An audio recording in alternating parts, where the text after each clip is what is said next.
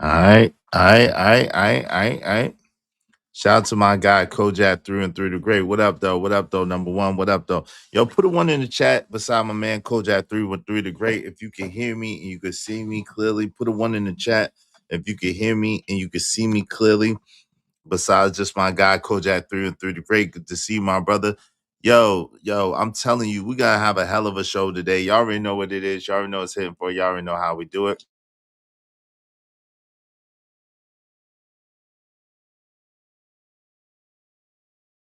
Lord.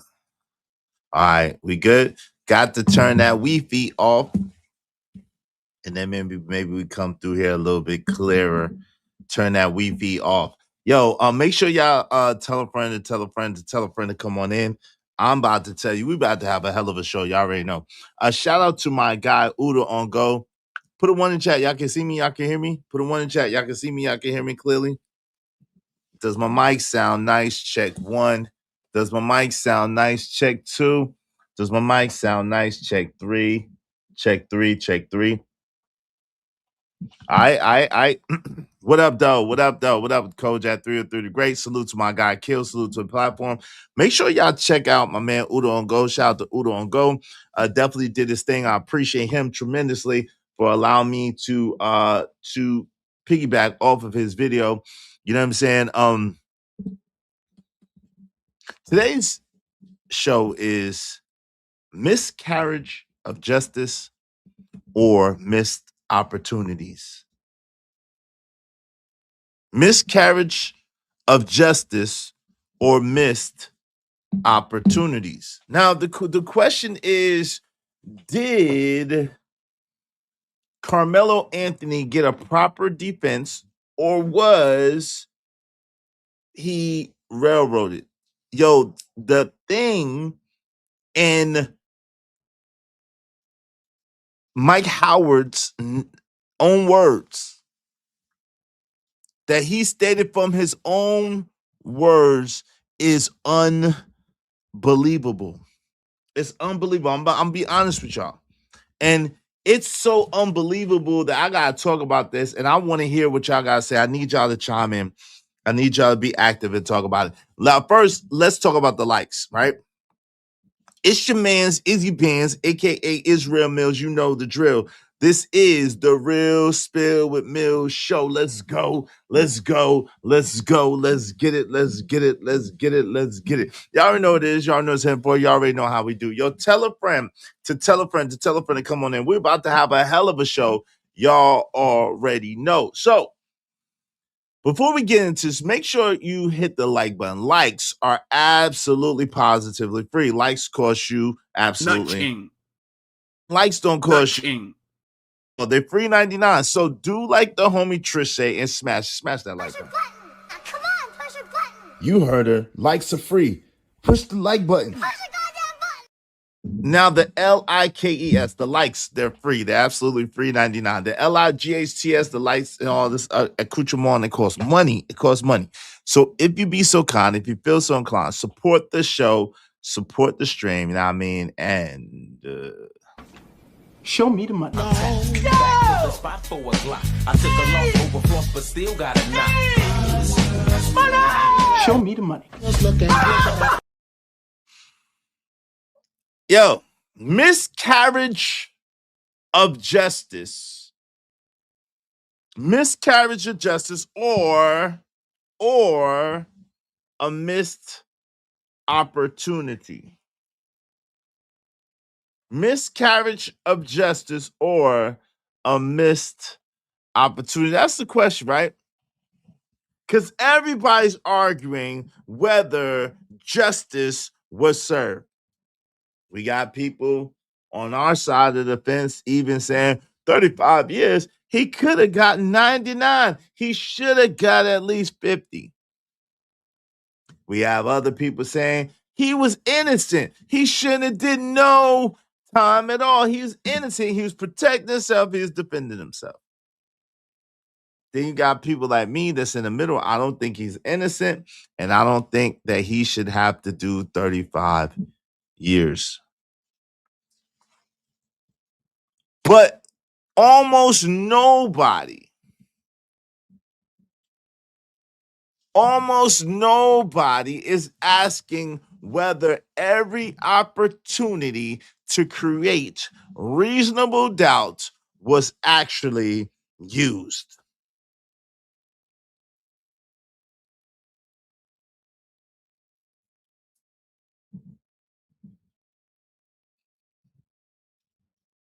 That's what a self-defense case is predicated upon: reasonable doubt. And allegedly, the onus, the responsibility for proving their case is allegedly on the prosecution. I can't lie to you. If you didn't see Uda's show, if you didn't hear the breakdown of exactly what happened and exactly why the things happened the way they did from allegedly Mike Howard's own words, you haven't heard anything yet. Give me 1 second. Give me 1 second. Give me 1 second. Let me check on my little man. Let's. Excuse me. Did I hear someone say, wait, hold up? He said, dope conversations deserve dope donations. Ladies and gentlemen, let's show love and hype them up. You are locked in with Izzy Bands. Let's keep this energy going. Mr. Izzy Bands, Izzy Bands, Izzy Bands, Izzy Bands, Izzy Bands, Izzy Bands, who? Izzy Big Bands. Welcome to the Real Spill with Mills. Welcome everybody to the podcast with Izzy Bands. Make sure you support the show, support the stream. Now I mean, Let's welcome the host, Mr. Izzy Bands. let's go.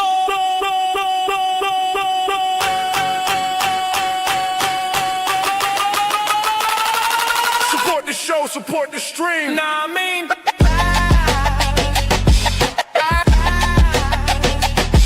yeah.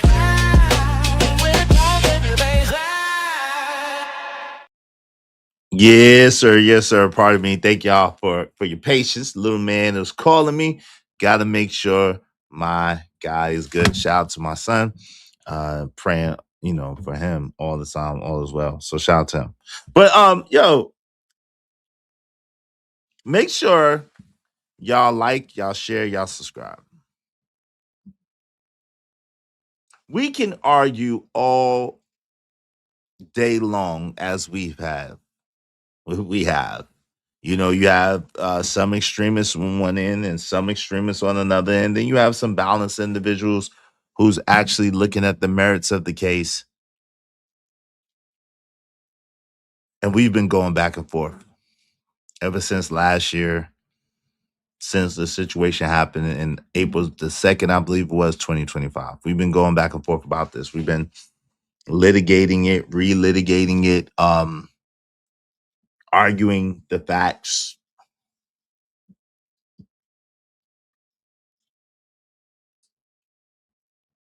If this is true, and by all accounts, this is, I can't see how, no matter what end of the spectrum you're on, right? And I'm not talking about the slow people spectrum, shout out to them. I'm talking about the spectrum of the argument. No matter what position you have in the argument, whether you think he's guilty, he didn't get enough time, whether you think he's innocent and he shouldn't have got any time, or whether you're in the middle, this changes or should change everything. Because in the United States of America, we're supposed to have what's called due process. You're supposed to have the ability to defend yourself in a court of law and to be judged by your peers, your peer group, people in your community to judge. Now, this is supposed to be a fair and balanced process. This is supposed to be a just process. And by the time we're finished with this, we're going to be able to answer, was this process really just? Did Carmelo really get a fair trial? You know, we're gonna talk about it. Yo, welcome to the show. Good to see you. Hey, Just Jazzy, what's going on? Just Jazzy in the building. Good to see you, my sister. Shout out to Just Jazzy. What's up? Peace, Abby Waddy. What's going on, man? Hey, CJ Brooks. CJ Brooks is in the building. Good to see you, my sister. CJ. Yo, what's up, Teller Bell? What's going on, my brother? Good to see you. Teller Bell is in the building. Good to see you. What happened? Please do tell. We're gonna get into it, man. It is a doozy, Teller Bell. It is a doozy, bro. It's a doozy. We're about to get into this. Shout out to my man Udo on Go, who earlier today did his thing, and he has the documentation. And he read from the actual documentation. No speculation, no, interpretation. He read the actual documentation that read line by line, precept upon precept, exactly why, what, when, and how. It listed exactly why, what, when, and how. And my God. The uncomfortable truth is sometimes justice isn't only determined by what happened.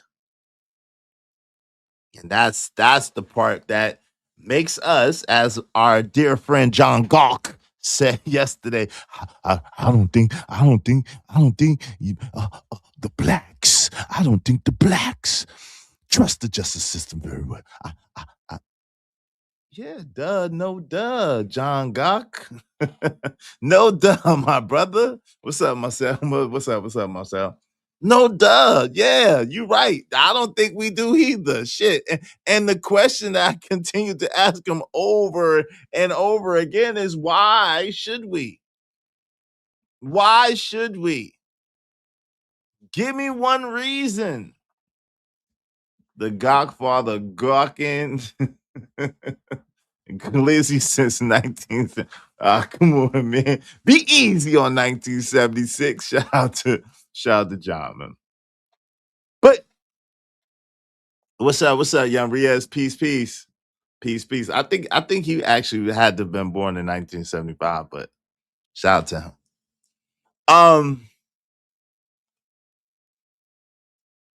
Allegedly, because I still, John, you my guy. I like talking to John. Believe it or not, I'm weird like that. I like talking to people with difference of opinions. As long as we can have a respectful dialogue, it don't matter to me. Like, I don't care. Like, I like being challenged. I like challenging people's ideas and thoughts and viewpoints, and I like people challenging my ideas, thoughts, and viewpoints. I enjoy it. I don't take it personally. I don't get mad for real. Even if it sounds like I am, I be having a thoroughly good time. I know that y'all don't like that, and y'all don't like people that don't think the same thing as you think and don't believe the same thing as you believe, especially if they believe the opposite. Y'all hate that. But not me. I love it. It's exciting. It's fun. It's challenging. It makes me, and I can't speak for y'all. It makes me have to step my game up, right? In my own mind, regardless of what y'all think. And I appreciate those that appreciate me and appreciate, what I bring to the table. At the same time, in my own mind, in my own self, it sharpens you. It's like playing chess. And maybe that's why I love it so much, because I'm a chess player. Now, speaking of chess player, we're going to get into that in a second. Shout out to my guy, Teller Bell. Thank you, Teller Bell. He said, I always appreciate your hard work and dedication. Thank you, man. I appreciate that, man. I really do. From one content creator to another. Thank you, Teller Bell. Thank you, bro, for recognizing. Thank you, bro, for supporting. Even when you don't agree with me, I do appreciate it. We don't always agree, man. And I do appreciate you. And you've been rocking for a long time doing anything. Make sure y'all check out my man, Teller Bell. He's been innovative in the space. Brought some of y'all favorite people around. So shout out to Teller Bell. Appreciate you, man. Thank you very much, bro. Thanks, man. Get to it. Make money, make money. When shit hit the fan, we'll take money.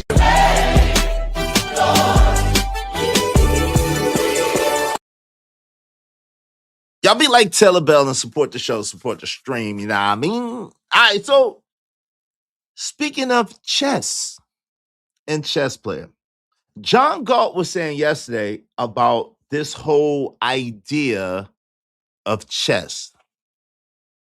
And from the standpoint of they were mad that Carmelo's attorney, Mike Howard, brought the idea of him playing chess and being a chess player in the opening statement. And John was right.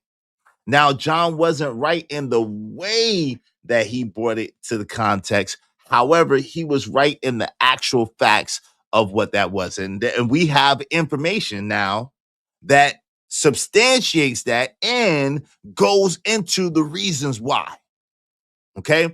Now, y'all are not going to believe this shit. I'm trying to tell you, you're not going to believe this shit. So, without any further ado, shout out to my man, Trucker Yale. Thank you, brother, for the penance. John pissed me off so bad with that 72-inch double equator. Okay. White meat attaching. He was doing yesterday. I think he was doing yesterday. Especially bringing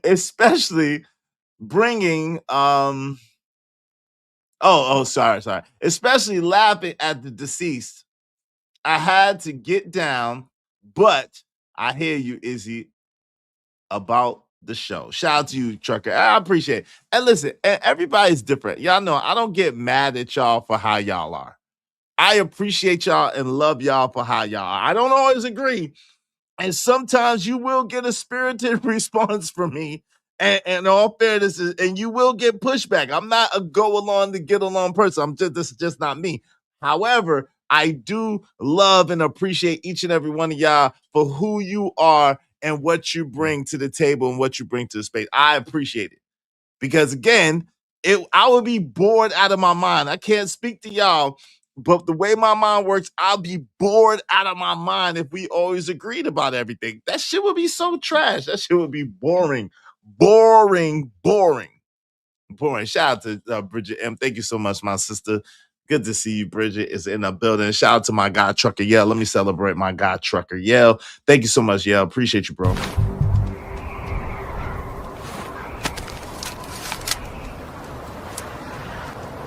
God damn it, I like the way you do bit.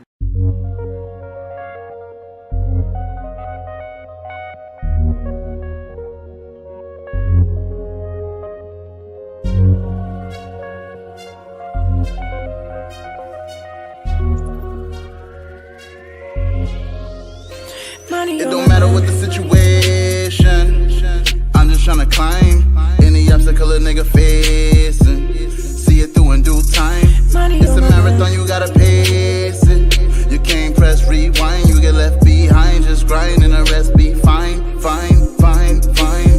No matter what the situation, I'm just tryna climb any obstacle a nigga facing. See it through in due time. It's a marathon, you gotta.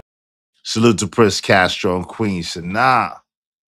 Man, so we're not going to hold this up much longer because, my man Uda did a great job. It's a lot to go over, and we got to get to it. Now, remember, again, that sometimes justice isn't only determined by what happened. It's really determined by what can be proven. What gets admitted, what gets challenged, and what a jury ultimately believes. Now, what a jury ultimately believes by the information that the jury was allowed to see, to hear, or have access to. I want you to bear that in mind. I want you to bear that in mind as we listen to this. And I think this crystallized for me a lot of the reasons and a lot of the reasons and a lot of the way that the trial was going. This crystallized it for me, but it also made me ask a whole different set of questions. It also made me ask a whole different set of questions. The main one being that's on the thumbnail is justice or incompetence. Because I don't understand. Let's get into this. Shout out to my man Uda. Let's get into this and then let's go from there. How about that? We're gonna do that. Shout out to my guy Uda. Fair use, fair use, fair use. Make sure y'all subscribe to Uda on Go. You know what I'm saying? He definitely be doing his thing. Uda be on Go, man. He be on Go. He be live on the scene. He give you a different perspective and a different viewpoint. Move back off the camera, Uda. Move back off the camera. Let's get to it. Let's go. Was set up. Motion for new trial reveals the defense and the prosecution's agreement. Oh, shit. I've been working on a railroad. Whoa, whoa, whoa, whoa, whoa, whoa, whoa, whoa, whoa, whoa. Hold up. Hold up. Hold up. Hold up. Hold up. Hold up.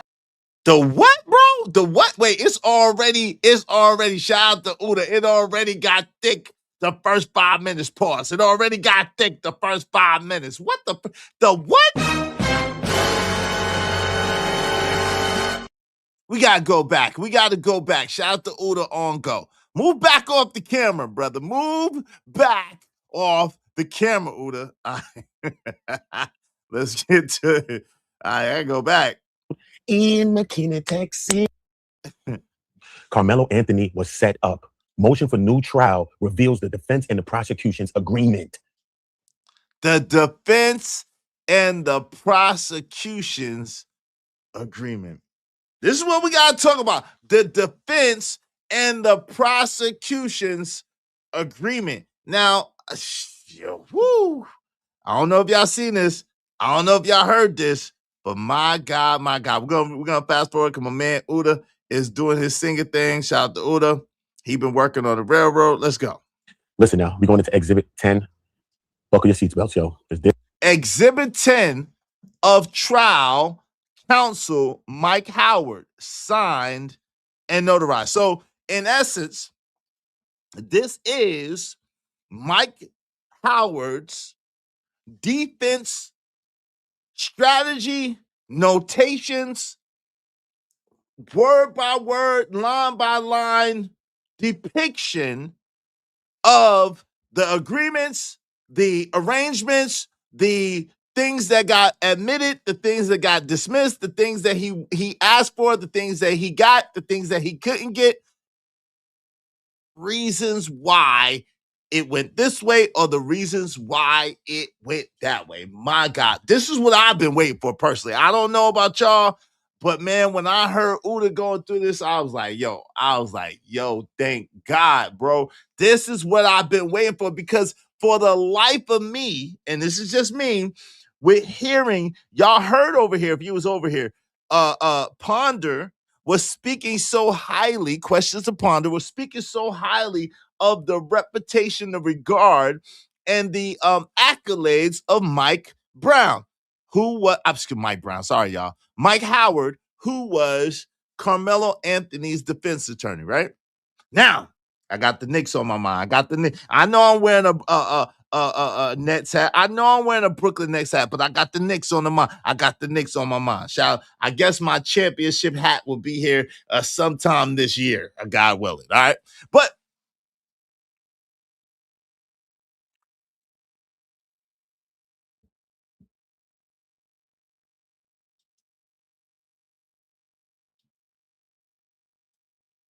this is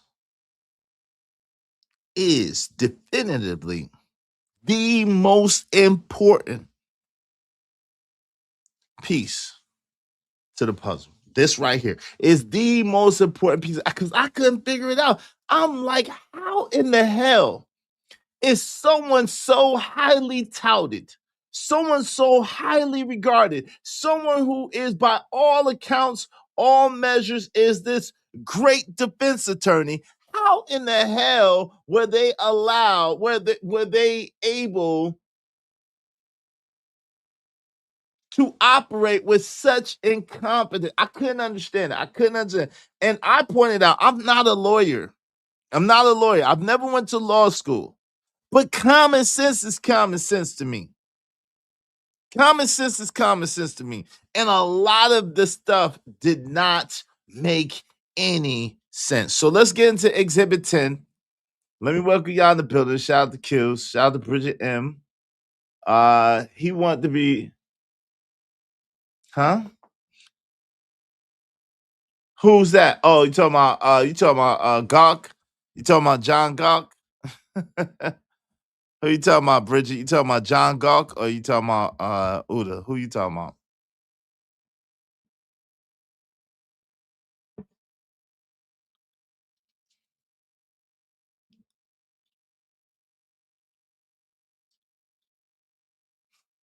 Like what Suge Knight said all in the video. Sheesh.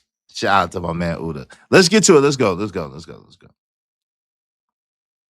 This is nasty work. I'm not gonna lie to you. It's nasty work. All right? Cool. Salute to all of y'all.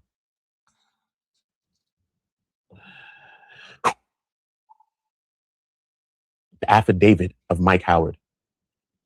Before me, the undersigned notary public on this day personally appeared Mike Howard, who being by me duly sworn deposed and stated as follows. I, Mike Howard, hold up, let me just make sure y'all can see me good, man. Hold up, let me make sure y'all can see me good, bro. Because this shit was a railroad, bro. Hold up, back this up. All right, cool. There we go. Listen, I, Mike Howard, am at least 18 years of age, of sound mind, and I am competent and qualified to make this affidavit. I have personal knowledge of the facts stated herein and that they are true and correct. I declare that. I was the trial counsel supported by second chair co-counsel Toby Shook, the third chair co-counsel Tasha Gupta, and the briefing appellate co-counsel Michael Mola. Ooh, Birdman hands, yo. This is the affidavit from Mike Howard himself. First-hand account, what happened, why it happened, what he was able to do, what he wasn't able to do, why he was able to do it, why he wasn't able to do it, what was agreed upon, what was admissible, what was taken out. I want y'all to hear this and hear this clearly. I have it sped up right now so that we could get through the preliminaries, but when Uda goes to the details of what, why, when, and how, I'm gonna put it on regular speed. All right. So in the meantime, between time, hit the like button. Likes are absolutely free. Likes don't cost you nothing. Hit the like button; they're free. At the same time, tell a friend to come on in and support the show if you can. All right, everybody, $5 to the Cash App. We'll have enough to keep the show going. Appreciate you. Mike Howard reviews ratings have dropped dramatically. Of course. But before this case and trial, but Bridget, I'm not gonna lie, I think they should. Because although I believe he got a bad, Mike Howard, along with Carmelo Anthony, got a bad deal. However, how do you fall for this shit? How do you fall for this shit? This is like, to me, this is like the scorpion and the frog. All right, y'all know that story. We don't have to go through this again. This is like the scorpion and the frog. The frog let the scorpion, the frog, being God doggone Mike Howard, let the scorpion, being the daggone district attorney, get on his back and ride across the God doggone the frog and the scorpion. Let's get to it. Let's go. Y'all gonna know what I mean in a minute. Who represented Carmelo Anthony in his case, leading up to the June 1st, 2026 trial of this case. The defense and the prosecution reached an agreement where the prosecution and the defense jointly agreed not to raise any alleged character, reputation, or extraneous offenses, bad acts, evidence related to Mr. Anthony, as well as the Austin Metcalf and Hunter Metcalf during the trial hereinafter. Referred. What? Wait, whoa! I gotta rewind that, and I gotta let it read slow. What? Nigga, what? You lost your rabbit ass mind. Do y'all not know what he just read? Do y'all not know what he just read? Shout out to Uda. Do y'all, let me read it. Shit. I was the trial counsel supported by second chair co-counsel Toby Shook, third chair counsel Tasha Gupta, and briefing appellate co-counsel Michael Mola, who represented Carmelo Anthony in the case, y'all know, leading up to the June 1st, 2026 trial of this case. The defense and prosecution reached an agreement where the prosecution and defense jointly agreed to not raise any alleged character, reputation, or extraneous offenses, bad acts, evidence relating to Mr. Anthony or as well as Austin Metcalf and Hunter Metcalf during the trial, hereafter referred to as the quote-unquote agreement. What the entire F is going on here? My God, my God. Do y'all not understand? Do you not understand the weight and gravity of that one agreement? Let me calm down. Let me calm down. You know what that's like to me. I was trying to think of the perfect analogy. This is like the Ray J and Super Hot Firefight, where Ray J came up with this bright idea, allegedly, to throw the fight.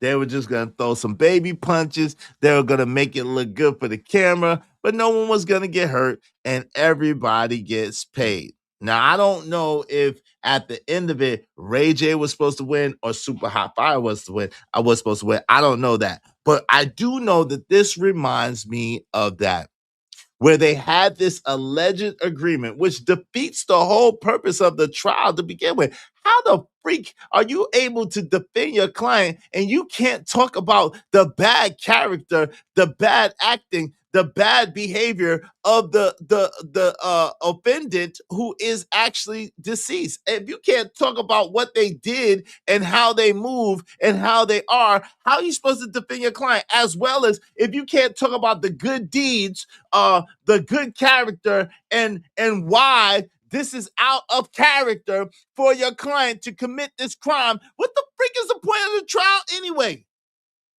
What is the point of the trial anyway? They were more worried about the twins' reputation than helping Carmelo.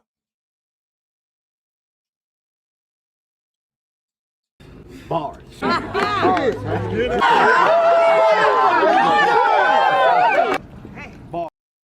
Yo, if you have not heard what has been said in this deposition, affidavit, whatever the case may be, I need to give you a trigger warning. This is going to piss you off. Okay?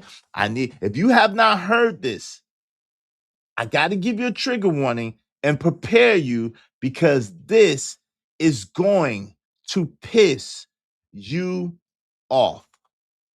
This is going to answer why there were no character witnesses. This is going to answer why the father and the mother didn't testify on their behalf. This is on Carmelo's behalf. This is going to answer why.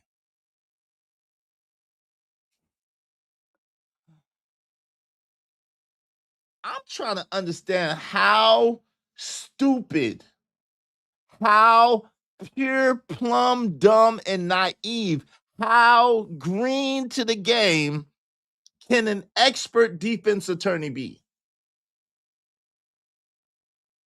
How green to the game can an expert defense? This answers why there was no psychological profiler to talk about what happened with Carmelo. This answers why they did not talk about his seizures and his epilepsy. This answers why Carmelo Anthony did not go on the stand. This documentation, shout out to my guy Uda, explains it all. It explains it all. Uda, let me get you a wrench, bro. It explains it all. Shout out to Uda. He says, salute Izzy. The chat It was nasty work. Stevie Wonder can see this was a railroad. Yo, that's the only conclusion at the end of this one could come to. Now, yo, Uda, if you got time and you want to come up, I would definitely hit you with the link. Uda, let me know if you got time, man. I'll hit you with the link because there's some things that you said in here or some things that you were talking about that I would like to converse with you. So if you got time, let me know, and I will drop the link at first for just you, Uda, and then everybody else after that, y'all could come through or whatever. But let me know if you got time, Uda. I'll drop the link for just you. I wanted to ask you a couple of questions and go back and forth with you on a couple of ideas, a couple of things that you said. But this, I'm telling you right here, right now.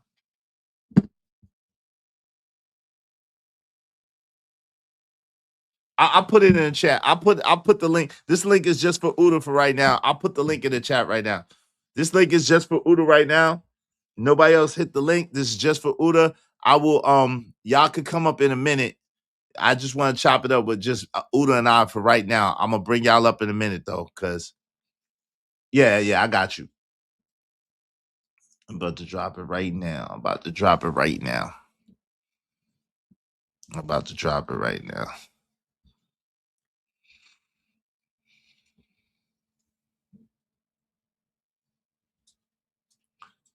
Y'all could come up later. Nobody hit the link but Uda for right now. Y'all could come up in a minute.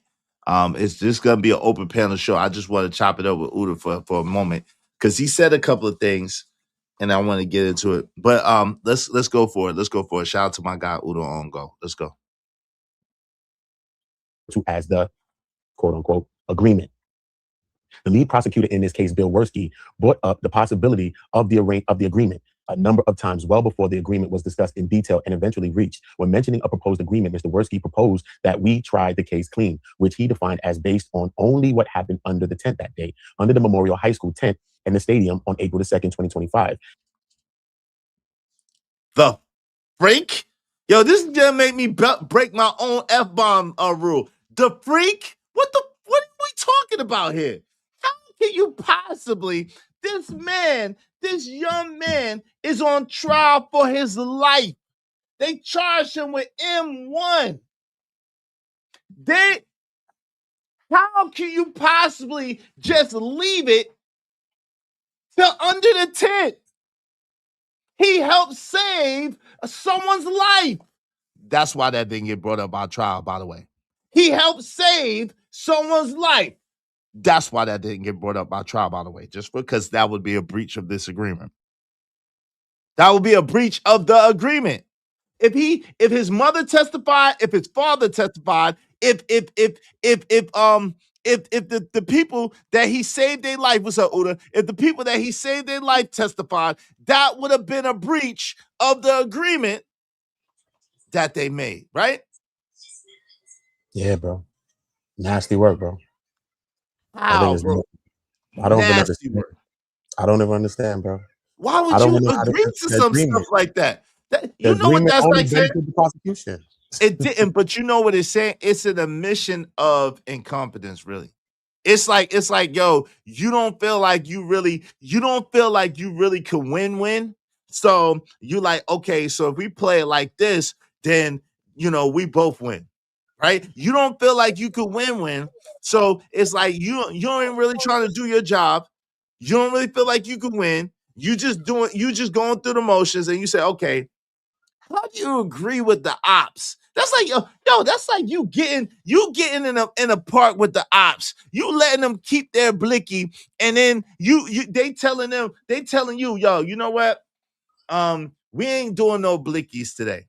All right. We're gonna sit and we're gonna talk. No blickies. Yo, give my people your blicky, and I'm gonna give my people my blicky, and it ain't gonna be no blickies. So you like, that sound crazy, but listen, if he was gonna pop me, he would have popped me already. So he probably ain't gonna pop me. So you give up your blicky, and they don't give up their blicky. It's crazy. That's what it's like, bro. I don't know how you get into a deal, some sweetheart deal with the ops. I just don't get that. And then it all benefits the prosecution, really, because when it comes to an event, right, a tragic event like this, the prosecution want to start from the event and move forward. The defense want to start from the event and go backward. What caused this? What made my client do this? He was probably triggered, or you know what I mean? So it just makes sense for them to just go forward. And it just benefits the prosecution, bro. Benefits because, again, the burden of proof is allegedly on the prosecution. So if you cannot call, if Austin was a bully, if Austin was a bully, had a history of bullying, had a history of bullying them kids, and move like this all the time, that would show that, yo, this is what he does, how he moves, and the reason why Carmelo might have felt threatened. And if you're able to show that Carmelo doesn't act like this, doesn't behave like this, doesn't do this, then this would show that it wasn't actually premeditated. It was something in a heat of the moment, spur of the moment, and it was a mistake in an accident. Yeah, bro. Yeah, man. I just couldn't understand. And then the prosecution pulled the rug from under them. Yo, we gotta get to that. We gotta don't skip. I know you know. I ain't gonna go. Don't skip. Don't skip, man. We gotta get to that, man. Oh man, yo, Uda. This is crazy, man. I appreciate your work, man, and doing what you do, bro, because man, this answered a whole bunch of stuff for me, bro. And I needed this, bro. But it doesn't make me feel any better. It probably makes me feel worse. You know? What up, Ogun? What up, Ogun? What's going on? Studio Mansion said this is the fanfare that got him 35 years. I see y'all going to make sure his appeal gets messed up too. Yo, if you think, bro, if you think my little 100, 200, 500, 1,000, 2,000, whatever views is making this get messed up, you're sadly mistaken, bro. Like, this what you're talking about is why he got jammed up, because his people didn't speak up. No one spoke up. No one stopped it. That's why I got jammed up. That's why I got 35 years, because his punk ass, weak ass, incompetent ass, soft ass, scary ass attorney decided to make a deal with the devil. That's why he got 35 years. That's why I got 35 years. Make no mistake about it. Because if he didn't make this sweetheart, dumbass deal that don't even make no sense to begin with, he'd still be free right now, probably. Come on, man. What you talking about, bro? Possibility. You could miss me with all of that. Shout out to Jay Jermaine. Said, I can't believe you, Izzy Benz. Young admitted he got him. You willing? Listen, that's not what the point is, though, bro. He did say that he poked him. I never disputed that. We all know that. However, the reason is the difference between going home and going to prison for 35 years. That's the point. And listen, let me just say this. I'm not trying to relitigate this. What I am saying is that, a fair trial is a fair trial. And we all, as Americans, have a right to a fair trial for a jury of our peers, habeas corpus, a speedy trial. We all have that right as Americans. Why would y'all have a problem with that? Why would y'all be... This is the backstory. Just listen, y'all. Support the show. This is the backstory from Mike Howard's own mouth, right? Uda, this is Mike Howard's own mouth, right? This is the backstory from Mike Howard's own mouth about exactly why he did what he did or didn't do what he was supposed to do or didn't do this or didn't. This is the exact reasoning, and he states it line by line. Let's get into it. Let's go. This is fascinating, Uda. I'm not going to lie to you. To me, this shit is fascinating, bro. I said, I can't believe it, bro. Let's get into it. Let's go. And not go into character reputation or extraneous offenses and or bad act evidence applicable to either Austin and Hunter or Carmelo Anthony. On May 5th, 2026, Mr. Shook and Mr. Worski discussed this proposed agreement by phone. During that phone call, Mr. Shook and Mr. Worski discuss the evidence of character, reputation, and extraneous offense and bad conduct as it applied to both the Metcalf twins and Carmelo Anthony. Mr. Worski reiterated that he would be happy to try this without getting into character at all, just on what happened the day of the track meet. Salute to all of y'all. Are y'all with me? Yeah, that railroad is hilarious, Uda, I ain't gonna lie. That railroad is hilarious, I ain't gonna lie. But no shit, of course. You know what that's like saying? That's like saying, yo, we at the we about to blaze it up, right? And that's like me saying, yo, Uda, you know, before we blaze it up, I'll be glad if you go ahead and just take and give us your blickies, and you know what I'm saying? Let's talk about this. And we're gonna sit down and we're gonna talk. So y'all just go ahead and give us your blicky. You know what I'm saying? I'll be glad if you go ahead. Of course I'll be glad for you to give me your blicky. Like, what? I don't want you to fight back. What you talking about? What is this and what I missed? Well, and Uda, you can correct me if I'm wrong. Please correct me if I'm wrong, right? From what I understand, Yeah, this is what Carmelo Anthony's new defense team is using, right? From Mike Howard's own detailed notes about what he did, why he did it, what he didn't do, how he didn't do, to prove that Carmelo Anthony wasn't given a fair trial. Is that accurate? Yeah, this is Mike Howard's affidavit. This is what this is exactly. You know what I mean? So this is his thoughts on the whole trial from the beginning, what he could do, what he couldn't do, where his hands was tied at, how they entered into this agreement, and it's going to break down what happened with the agreement and how the prosecution actually used the agreement to benefit themselves, which the agreement benefited the and reneged, ultimately reneged on the agreement at the end, which is why Carmelo didn't testify. I'm telling y'all, if y'all have not seen this shit, tap in, tune in, and let's get it. Let's talk about it, because this shit is diabolical. This shit is diabolical. And if they don't get no god doggone, I wonder this though. This is one question I have for you, Uda. Is Mike Howard actually working with this other group of attorneys to get Carmelo another trial? No, he's not. He got 6 new lawyers. Gary Bledsoe, Russell Wilson, the second. No, I got that. But is he cooperating? No. Is he cooperating with them? I don't know. He probably, because they got him in there, so he probably submitted that or whatever the case may be. Because they're reaching out to people to submit certain evidences and things like that. That's why they probably obtained this affidavit as well. But they got six new people that's working on this whole thing. 6 new people. No doubt.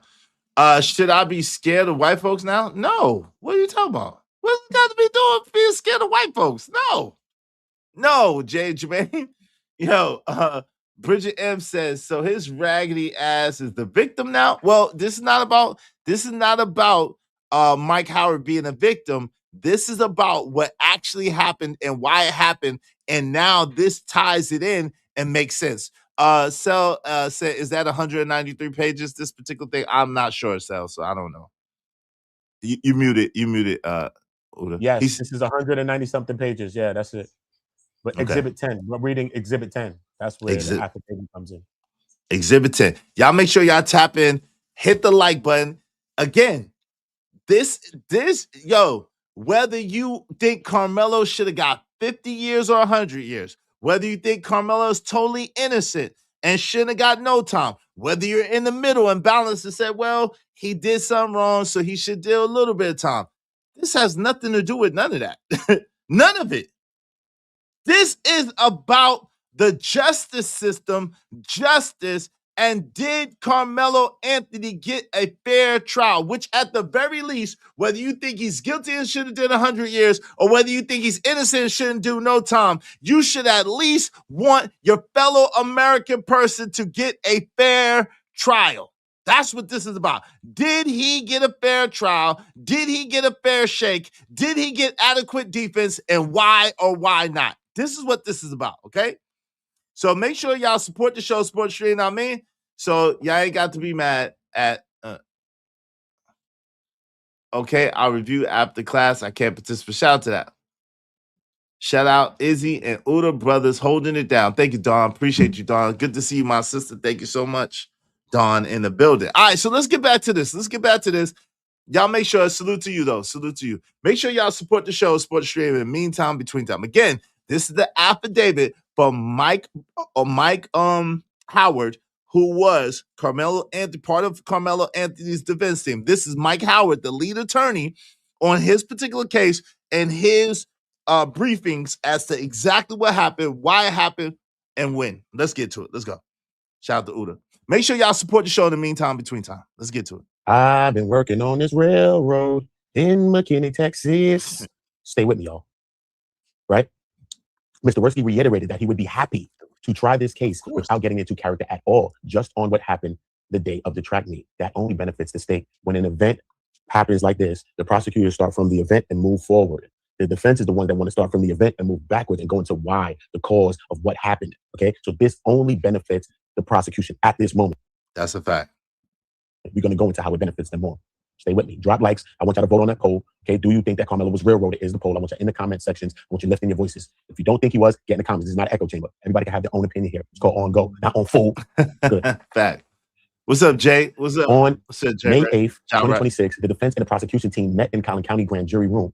The prosecution team. What's up, 95 Jay? What's up, Jarek? Good to see y'all, man. Y'all make sure y'all hit the like button, support the show. Shout out to my guy, Ayo, KO. Ooh, ooh. What's up? Y'all watching the wrong, you wearing the wrong NY hat. Hey, listen. I'm from Brooklyn, bro. I'm from Brooklyn. You know that. You from Brooklyn. I'm from Brooklyn too, We bro. gotta represent Brooklyn, bro. We gotta represent Brooklyn. Like my New York, my listen, KO. My Knicks hat ain't come in the mail yet, bro. It just ain't come yet. I got the championship Knicks hat. They said it'd be here next month sometime. So I gotta rep Brooklyn until then. I got all Brooklyn Nets hats now. I promise. I got mad Brooklyn Nets. I don't like them. I don't think they kind of ass the trash, but they repping the city. So they repping the city. So you know what I mean? Let's get to it. Fair enough, right? You gotta rep where we from, you know what I mean? Pop out the show name. And besides, I can't lie. This hat kind of fly. Y'all can't lie. The hat kind of fly though. Is the hat fly? The hat kind of fly. You know what I mean? Yeah. Let's get back to this. Let's go.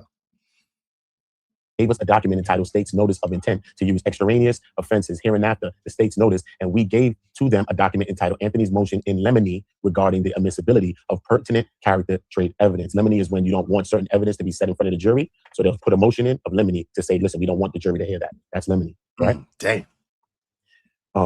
Character evidence. Okay. Evidence under the ambiguous aggressor rule and evidence under. Let me slow this down.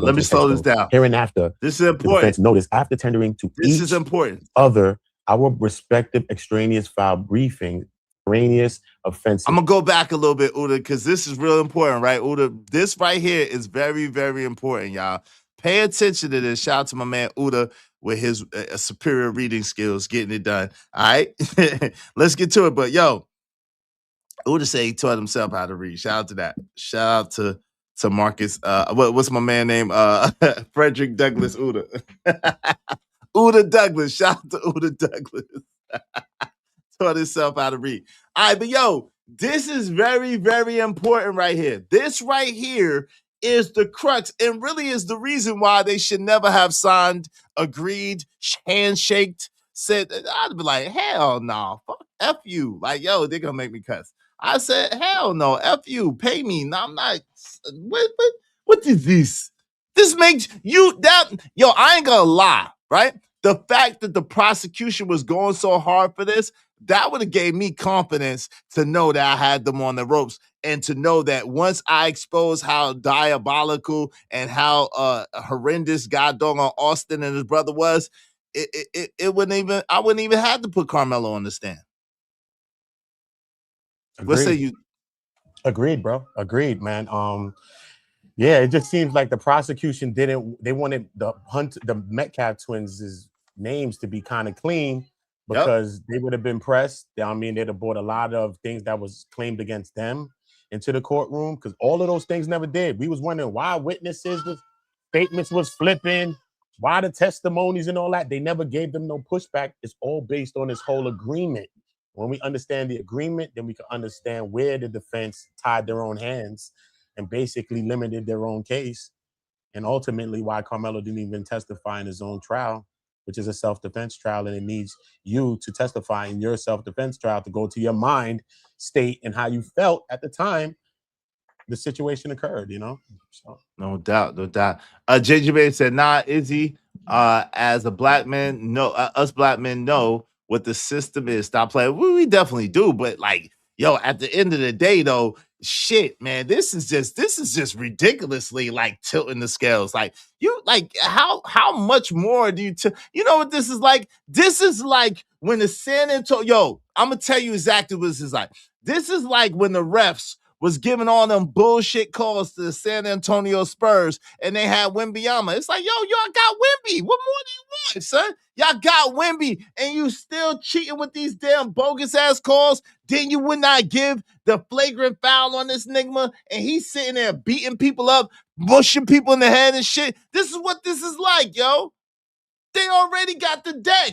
Why the freak you want to stack the deck? Damn, son. Yo. It is what it is. Damn sure. As y'all support the show in the meantime, Dreamtime. What's going on? What's going on, Modcast Root? What I miss? Can I get a quick recap? Yes. So real fast. Let me put us back in the middle. Okay, so in the briefing, part of this new defense of Carmelo Anthony, they have access or have got an affidavit from Mike Howard, some type of way, I don't know exactly how, from Mike Howard, and this affidavit from Mike Howard is describing the agreement that he made with the prosecution and the reason why the trial went the way it went. Okay? So this answers all those questions that I had. I can't speak for no one else. This answers why Carmelo never got on the stand. It gets deep. Why Carmelo? It even answers why it took 3 hours for them to decide whether he was gonna get on the stand or not. This answers why why the list of people that they had that was supposed to be testifying for Carmelo, why none of them people got up there. This answers that. This answers why he did not go hard at those kids that were lying and their testimony changed and switched. This answers that. This answers why Carmelo's parents didn't get up and testify for him. Why no so-called character witnesses got up there and testified for him. Why they didn't talk about the bullying and the other aspect that everybody was rumored to say about Austin and Hunter. This talks about it all. This affidavit answers every question that I had on my mind as to why in the hell is this going down like this? Uda, what say you?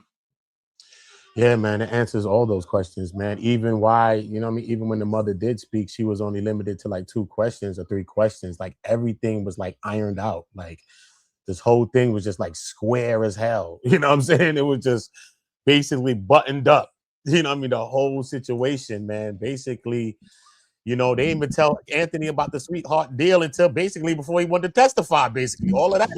Too, don't spoil it. Don't spoil it. Don't spoil it. Don't spoil it. We're going to get to it, though. It's a lot, yo. It's a lot. So y'all just tap in, get comfortable, tap in. I slowed this part down. And this part is very important right here, this middle part. I'm gonna speed it back up a little bit during certain parts, and then I'm gonna slow it back down. When Uda goes to the critical parts about the agreement, the arrangement, the why, whatever, well, I'm gonna slow those parts down. Make sure y'all hit the like button. Likes are free, and make sure y'all support the show. Everybody throw $5 at us. We have enough. Hit that Cash App. Support the show. Support the stream. I mean, this is America, Izzy. What did y'all expect? Well, listen. I expected for the daggone defense attorney not to be a total dumbass. That's what I expect. You know what I'm saying? That's what I expect. Let's get to it. Let's go. The prosecution team gave us a document entitled State's Notice of Intent to Use Extraneous Offenses Hereinafter, the State's Notice, and we gave to them a document entitled Anthony's Motion in Limine regarding the admissibility of pertinent character trait evidence. Limine is when you don't want certain evidence to be set in front of the jury So they'll put a motion in of limine to say, listen, we don't want the jury to hear that. That's limine. All right. Character evidence. Okay. Evidence under the ambiguous aggressor rule and evidence under the text code. They go into the text code. Hereinafter, the defense notice after tendering to each other our respective extraneous filings and briefings, we then discuss the proposed agreement, which Mr. Worski referred to as a gentleman's agreement. They not gentlemen, bruh. Facts, yo. Facts. A gentleman's agreement? So you telling me you making a legally binding agreement on a handshake, in other words? Shut the front door, bro. Gentleman's agreement. He's the prosecutor in the case. He's the one who detailed the whole agreement. He said the whole thing, set the parameters for the agreement. They just act like they're going along with everything. When did you ever hear a prosecutor that ever even think to want to care what happens to the defendant in a trial case? Never, Nebuary, bro. 31st, the last day of February. Come on, bro. February 31st, bro. Come on, bro. Insane. Shout out to Just Me. Said the mom did an interview and talked about how aggressive Hunter and how the boys had anger issues. Oh Lord. What's up, Sock Passe? Sock Passe is in the building. Good to see you, family. Good to see you, Just Me. All right, make sure y'all hit that like button. Let's get to it. Hey, listen, JJ, man, we not from Queens, brother. Stop it. We from Brooklyn, bro. We from the county of Kings, brother. Get it right. We from Kings County, the county of Kings. Holla at your guala, man. Stop playing with us. Let's get to it. Let's go. Kings County connection, you heard? Kings County. Yeah, let's get to it. Nasty work. Mr. Worski outlined, he's the prosecution. Mr. Worski outlined the proposed agreement as follows. Both sides tried this case without character, reputation, or extraneous evidence for either the Metcalf twins or Carmelo Anthony, and just try the case based on what happened under the tent that day. And during another description during that meeting, what happened on the day of the incident. Seeking clarification, I asked, and Mr. Worski confirmed that this would mean that the defense would not go into evidence relating to the Metcalf twins' character, reputation, and extraneous offenses, acts related to violence or bullying, inclusive of discipline and write-ups in the Metcalf twins' school records and within this framework. Yo, that's the whole ball game right there. That's the ball game. That's ball game. From the beginning. Words, first quarter, game over. Game over. First quarter, I can't talk about how they got suspended from school for similar incidents. I can't talk about how they got kicked off the tractor. I can't talk about how they was bullying other kids and how this is how they get down. So you want me to fight with my hands behind my back, huh? Okay. Basically.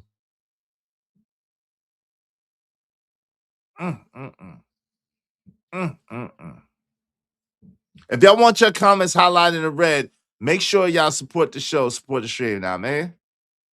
All right. Let's get to it. We ignore F boys and F girls. Like, I ain't gonna lie to you. You can type all that wild shit that you want. You'll get no play in my ride. I'll never say your name. I won't even read your comment. I won't highlight shit you talking about. So keep it pushing. Keep doing what you do, right? Shout out to Jay Lewis. Wow, this is incredible, Jade. I'm trying to tell you. But none of that is relevant to the trial. Is it? Absolutely it is. Yes, absolutely it is. You're going to hear why. Absolutely it is relevant to the trial. Absolutely is. It's relevant to them recusing the judge. It's relevant to them getting a new trial. It's all relevant. Yes, it's all relevant. Yes. If what he's saying is absolute, as what he's saying is true and can be proven, that's absolutely grounds for the judge to be recused and for them to get a new trial date. This is absolute, without question, right? Ooh, facts. It's facts. You got good grounds for it, man, especially when we read through it. And based on the things that I was reading earlier in the documentation, you know what I mean? Just witnesses, Carmelo, like each side was given 15 witnesses. I'm not witnesses, 15 people from each side could come to the courtroom for the Metcalfs and for the Anthony family. Only 8 was allotted from Carmelo's side. The grandfather, even the aunts, never even made it into the goddamn trial, right? And based on Wow. other cases that they were citing, one called Stricker, one called Lilly, other cases that they cited, one member of a family didn't make it to the trial and was not allotted time in the trial. And the trial, they got a new trial. You know what I'm saying? So they brought up different cases where them not having overflow rooms, them not giving no reason for not having overflow rooms, not having no live stream, not having no audio, all of these things, because us as taxpayers, it is our right to be in a trial. That's why they made the point that we could be in a trial, to watch over the jury, make sure people doing what they're supposed to do, and us to watch over the judge and make sure he's doing what he's going to do. That is our constitutional right to be a part of a trial, bro. And this is not a federal case where in federal cases like Diddy's trial, you couldn't film it because it's a federal trial. But this is a state's case. So everybody could go in there. We could have even filmed if it was real. You know what I'm saying? But they didn't want none of that. And I think that's what led to a lot of the misinformation. And I think that's what led to the landslide that happened. Deep. Yo, shout out to my guy Ogun. Thank you for that too. Said mitigating factors, bro, but does not justify Melo. Nah, that's the thing. And let me reiterate this again. I'm more so in the middle. Y'all know that. I'm not on left or the right. I don't think Carmelo is innocent. I don't. And I don't think that Carmelo should have got 35 years. I don't. Agree. I'm in the middle of that, right? I'm in the middle of that. That's me. Y'all know that. That's where I've been the whole time. Now, and I think R.I.P. to Austin Metcalf too, because I don't think. And I've said it every day, all day, twice on Sunday. R.I.P. to Austin Metcalf. I'm sad that that young man lost his life. Regardless, I don't think he should have lost his life. Now, with all of that being said, Ogun and everybody else, this stream today is not about any of that. It's not. This is not about justifying what Carmelo did. This is not about vilifying what Austin did. This is not about relitigating the case. It's not in this particular setting. What I mean by that, because that sounds weird because we're calling for another trial. What I mean by that is this is about justice, meaning as Americans, black, white, or candy stripe, you have a right to a speedy trial. You have a right to a jury of your peers, and you have a right to a fair and impartial trial. This is what that's right to a public trial. To a public trial. This is what trial as well. That's your right. This is what this is about. And the fact that the defense was lunching out to lunch, off their meds, whatever the case may be, allegedly, I don't know what could have possessed them to possibly take this quote-unquote gentleman's agreement by handshake, and you're going to find out some ill, diabolical shit towards the end of this, but I don't know what would have motivated them to take such a dumbass agreement, right? Allegedly, but it is clear, it is evident, it is unquestioned that Carmelo Anthony did not get a fair trial. That's the only thing that this is about. Did or did not Carmelo Anthony get a fair trial? And if he didn't get a fair trial, he should be able to be afforded a fair trial. That's it. That's it. Okay? So I just want to be clear about that. Thank you for the $2. Y'all support the show, support the stream. I mean, the trial was too damn speedy. Okay. Disclaimer. No one is saying Melo didn't take a knife. No justification for a life gone. It definitely isn't. It definitely isn't. Let's go. Let's get to it. Let's go. Do you see the setup coming already? Fact. Do you see it? Yes, hold up, y'all. Stay with me. I just want to make sure y'all dropping likes. Y'all drop likes. Y'all vote on the polls, all right? I do want to get a legal confirmation on certain word that's in here so you can know what we're talking about, okay?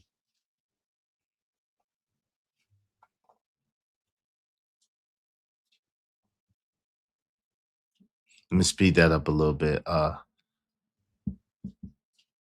Okay, here we go. Hold up.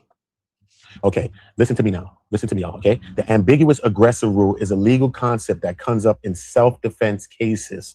Okay, when the evidence does not clearly establish who started the confrontation. And we know clearly who started this confrontation, don't we? Like, whether y'all want to agree with it or not, we know who clearly the ambiguous, what is it called? The ambiguous aggressor rule only applies if it's not clear who started the confrontation, right? Yes. And we know clearly who started this confrontation. It was clearly Austin Metcalf by all accounts. Austin Metcalf started this confrontation. Yep. So even if it's not clear, the jury still can take the defendant's side on what the situation is, even if it's not clear who started and who was the initial aggressor in the situation, with which we know it was Austin Metcalf that was the initial aggressor in the situation. Facts. Hey, Cole, if you don't mind, can you drop Uda's channel in the chat for me, please? Well, and technically, Ogun, it was a cleat sharpener. Like, technically, it was a tool. That's what they meant by cleat sharpener. Was technically, by definition, by legalese terms, it was a tool. It wasn't like a weapon. It was used as a weapon, but that we're not relitigating that. But yeah, let's get back to this. Let's get back to this.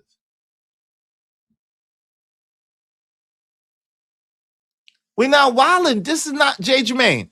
You come on, beloved. How don't you understand that we're not talking about what you're talking about right now? We're not wilding. That's already been established, bro. That's already been established. But you do need a fair and impartial trial regardless. That's already been established. Yeah, we're not relitigating the case right now. You know what I'm saying? We know the specifics that came out in the trial. You know what I mean? Prosecution called it a knife. These one called it a tool under defense. We understand all of those things. You know what I'm saying? He did it. We could even argue a lot of different things about it. It was very vague. I did it. What is it? You know what I'm saying? Yeah. I know how this goes. What is this? So we could go into all of those things, but that's what his defense was supposed to do.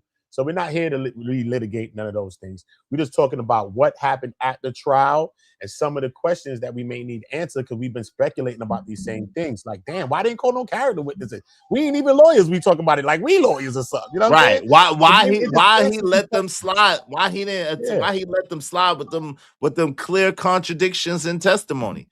Why didn't they bring up about the bullying and all this stuff that we heard about how Austin used to get down?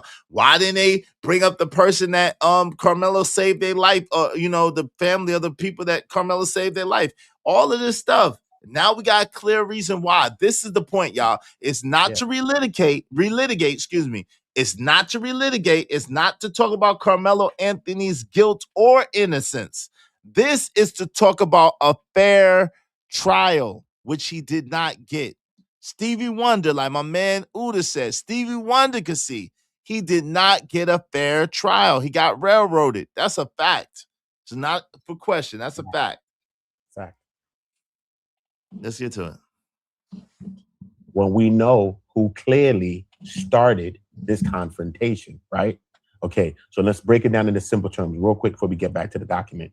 If it's genuinely unclear who was the initial aggressor, the jury may still consider a defendant's claim of self-defense rather than automatically rejecting it because they can't determine who started the fight. Who does this benefit? The defense, but the prosecution. Right, the prosecution. You hear what I'm saying to you? So I'm not just saying, in my feelings and in my motion. This is called on go, not on my damn opinions. Okay? I like dealing with facts. I don't talk out. Jade, this answers where were the experts to. Shout out to Uda. This answers where were the experts to. Y'all hang on. Y'all hang on. The reason why I had to, y'all know I haven't been wanting to talk about the Carmelo case after it was over. It is what it is. I didn't want to talk about it no more. But the reason why I had to do this stream, and I appreciate Uda so much for this, is because this answers all the questions, like I said, that I personally had on my mind. And I know that's going to answer y'all questions too. So y'all just tap in. Y'all just stay tuned. Stay with us. I'm telling you, all your questions are going to get answered. Why this didn't happen, why this happened, why they didn't do this, why they did this. All of that's going to be answered in this affidavit. Facts. Shout out to JD1975 said integrity versus reality. Facts. Y'all make sure y'all support the show in the meantime, between time. Listen, again, I love y'all. I am not saying that Carmelo's innocent. I am not saying that Carmelo's guilty. Carmelo has been found guilty and is doing currently a 35-year sentence in prison right now. What more do you want from me? Like, it's already a done deal pretty much. Now, Yeah, it is a done deal, bro. it's a done deal, it's done so. However, the topic now is getting him a fair trial because he didn't get one before. That's it. That's all. I don't understand. And then the fascinating part is the answer to all the questions I had. Wait, come on, man. I'm not an attorney, but that don't make sense. Why did he do that? Why did he do that? Why didn't he say that? Why did he say that? Why didn't they do this? This answers all of that. All of it. Yeah. Stay tuned. Tap in. Stay tuned. What's up, Deacon Dave? Deacon Dave said, I have no questions for a deleter. I'm interested in the dumb questions that may come up. Okay, shout out to you. Let's get to it. My ass. I'm not that guy. Okay? I'm not that guy. It's either you believe me or you don't. Lady, leave me if you don't believe me. On Jesus sandals. Not on Jesus sandals. Why? Why gotta be on Jesus sandals, man? Everything on my Uncle Jesus' feet. Why gotta be on I ain't Jesus lying, bro. On I ain't Jesus lying. Them sandals feet is walk. They hilarious. don't believe that Jesus actually walked on this earth. No, them feet walk, bro. Believe that. Jesus is real. Trust me. That's hilarious, man. Let's get to it. Y'all make sure y'all follow what main mod number one Cole is saying. Y'all make sure y'all follow the rules that main mod number one is saying. Cole can take y'all wrench if y'all violating. Just for the record, Cole Emperor Kojak 303 the Great has the authority to take y'all wrench if y'all violating. So please adhere to what he's saying, y'all. Please adhere to what he's saying. Let's get to it. Shout out to Kojak, man, and y'all support the stream. You know what I mean? If you want your Facts. comment read, and put some color in the chat. If you really got something that you really want to say so that we can get through this document, support the stream, super chat Izzy Bands, or most definitely hit the Cash App, make it ring, and do them things. That's all, bro. Facts. Shout out to my people's Dream. I apologize, Dream. I didn't mean to miss you. Shout out to Dream. If I missed you, I wasn't trying to diss you. Hopefully, the brother can get a fair trial now. Shout out to Dream, no doubt. Salute to Dream. I see your comment earlier, Dream, and I apologize that I missed it. Shout out to you, family. Good to see you. Shout out to Deacon Dave. Thank you very much. Salute, Izzy. Thank you, Deacon Dave. I appreciate that, family. Y'all be like Deacon Dave and support the show, support the stream. I mean, everybody throw $5 at us so we have enough. Again, this is not relitigating the case. This is not relitigating the case. This is not relitigating the case. I'm not trying to do that. I am saying that did he get a fair trial, and he should be able to get a fair trial. Let's get to it. Thanks, man. But again, for me, I think the stuff that they revealed in this affidavit is fascinating, y'all. I think that is absolutely fascinating, and I was excited to hear it and to understand what the freak was going on. It didn't make sense to me at first. We want the money that flows, not the kind that makes noise. Reverend Ike. Shout out to Reverend Ike, man. Rest in peace of Reverend Ike, man. My guy. I don't care what y'all say. That's my guy. Let's get to it. Let's go. Don't care. I'm into the facts. Good. Just know it. All right. So won't go into the evidence of the Carmelo. Hold up. Let me just get where I'm at with these guys. Acts of violence and bullying, inclusive of discipline and write-ups in the Metcalf's twin school records within this framework, as well as racisms. Every time I see that word, I just get sick to my stomach. In exchange, the prosecution would not go into character, reputation, and extraneous offenses. Wait a minute. Hold on. We ain't gonna skip past that. So in order for now, y'all gotta understand, this is the prosecution. Y'all gotta get this. This is the prosecution putting this as part of their framework to the district, to the defense. So in order for him to say to not put racism in there, even though I'm not saying that they're racist, I didn't think that there's no racist motivation. I didn't. But apparently, there might have been. From the prosecution side of things. Yeah, it seems that way. It most definitely seems that way. I didn't know because you couldn't prove it. You know what I'm saying? We don't know. You could say it, but we couldn't prove it. But based in his actual affidavit, some things do come up to say that we could lean towards maybe it could have been racially motivated in some instances as well. You know what I mean? And maybe that's some of the things that they wanted to keep out of this trial as far as the twins go, you know. Facts. And see, again, I didn't even think that, but for the prosecution to put it in there, for the defense not to go there and talk about that, there has to be some stuff that was exposed that would have made them boys look racist, or had at least made racist commentary for allegedly. Shout out to Bridget M said people would continue to oppose even when the evidence is right in their face. Yeah, it's called confirmation bias. It is what it is. Y'all think, Ronnie said, y'all think? Why did the defense agree? I don't know, Jade. I don't know, Jade. That's why they're horrible. Why would they ever agree to this, Jade? I don't know. Shout out to Ogo and thank you for the double. I appreciate you, bro. Izzy, we can all argue Melo's lawyer was Dookie. Excuse me. I'm sorry. We could all agree that Melo's lawyer was Dookie. Yes, we could all agree. Look at the deal this Nigma took. This is a legitimate deal. This is not even really binding. So let me just give y'all a little spoiler. This was a gentleman's deal. So the reason why the defense moved as if they moved with the integrity to follow this deal. The defense did.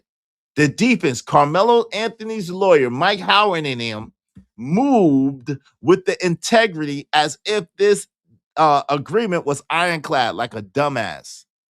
Like a dumbass. Yeah, it's awful. Yeah, it's awful, bro. Because he had a BS defense. Facts.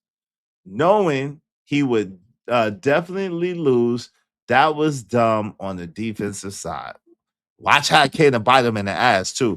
Shout out to Bridget M. Now, either this dude is a genius or he's a dumbass, right? He might be a genius. He might be an evil genius who took a super dive to make the team lose, to win. You know what I'm saying? He might be an evil genius that took a super dive, because I don't see how anybody in their right mind would take this crackhead. This is a crackhead agreement. This is a crackhead agreement. Go on, jump. No, I don't want to jump. Yes, you do. You smoke crack, don't you? You smoke crack, don't you? This is a crackhead agreement. Shout out to Bridget. I know a crackhead when I see one. Shout out to Bridget M. Good to see you, Bridget M. Thank you so much. She said, thanks for making it clear. Hey, thank you, and thank Uda for real for presenting this information, man. I really appreciate that, man. Exhibit 10. This is a lot of reading, so we're going to get into it. Hope you don't mind if I say this out loud. How wonderful life is, 'cause you're in the world. I love you. I love you. I love you. I love you. I love you. Salute, salute, salute, salute, salute. Let's get back to this. Let's get it. Let's go. Uda be back. Oh, shout out to Jay Lewis. Thank you so much. She said, I got 5 on it. I appreciate you, Jay. Thank you so much, sister. Hope you don't mind if I say this out loud.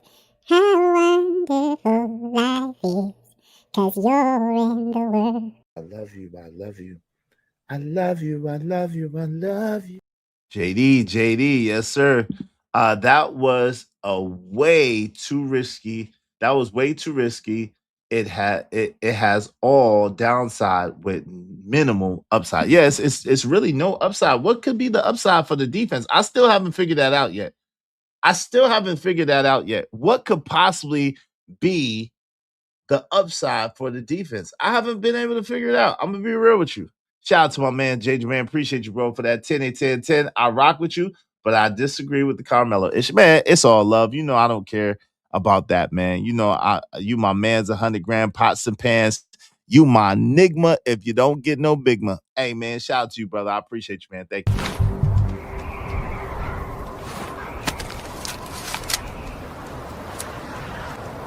God damn it, I like the way you do bit. Make money, make money. When shit hit the fan, we'll take money.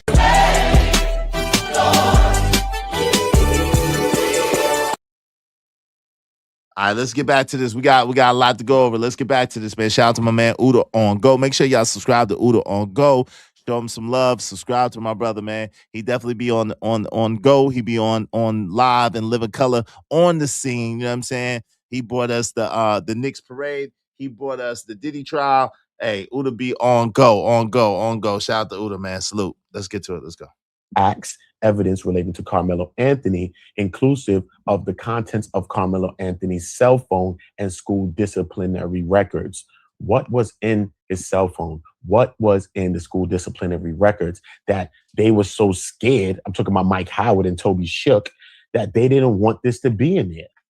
What did he say? What could he have said? What did he really do? We know he ain't have no real record. And we know when it comes to the twins' background and his background, they had more of a background. And more people were speaking out against the twins to say that they were bullying, they were aggressive. People didn't even want to fight Austin because he was big as heck, looking like damn Randy Couture, one of them guys in the UFC, even though he a kid. R.I.P. to him still. I'm not going to kick it. You know what I mean? R.I.P. to him.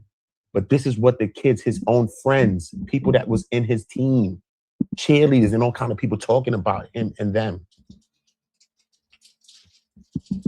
So I got to play my sound?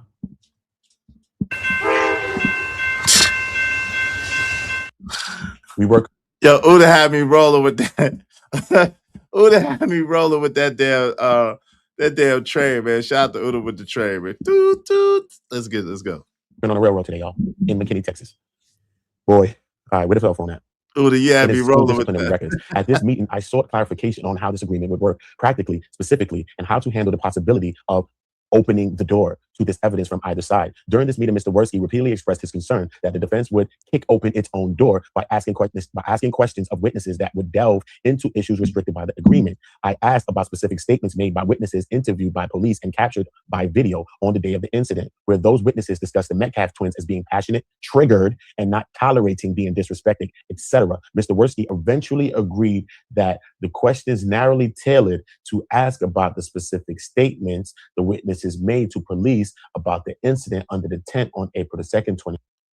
Yo, I don't know if y'all get the layman's terms of what's going on here, bro. This is a freaking fix, bro. The fix is in, bro.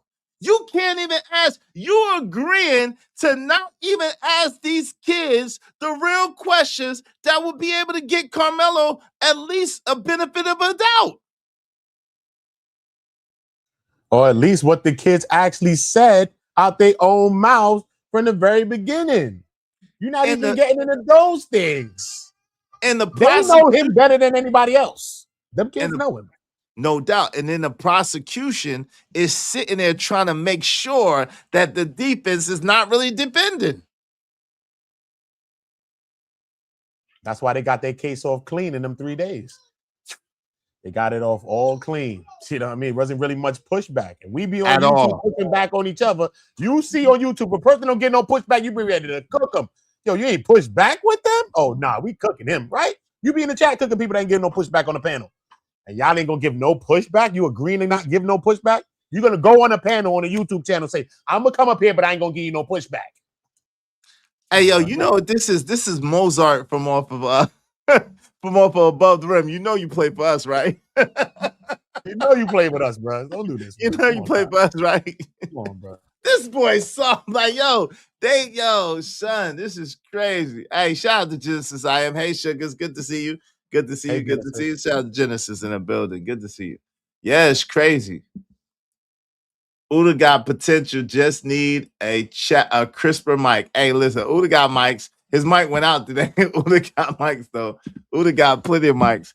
Hey, what I like about some of your chat and panel is that we can agree to disagree. Much respect to those chat members. Yeah, shout out to that. Shout out to that, man. We got the dopest people over here. We ain't have to have no echo chamber. We ain't got to always see eye to eye, and we ain't got to be kumbaya with the shit. Like we can tell each other the truth and keep it pushing. You ain't got to always agree with me because I damn sure ain't always gonna agree with you. Look at Uda showing off, man. Uda showing off. All right. I'm gonna switch my mic. I might switch my mic to this one. Y'all tell me if it sounds any better. I'm gonna try. All right, let's get to it. Let's go. 2025, including statements just described about the mindset and the action of the parties involved in the incident. In the incident would not constitute kicking open your own door and thus would not violate our proposed agreement. During this meeting, we discussed the terms of the agreement, being that the testimony from eyewitnesses from under the memorial tent on April 2nd, 2025, and who were discussing the facts of what happened under memorial tent on April the 2nd, 2025. Now, again, this is Mike Howard orating this through by way of Uda. Uda's reading it, right? This is Mike Howard's pen on this affidavit. However, Mike Howard is speaking from the perspective of the prosecutor at this point, right, Uda? Yes, he's speaking from both sides. He's talking about what happened in the conversations between them and everything that was transpiring that they were all going through. So that's what he's speaking to. Everything that happened from the judge's point of view, what the judge said to him in their meetings, what Bill Werski said, the prosecutor, and what he said. So that's what he's speaking to us. Facts. All right, let's get to it. We're gonna open up the panel in a few. Just bear with us a little while longer. Appreciate y'all patience. Make sure if you have questions in the meantime, y'all do so through the super chat or through the Cash App. Appreciate that. Let's get it. Would be permissible and that neither side would go into character repetition or statements, questions or statements that you absolutely want read. Put some paint where it ain't. Put some color in the chat or do it through the Cash App. I appreciate y'all. Or extraneous evidence for either the Metcalf twins or Carmelo Anthony. And during this meeting, I also asked about the agreement regarding the possibility of defense calling experts. The prosecutors only discussed how the agreement would apply to defense experts during the sentencing phase. So I asked how the possibility of the defense calling experts to testify during the guilt innocence phase. Now listen to this, y'all. This is really, really important as well. This is y'all reason why the defense did not call allegedly expert witnesses. Listen to what the response to this was. Check this out. Would impact the proposed agreement. The prosecutor team replied that they had not considered us calling experts to testify during the guilt and innocence phase. Do y'all not understand? Do y'all not understand? The fix was in every step of the way. So what they're saying, check this out. What they're saying is, hey, look, we made these agreements based on these parameters, but we didn't consider that y'all was going to have Carmelo Anthony testify. How the freak you didn't consider that? We didn't consider that y'all would have expert witnesses testify. What the freak? So in other words, you want their hands tied behind their back and you want to be able to punch them in the face and kick them in the ass. And they agreed to it. So the argument came on the back end. Well, we didn't consider that y'all would have expert witnesses. Wait a minute. So that could speak to character. Expert witnesses could speak to character. So no, y'all can't have. Wait. That's gonna breach our agreement. Hold on. You're gonna actually win. That's gonna. Every trial got expert witnesses. What are you talking about? You bring in expert witnesses. You got to bring those in. People that's valid. People who got a real professional point of view as well. You know what I mean? Come on, bro. That's crazy. Hey, listen. Hey, that would help us win. Nope, that would help us win. So no, you can't win. No, you can't win. No, we gotta take that out. Deacon Dave, thank you for the double. I appreciate it. Question: why should we care? Real answers only. Well, my real answer is you don't have to care if you don't want to, right? I found it fascinating because I had a lot of questions about the inconsistencies, about the strange order of things, and how these things were going when this goes against everything I know about the legal system. So the reason why I care, and that's all I can speak to, is because this answers every single question that I had, and now it makes sense. It makes sense that they signed up they made a deal with the devil, and the devil came to collect. What say you, Udo? Why should anyone care? If from your I told Dave in the chat, because this is America, and if you are on trial or a family member, you may care. But sometimes we don't care because it's not immediate to us, and I understand that. But you never know. But this is America. This is Constitution. These are rights, bro. This is in the bills, bro. This was written on the papers and written on the walls, bro.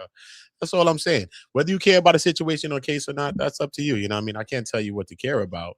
But if we believe in injustice, then we believe in injustice. And if you don't believe in justice, then okay, just say you just don't believe in justice, and that's cool. But I'm just believing in justice, bro. Because at the end of the day, we have people like Ted Bundy, John Wayne Gacy, Manson, Sonny Sam, all kinds of people. They ain't get done like this. And them people was out here unaliving for real. They even got some justice in the court. You know what I'm saying? And that's crazy. That's all I'm saying. Facts. Like I said up for jump, that shit was rigged. It definitely was rigged. And this is proof. Why should we care? Do you have kids? That's what Dave obviously don't have kids. I said a family member as well, but he could only think about himself and say, why would I be in jail? Like many people in jail ain't innocent as well as guilty. It's a mixture of people in there. But if you have children, family members, or anything, you never know who's close to you or immediate to you that could find themselves in a bad situation.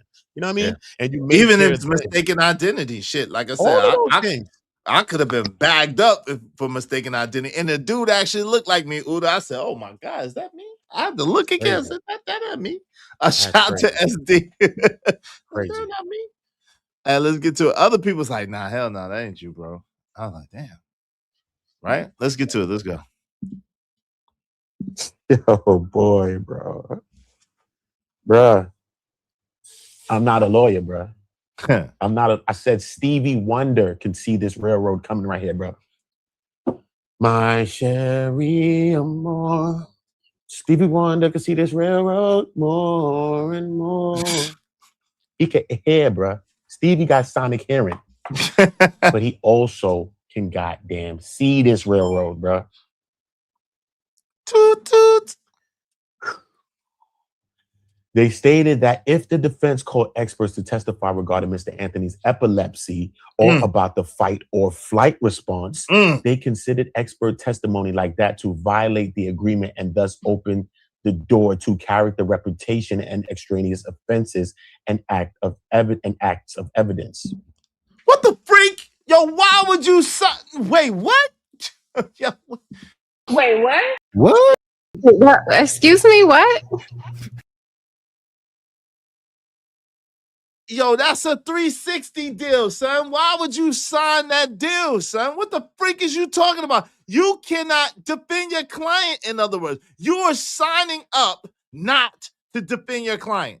What do you mean? If you had an expert witness that would testify to fight or flight, or the response of that, or the fact that he had epilepsy and the possible ramifications of the epilepsy, shit, that will make us lose. So hell no, you can't do that. I don't know who made a deal like this, bro. I don't know, man. I don't know who ever made a deal like this, bro, in life. I'm trying to figure out still, bro. Trying to figure. Bro, shout out to my guy JD. Maybe the Little Mermaid, Ursula took your voice. Make this deal. I'm gonna take your voice. It's some Ursula deal. That's the Ursula deal. It's the deal with the devil. That's the deal. Have you ever danced with the devil on the cherry pill? Yo, shout out to my man JD 1975. Thank you so much. He said for the show. I appreciate you. I appreciate you. Y'all be like JD 1975. Show love, man. Thank you, man. Thanks, man.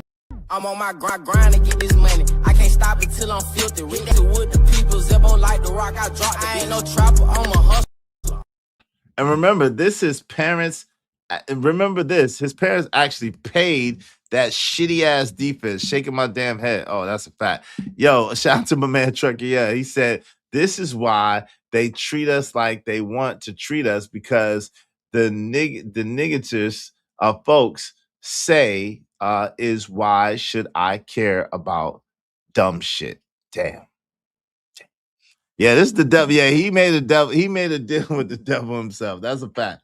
That's a fact. Because that nigga, yo, and how the prosecution came back at the end is diabolical. It's some definitely demonic shit going on. Yeah, that It's was El demonic, bro. Beelzebub, El Shaitan, Lucifer, Iblis. He's all of them. The goat with the hand up and the hand down. This is the goat, Hey, bro. man, yo, he definitely, yo, this shit crazy. Let's go, let's get it. On May 11, 2026, Mr. Worski, Dewey Mitchell, and Mr. Shook and I discussed the proposed agreement again by phone. I informed the prosecution that we had an informal agreement on the proposed agreement, but that we needed to have a final conversation with Mr. Anthony and his parents to confirm the final agreement. During this phone conversation, Mr. Worski confirmed that the agreement would extend to the sentencing phase of the trial as well. Mr. Worski said that would mean that in accordance with the agreement, the prosecution would quickly rest its sentencing case in chief without going into any of the allegations listed in the state's notice. Mr. Worski said, however, that he would not allow a false impression to be presented to the jury by a defense witness. And if such thing happened and occurred, then he would respond by going into character, repetition, and extraneous evidence from the state's notice. After the defense asked about an Anthony family member testifying at the sentence, Mr. Worski agreed that the agreement would cover Mr. Anthony's mother testifying to the standard of this: I love my son, please show mercy. That type testimony and no further. Yo, what the freak? The nigga rigged the game and they allowed it, bro. That's exactly what happened. And that's why his father didn't testify. That's why the mother didn't really character testify. That's why the people that he saved their life didn't testify. That's why the coach didn't testify on this. That's why. Because he signed the 360 deal. Forensic psychologists, all of those kinds of people. Everybody, bro. Everybody. The devil's a lie. The gentleman's agreement. You mean dick and butt. That's what with no grease, yo. This is dick and ass with no grease. I'm trying to tell you. Shout out to Lighthouse. What's up, Smitty? What's going on? Dang. Yo. That's why. So again, we seen this play out. And we was like, what the hell? People were speculating on his parents, saying his parents didn't care about him. They were speculating on his character and said, oh, well, he didn't have, especially John Gawk. Well, he must have had nobody to speak up on his behalf. This is why. Because the stupid ass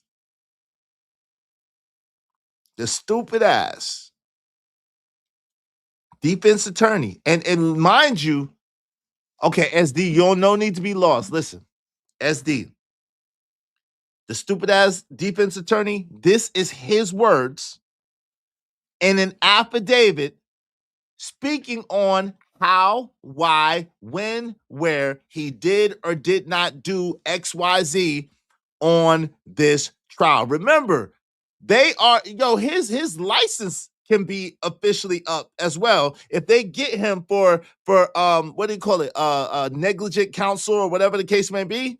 That's his license. Inefficient counsels and all those things like that. And right? all that, that's his license to practice. So he's explaining in detail the what's, the whys, the wins, and the hows of what he did or did not do and why he did not or did not do. This is that.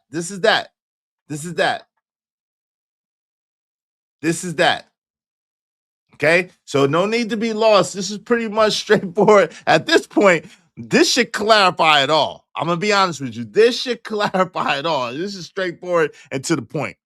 I ain't gonna lie to you, right?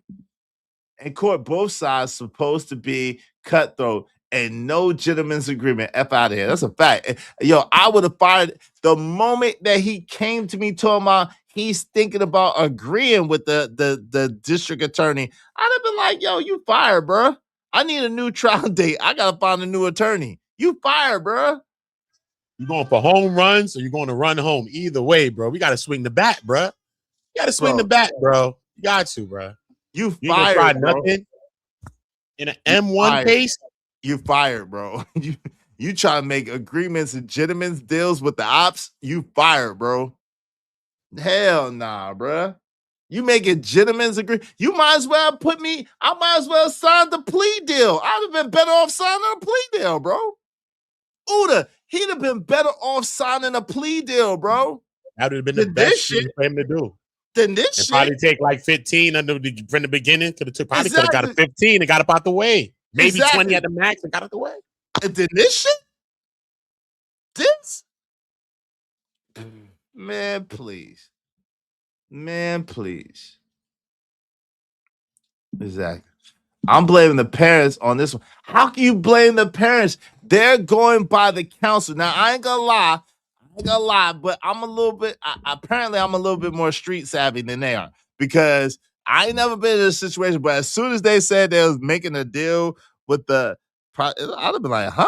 That don't even make no sense. Nah, hell nah. You get out of here, bro. I would be like, listen, I need a new lawyer and a new trial date, bro. Hell no. Facts, hell no. Facts, bro. My if you even watched Law and Order, you could have came to that decision. Great. They green as hell. I don't know. There's something wrong with that. Hey, my pops would have cussed that damn defense lawyer out so fast, and the prosecution and even the judge too. Damn, you'd have been sent up a river, bro. Your pops got you sent up. Your pops got you sent up. No offense, bro. Yeah, with the devil. Let's get that. Let's go. I wouldn't blame the parents though, but I'm just saying they I don't know. Stevie, you here? Yeah, Stevie here. I'm here, Uda. I see the railroad, Uda. Sing me a tune, Steve. God damn. On May 21st, 2026, the defense and the prosecution team met with Judge Roach in the chambers. During that meeting, both sides explained the agreement to the judge, describing it again as both sides agreeing not to go into character, reputation, or extraneous evidence as it applies to. Yo, this is very important. Listen to this. Shout out to Uda.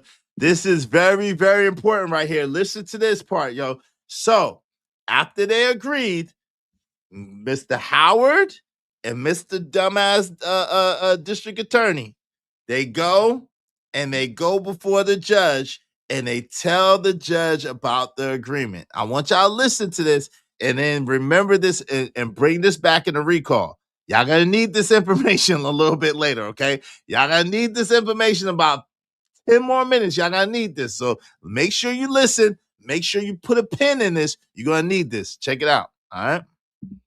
I'm gonna tell y'all when y'all bring this back out. Let's get it. Both sides during both the guilt and innocence and the sentencing phases. As long as no doors are open or false impressions given, we agreed that the best way to document such an agreement would be for the defense to draft a motion and file a motion in limine applying to character, reputation, and extraneous evidence applicable to all witnesses. So it would cover both the Metcalf twins and Mr. Anthony, but if made public, would not trigger reporting in the media about bad act evidence specific to certain witnesses, thus endangering a fair trial. On May 21st, 2026, I drafted the. Woo, I just caught that, yo. I just caught that, bro. He knew it wasn't fair, bro. They was thinking about the optics and everything. Yo, I just caught that, yo, Uda. He knew it wasn't fair. The defense attorney knew it wasn't fair, so he was the one that filed in limine to keep it from even appearing not like being fair, because it wasn't fair. That's diabolical, bro. That's diabolical, bro. God, dog, what type of shit, bro? That is diabolical, bro. They knew how it would look in the media, bro. They knew how it looked after it all comes out into the wash. But don't come on the wash, come on the rinse, bro. When it all comes out, they know how it's gonna look, bro. They know the deal. You know what I mean? That's diabolical, bro.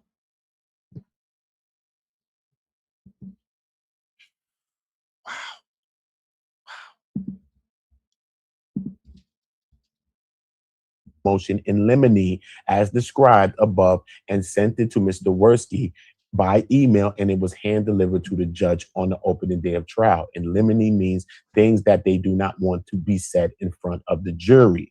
So if you say something in front of the jury, you then have opened the door, and now they're going to go into whatever they feel, which is character evidence, which is his cell phone, which is school disciplinary records, or whatever they want to go into Carmelo's background. This is what the defense is running from, okay? Kind of breaking it down for you, okay? The defense's understanding of the agreement. The defense understood that the agreement with the prosecution to cover all witnesses who could be called to testify by either the prosecution or the defense about the incident that occurred between Mr. Anthony and the Metcalf twins and their teammates under the memorial tent on April the 2nd, 2025. As every description, Mr. Worski described the agreement to allow for testimony about what happened under the tent, and Mr. Anthony was obviously a witness to what happened under the tent. So by the plain meaning of the language Mr. Worski repeatedly used, the defense always understood the agreement to cover Mr. Anthony's potential testimony, just as it would cover any other eyewitnesses to the incident under the tent on April 2nd, 2025. Now, y'all get that, what he's saying? So now this part, do y'all get what he's saying? So this part, right? Shout out to, let me welcome some more people in the building. Y'all make sure y'all supporting this show, because this is some shit. This is some shit. And Uda's the first one I heard go over this. I don't know if anybody else did, but Uda's the first one I've heard go over this right here. This is some shit. They were busy living a stellar life. They wasn't savvy on this crap. That's a fact. And yeah, they did. I heard that they offered him 40 years too. I heard that the plea deal was for 40 years too, which is ridiculous. That don't even make any sense. That's not a real plea, right?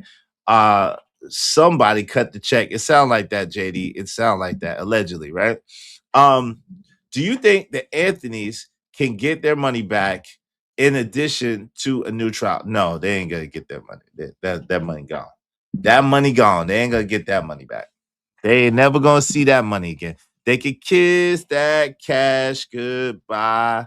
Da da da da da da. They gotta kiss that money goodbye. That money gone. That money gone. I might be a sponsor. Hey, listen, Jay, don't threaten me with no good time. Please, by all means, listen, do not threaten me with no good time. I can use it. I can use it. Y'all too could be sponsors of the show. Support the show. Support it straight out, man. All right. No refund on legal fees. That's part of the contract you sign with a real lawyer. Yeah, that's a fact. Yeah, you ain't getting that money back. You ain't never gonna see that money again. You ain't never gonna see that money again. All right, let's get to it. Let's go. The plain meaning of Mr. Worski's words in describing the agreement, the defense understood the agreement to cover the testimony by eyewitnesses, such as the memorial students underneath the tent at the time of the incident, and Hunter Metcalf, and the students outside the memorial tent who looked over and witnessed the incident, and Carmelo Anthony himself. So this understanding of the agreement was further confirmed by events that occurred after the motion in limine memorializing the agreement was drafted and tendered to the prosecution on May 29, 2026. After a meeting with Judge Roach, the prosecution and the defense discuss how trial security will be handled. The parties discussed the timing of the state's case in chief and when the defense case in chief would start. Mr. Worski informed the court informed the court and defense that he estimated it would take 3 days for the state to present its case in chief, which would have ended sometime on Saturday, June the 6th, 2026. In response, I voiced a concern to the judge in front of the prosecution team that some of the witnesses the defense anticipated calling to testify were unavailable on Saturday. Boy, another important fact. So, Mike Howard is alleging that when they let it be known that they'll rest their case and it'll be rested sometime Saturday, June the 6th, that, listen, I have witnesses, but if you rest on that day, a lot of my witnesses won't be able to show up. And if you remember, the judge was pushing to have the case be over on Saturday. If you remember, the judge was pushing for that. So remember that, put a pin in that, keep listening, Check this out. So this is Mike Howard talking the whole time. You know what I'm saying? Now, sometimes he was talking about from the perspective of the prosecution or for the judge, but this is Mike Howard talking the whole time. Let's get it. This is his affidavit, which is Carmelo's defense attorney. Was Carmelo's defense attorney. Pretense attorney. June 6th. I explained that, like in any case, I would not know until the final moment whether we would call our client for sure, but that if the prosecution rested sometime Saturday and the judge forced us to call witnesses immediately on Saturday, then I may not have enough witnesses available to fill up a full day of testimony for Saturday. So I explained that if this happens, it would force me to call my client out of order. Shout out to Uda. So he said, if this happens, his thing was, listen, I know I got a lot of witnesses. A lot of them can't come on Saturday. So in order to fill up the docket and not waste the court's time, that will force me to call my client out of order. So in essence, we need the trial to resume on Monday. Remember, the judge was pushing for it to be over on Saturday. Y'all remember that, right? We have the benefit of hindsight now. Yeah, he was facing up to 99 years. Yeah, he was facing up to 99 years. Yep. All right. Up to 99 years is what it is. 99. All right. Y'all support the show in the meantime, between time, man. Come on, y'all. We could come or on, life. y'all. 99.5 to 99 or life. Or life. Yep. Yeah. Hey, listen, let me do this real quick, Uda, because support the show, y'all. Come on, man. The Cash App during this stream. Make it rain. Make it rain. Make it rain. Make it rain. Where's the cash at? Hit the cash app. Support Izzy Benz. Make that cash stack. All you gotta do is smash $IZSHOVANZ. We're ready to shine. Spread love, not war, and show more love, so we can be fine. Cash App from Izzy Bands. Yeah, bruh. Make it rain. Make it rain. Make it rain. Make it rain. Where's the cash at? Hit the cash app. Support Izzy Benz. Make that cash stack. All you gotta do is smash $IZSHOVANZ. We're ready to shine. Spread love, not war, and show more love, so we can be fine. Shout out to Living Humbly, yo. Thank you, man. He's your son, Living Humbly. Salute to you. Appreciate you, man. He said, what it do is the realest blind man on YouTube. May your words have no effect in real life. I hope, prayerfully, I'll never be blind. Shout out to you, Living Humbly. I appreciate you. I appreciate you. I appreciate it. That shit is hilarious, though. Shout out to my peoples, Living Humbly. Y'all be like Living Humbly. Support the show. Support the stream. I mean, help us reach our goal. Help us reach our goal today. Thank you, man. Thanks, man. Make money, make money. When shit hit the fan, we'll take money.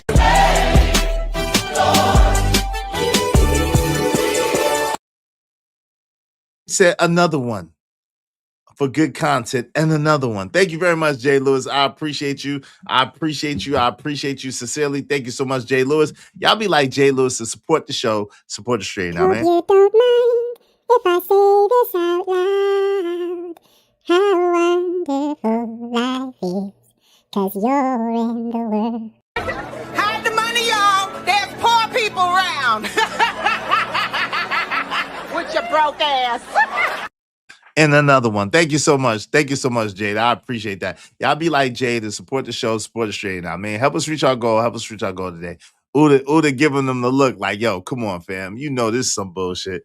Uda, you there? Like, this is some bullshit. They try to play us, man. Let's get it. The defense plan was to call all our fact witnesses first to establish certain facts and then conclude by calling our client to testify as our last witness. That would make sense, right? On Friday, June 5th, 2026, the second day of the testimony, during the state's case in chief, I checked in with Mr. Worski about how he was proceeding and whether he would end up taking more or less time to present his case in chief than he had initially estimated. Mr. Worski informed me that he was moving more quickly than he had initially estimated, so the prosecution was on track to rest his case in chief midday Saturday. So in this conversation with Mr. Worski, I again brought up the fact that several defense witnesses were unavailable on Saturday. And if the judge proceeded with his plan to force the defense to call witnesses immediately upon the prosecution resting in order to have a full day of testimony for Saturday, then we would be forced to call our client out of order. And this time, I did not preface this statement with the perfunctory. And like in any case, I won't know if I'm going to call my client at the last minute because I was not on the record and I was speaking frankly with the opposing counsel. I was very plain about the defense's intentions to call Mr. Anthony to testify and how the judge's proposed schedule requirements were going to force us to call Mr. Anthony out of order. I don't independently recall what time on Friday, June the 5th, this conversation with Mr. Worski occurred. Okay, so now this is a breakdown. This is an important conversation too. Shout out to Deborah Leonelli. She said the community won't be happy until he gets another trial and gets 99 years. She's laughing, but in reality, there's no case for a new trial. Well, we'll see. If he does get a new trial, I'm willing to bet any amount of money I have that he won't get 99 years. If he does get a new trial, I'm willing to bet any amount of money I have that he won't get 99 years. But we'll see. You know what I'm saying? God is the best knower and sustainer of all things. So listen, like my nana told me a long time ago, baby, when you dig a grave for someone else, go ahead and dig one for yourself right beside them. So I don't dig people's graves. I don't celebrate on people's downfalls. I don't get excited when people are losing. I just don't. That's just me. That's just the way I was raised. So hey, if y'all think it's funny that someone gets 99 years or someone gets punished and y'all are excited about somebody else's punishment, hey, that's on you. God bless you. I wish you the best. I mean, you know, me in my house, I don't have the luxury of being like that or doing no shit like that. I just don't. That's just me. But let's get to it. But it must have occurred just before noon because I then sent an email to Michael Moeller describing the problem that we were facing and asking Mr. Moeller to draft a brief for us to argue to the judge that he couldn't force us to call our client out of order. Okay, I want y'all to drop likes. Everybody drop a like for this railroad. Everybody, I don't care if you don't like it, drop a dislike. Drop a like. Shout out to my man Uda. Drop a like on the video, man. Everybody hit a like on the video. Shout out to Uda, man. Yeah. So he said that he was gonna get his one of the other council members to put up a draft to say that look, the judge can't force you to make your client testify out of order. If it's gonna take longer, it's just gonna take long. You can't force them to give a bad defense. Is it excitement? Yes, it is. Come on, Raw. We ain't got to play semantics. Like, yes. If you're laughing that someone could potentially get 99 years, yes, you're excited about the outcome of somebody getting 99 years. Like, what are we doing? Y'all are wild. Y'all are wild. Y'all protect deleters every day, B. What are you talking about? Listen, y'all are just fake and phony, Deborah. Like, let's just call it what it is. The people that you like and you identify with, you'll make excuses for them regardless any way that you want to, right? The people that you dislike for whatever reason, you'll make any justification or willingness to vilify them or to make them into a criminal or to a deleter. It is what it is. So I'm not protecting anybody. Again, I think that he should do some time. I just don't think it should be 35 years. I think he should do some time. So you're preaching to the choir. I'm not protecting no deleter, but what I don't do is I do not celebrate the downfall of anybody else because I understand that humanity is a really thin, slippery slope. Number one, life is on a balance of a thread in the middle of a god doggone ocean and it's floating. Life, the very existence that we have is so thin and so fragile that I just appreciate life, right? I try my best to appreciate life. That's number one. But then secondly, humanity is so waving, including my own, that I'm not in position. Maybe y'all are. Y'all much better people than me, I know. But I'm all the shit I done did, and all the shit I done did, and all the grace that I done got, and all the mercy that I done got. I'm not in position to sit in judgment of nobody. I'm just not me. Not me. I'm too imperfect, myself personally. I got too much shit with me, myself personally, to be laughing, excited, celebrating anybody's downfall. That's just me. I can't speak for y'all. I know that y'all are much better people than me. I'm just saying. I'm you know, just count the like. Nah, just hit the like button. It's all good. It's cautionary. It's cautionary. What if they charge him as an adult? We'll see. We'll see. I mean, shit. What's the difference? He's in adult prison now, ain't he? Ain't he in an adult maximum prison now? He was charged as an adult. What you talking about? He was charged as I thought he was charged as an adult. Adult case. He was charged as an adult. In 17, criminally, you're an adult when you tried criminally in Texas. Point blank period. So he was charged as an adult. So next question.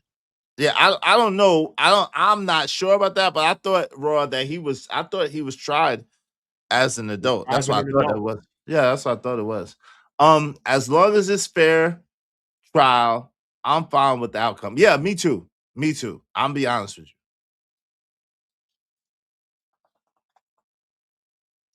Hey, listen, y'all perfect people, y'all got it. I'm not gonna argue with y'all.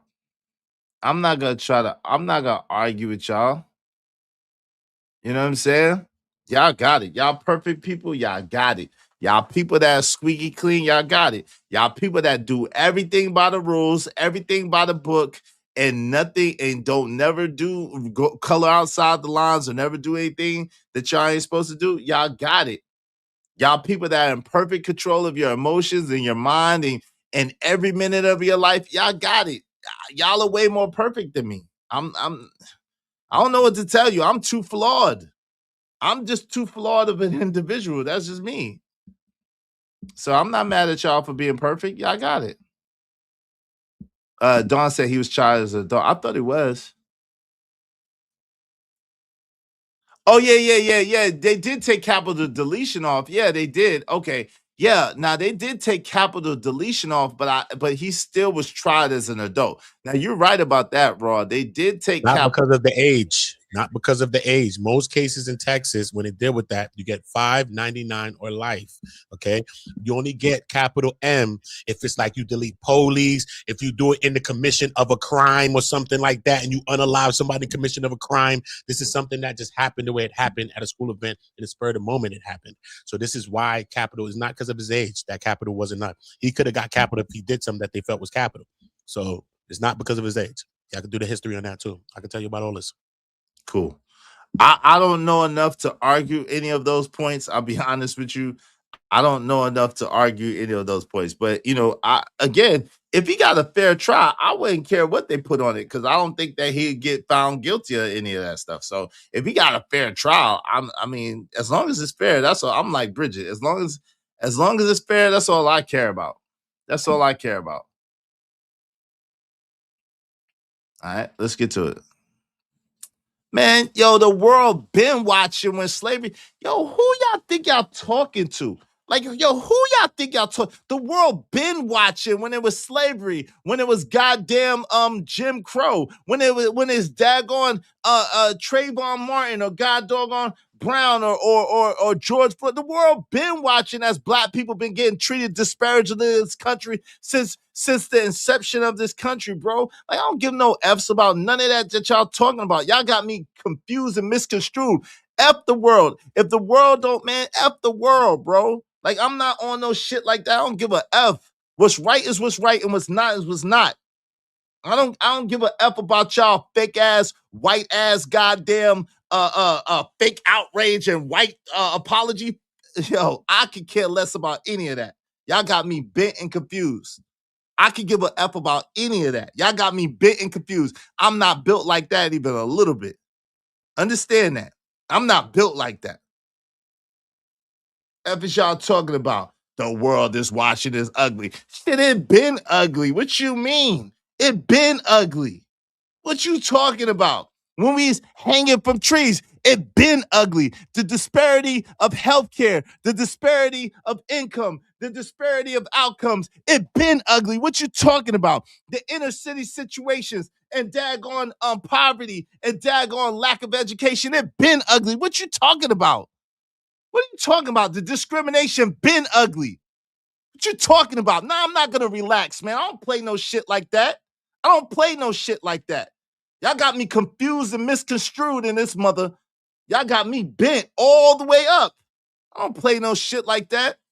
I'm talking about, is it the world is watching it? It's ugly. Yo. Woo. Something. Don't sit around like this. Okay, hit your elbow on the goddamn keypad. I don't care. Make moves in the program. Be in the matrix right here. You sitting around like Agent Smith. Nah, we're not dealing with no Agent Smiths in here. All right?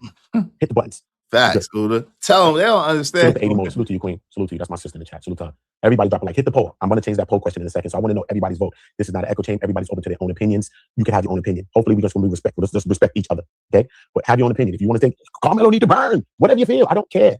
I don't care. But come out the clouds and don't be shook like Toby Shook was. Don't be scared. Stand on your 10. That's your toes down there. Stand on them. Don't be scared. Anyway. Throughout the morning and early afternoon on Saturday, June 6th, Mr. Shook and I repeatedly checked in with Mr. Worski to get updated estimates of when he might rest his case in chief, each time referring to how the judge's plan was going to force us to call our client out of order. Besides the defense's team repeatedly mentioning in front of Mr. Worski and the rest of the prosecution team that we intended to call our client to testify, even if it meant it would be out of order. Mr. Worski's own actions and arguments made it clear that he knew full well that we intended to call Mr. Anthony to testify. Even before both sides tendered their notices and of the arguments in favor of the admissibility of character, reputation, and extraneous evidence pertaining to the other side's witnesses, Mr. Worski made the references to understand that the defense sought to introduce character and reputation evidence about Austin and Hunter Metcalf, and that was uncommunicated and unknown to Mr. Anthony via the ambiguous aggressor rule, which I just explained to you. So if you're new here, the ambiguous, simple terms, the ambiguous aggressor rule is if it's genuinely unclear who the initial aggressor was, the jury may still consider a defendant's claim of self-defense rather than automatically rejecting it because they can't determine who started the fight initially. Which we know clearly who started the altercation. Now, can y'all argue that? Can y'all argue that? Who came up to who? Who came in whose face? Who put hands on who first? I'll wait. Who came up to who? Who put hands on who first? Who started it? That's easy. That's simple. Even y'all apologists and fake ass whatever y'all are, y'all should know that. Jade, how long are you talking about for? It depends on how long you're talking about for, Jade. It depends on how long you're talking about for. I appreciate it.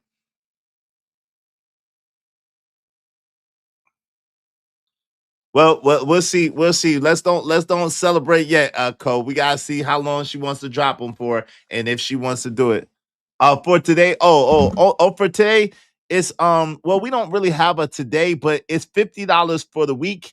If you want to do it for like the next hour, just $25 if you want to do it for like the next hour or 2 hours. For you, because you're a main moderator, if you drop 25, I'll drop them for the day. I'll boot them out the chat for the day. All right. If you drop 25, Jade, because you're one of my main moderators, my main contributors, I'll boot them out the chat for the day. But I really don't have one of those. It's usually $50 for the week. Yo, Silverback. Well, this is the thing. New information has come out. So it's not like we're stuck on anything. We're reviewing new information. That's it. New information, man. And I'm awaiting the transcripts. So I already spoke to the court reporter. When I get that, transcripts on y'all Kofi all day. Don't worry about that. Transcripts on y'all Kofi, bro. I can't wait. Uda, I'm riding with Uda trying to get the transcripts. Transcripts on y'all Kufis, yo. They don't wear Kufis. They uncivilized. But yo, yo, Silverback. So this is new information. Yeah, you did. You do. But what I'm saying is, I got Jade for the day because I don't have a date. I don't got a date thing. So I got it. Y'all do.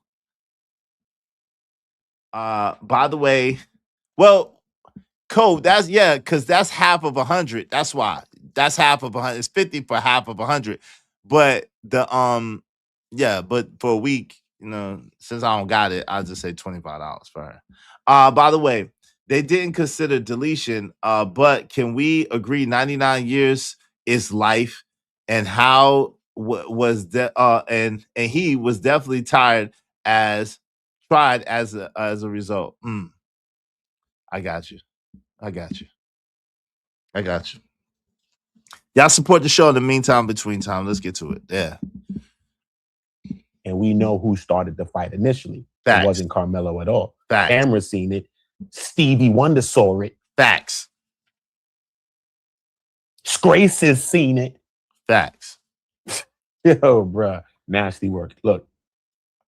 So the ambiguous aggressor rule. The ambiguous aggressor rule and the admissibility of uncommunicated character and reputation evidence of the decedent in an M case, it's the M case, are all part of self-defense arguments. Torres discussed in depth how the ambiguous aggressor rule allows the defense. Thank you, Jade. I appreciate you. Jade, go ahead and do your work.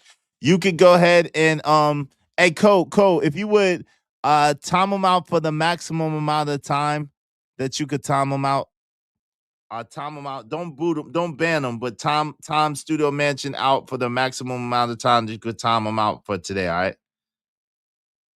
Jade Lewis to sponsor the show. Thank you so much, Jade. I appreciate you. I appreciate you. Sincerely, Jade Lewis. Thank you so much, my sister. I love you. I love you. I love you. I love you. I love you. We appreciate Jay Lewis supporting the show, supporting the stream. You know what I mean? Helping us reach our goal, today. Jay Lewis is now a sponsor of the show. She booted Studio Mansion for the day. If you want to bring Studio Mansion back, it is $50 if you're not a main mod. Yeah, 24 hours. Yeah. Go ahead. Thank you, Cole. If you boot them for 24 hours, I appreciate it. All right. Appreciate you, Cole. Yep. Yeah, we see you in a couple of hours. We'll see you tomorrow, man. Studio Mansion. Yeah, we got love for you, Studio Mansion, but you doing a little too much. You're doing a little too much. All that virtue signaling you doing and bat signaling you doing, we don't care nothing about none of that shit. You know what I'm saying? Oh, did you want to say anything before we get back to this? Nah, everybody got their own opinions, man. You know what I mean? I don't believe in echo chambers anyway. I believe everybody have their opinion. I don't try to make nobody believe nothing. Hopefully you ain't one of those people trying to make nobody believe something either. I don't like people pushing their own thoughts on people. So, have your own opinions, whatever you feel. Let's just get to what the facts are in the case and what are the facts that are new revelations that happen as far as firsthand testimony from Mike Howard, who actually tried the case, because none of us ain't tried the case. We could do this all day, you know what I'm saying? But we ain't tried the case. Y'all ain't gonna fly to Texas. I had my ticket, but I have to take care of my kid over here. It's all good. So we just gotta let the facts speak for themselves, and then we can determine whatever we feel about them after that. See what I'm saying? That's a fact. So shout out to Jay Lewis. Sponsor of the show. Thank you so much. She said, who doesn't care about slavery? These self-hate enigmas. But now I don't know if Studio Mansion is a brother or not. I don't know. Studio Mansion might be a brother from another Caucasoid mother. I'm not 100% sure. I know if a couple of our friends are brothers from other mothers, brothers and sisters from other Caucasoid mothers. And Studio Mansion may be one of them. I can't put my finger on it. I can't quite remember, but let's get to it. Cause y'all know I got love for everybody. So I don't really treat nobody different because they're of a different persuasion. It's just when you start talking crazy and acting crazy, I don't like no shit like that. But let's get to it. To put on uncommunicated character and reputation evidence before or after the defendant testifies. Mr. Worski repeatedly brought up Torres in discussions with the defense team in the months leading up to the trial, stating that While he thought that the judge would rule correctly and not allow the evidence, he conceded that the character evidence could be allowed. This repeated discussion of Torres and how it may apply to the trial showed that Mr. Worski was well aware of at least the possibility of Mr. Anthony testifying in order to argue self-defense. She said, if he's not, that makes it even worse. Did you see his statement? F out of here. Nah, I didn't see his full statement. I started ignoring Studio Mansion. I'll be honest. Studio. I got love for Studio, but Studio was getting on my nerves, so I started ignoring him. I started blocking him out so I didn't get pissed off because he started working my nerves. I seen a couple of it because it kind of set me off a little bit, and that's who I was talking to when I was kind of flipping out. That's who I was talking to. Studio Mansion was getting on my nerves. But yeah, but I didn't see all of them. I started ignoring because I was getting a little too heated. You know what I'm saying? Let's get it. You must argue self-defense for yourself, man. You must go up there and testify to how you feel and your mind state. Many cases that I discovered in Collin County, a few people got off with their cases. One was a woman named Morgan Sims. She unalived her husband, D. Ray Sims, in the bathroom. Okay. Said he hit her. That's what she said at the trial. She clapped him in the bathroom, left him to leak out and perish on the bathroom floor, blamed it on her two kids that was 2 years old and 6 years old, left them in the house with the body. The police came, found not her in the house, the two children in the house with a perished father in the house. Do you hear me? Do you know how much time she got? If that wasn't, you talking about he was running in the stadium, this woman ran, flew, went in the damn car, went somewhere else. They found her, they locked her up somewhere else. Do you hear me? Damn, Uda. Do you know how much time the woman got? None. The woman got 10 years probation. God, dog. She got 10 years probation for the... In Collin County Court. In that same court. She got 10 years probation. No jail. Was the same judge on the case or not? I don't know. I don't think it was the same judge on the case. I'm gonna go into who the judge was in that case too as well. I'm gonna look into that. I didn't even act to look for that. But it was just so crazy. But one thing I would say is the difference is that she testified in her own case in her own self-defense. She said, yo, man, it was him, man. He started with me. I went and got the thing and did it. After she lied, she blamed the kids. She ran, fled, blamed her 2-year-old kids for pulling the 5 pounds of pressure to move that thing. You know that? The pressure to move the thing. She said the 2-year-old and the 6-year-old did it. And wait, she blamed the kids like that? She said the kids did it. Oh my God, bruh. 2-year-old and a 6-year-old, bro. She said they plotted on their father and pew their daddy. They pulled the pew. They the one that pulled the pew. I said, let me see the ages of the kids, 2 and 6. I was like, live on a cold Caucasoid person. She was a cold. Oh, she was Caucasoid. That's Caucasoid, and he was black, bro. That's man. See, they don't give hey, all I really know is that they don't give a damn about us. And then this nigga talking about, yo, do you see the message we send into the world? We look crazy. Yeah. America does look crazy. You right. Shit. Not for the reason you think, though. Trust and believe that. But one thing she did was testify in her own case and say, nah, it was him, bro. He the one that pushed me to do it. Damn. You got to testify in your self-defense case, bro. What's up, Brownie Ellie? Hey, Brownie. Our sister Brownie is in the building. What's up, Brownie? Hey, we about to open up the panel, man. Let's go ahead and open up this panel, Uda, man. Let's go ahead and open up the panel. The panel is, I might have to drop that link again because we done got a lot of comments. Yo, make sure if y'all want your comments highlighted in red or you got any questions or whatever, you come up on the panel. Or if you don't want to come up on the panel, just support the show, support the stream. I mean, throw $5 at us so we can have enough. I appreciate y'all. Let me go ahead and drop this link on y'all real quick. This is wild, though, Uda. I ain't gonna lie, man. I'm trying to figure out how the hell they think they're gonna get away with this.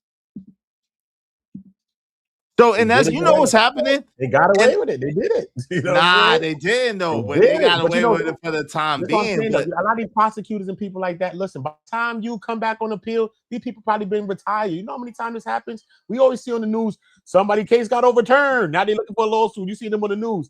Bro, they just want the conviction now, political reasons, moving forward, all types of stuff. By the time you come spin around to get the new trial or whatever, bro, I probably won't even be the prosecutor no more. I'll be chilling, bro.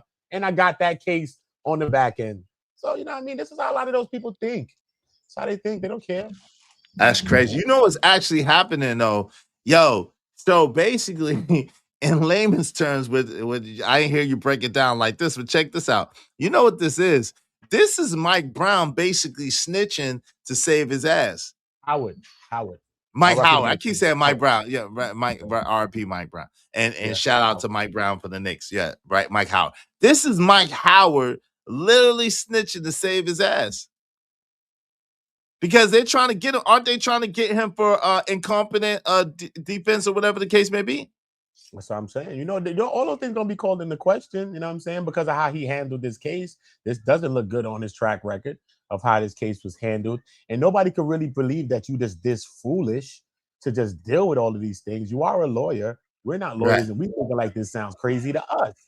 You know An what I'm experienced lawyer at that, right? He's an experienced lawyer at that. It's supposed to be allegedly he's like a law professor, a law teacher, or something like that. They say he's really good. Other lawyers that I've spoken to said that he's actually a really, really good lawyer. I spoke to a lawyer that's from Texas. I'm trying to bring him on the channel maybe later on tonight and come speak to him about the case. But he was like, yeah, he know him. He actually, the guy that I know actually tried cases in Allen County as well. He actually was in Judge Roach's court trying a case or two before as well. And he said Mike Howard is actually a good lawyer. You know what I'm saying? That's what I heard too. That's what Ponder was saying. They did get away with it. Oh well, that's relative though. Like you could get away with something for the time being. Like for example, if you go and stick up a bank, right? You might get away with it for like a week or two, but once they catch you, did you really get away with it? Not really. You know what I'm saying? So I don't know. Y'all support the show in the meantime, between time. The link is pinned. Y'all more than welcome to come up. Y'all got questions, comments, cries of outrage. Hey, especially like Studio Mansion, Deborah Leonelli, any of y'all that don't agree, y'all more than welcome to come up and let's chop it up. Let's talk about it. I ain't afraid to have a spirited conversation. You know what I'm saying? That makes for a great show. You know what I mean? So y'all more than welcome to come up. It makes for a great show when y'all have difference of opinion.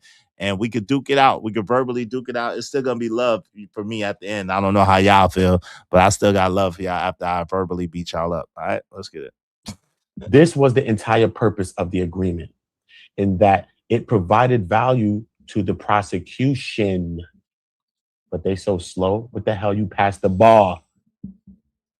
How you pass the bar if you don't know this? Right. Limiting. Look, the agreement in the fact provided value to the prosecution because the defense never pushed back on their witnesses like that. Facts. They didn't call a lot of things into play. Facts. They didn't say a lot of things. Facts. They didn't challenge the prosecution as much.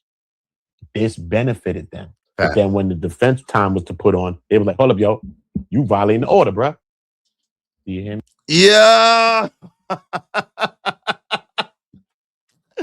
That's diabolical, son.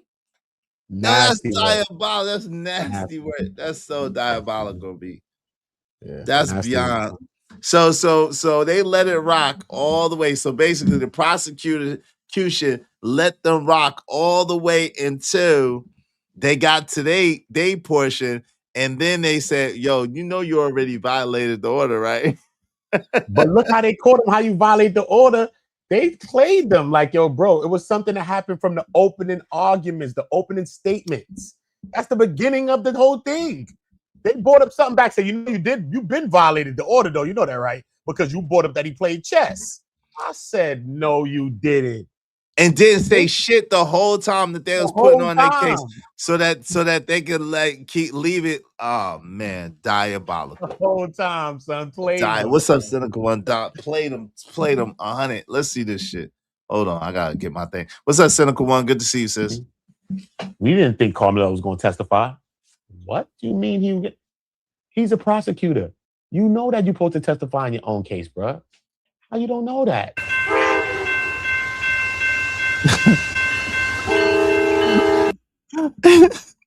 The railroad, bro. The railroad. The railroad. Jesus Christ. Limiting the defense from presenting damaging character and reputation evidence against Austin and Hunter Metcalf. And the defense From the defense's perspective, the entire agreement centered around the defendant testifying without impeachment by character, reputation, and extraneous evidence in exchange for the defense not seeking to introduce character, reputation, and extraneous evidence against the Metcalf twins. Furthermore, any competent criminal lawyer knows that for self-defense argument to have any chance of succeeding, the defendant must testify. For all these reasons, the defense always understood the agreement to. He didn't want you. That's the point, though. That's the point, Uda.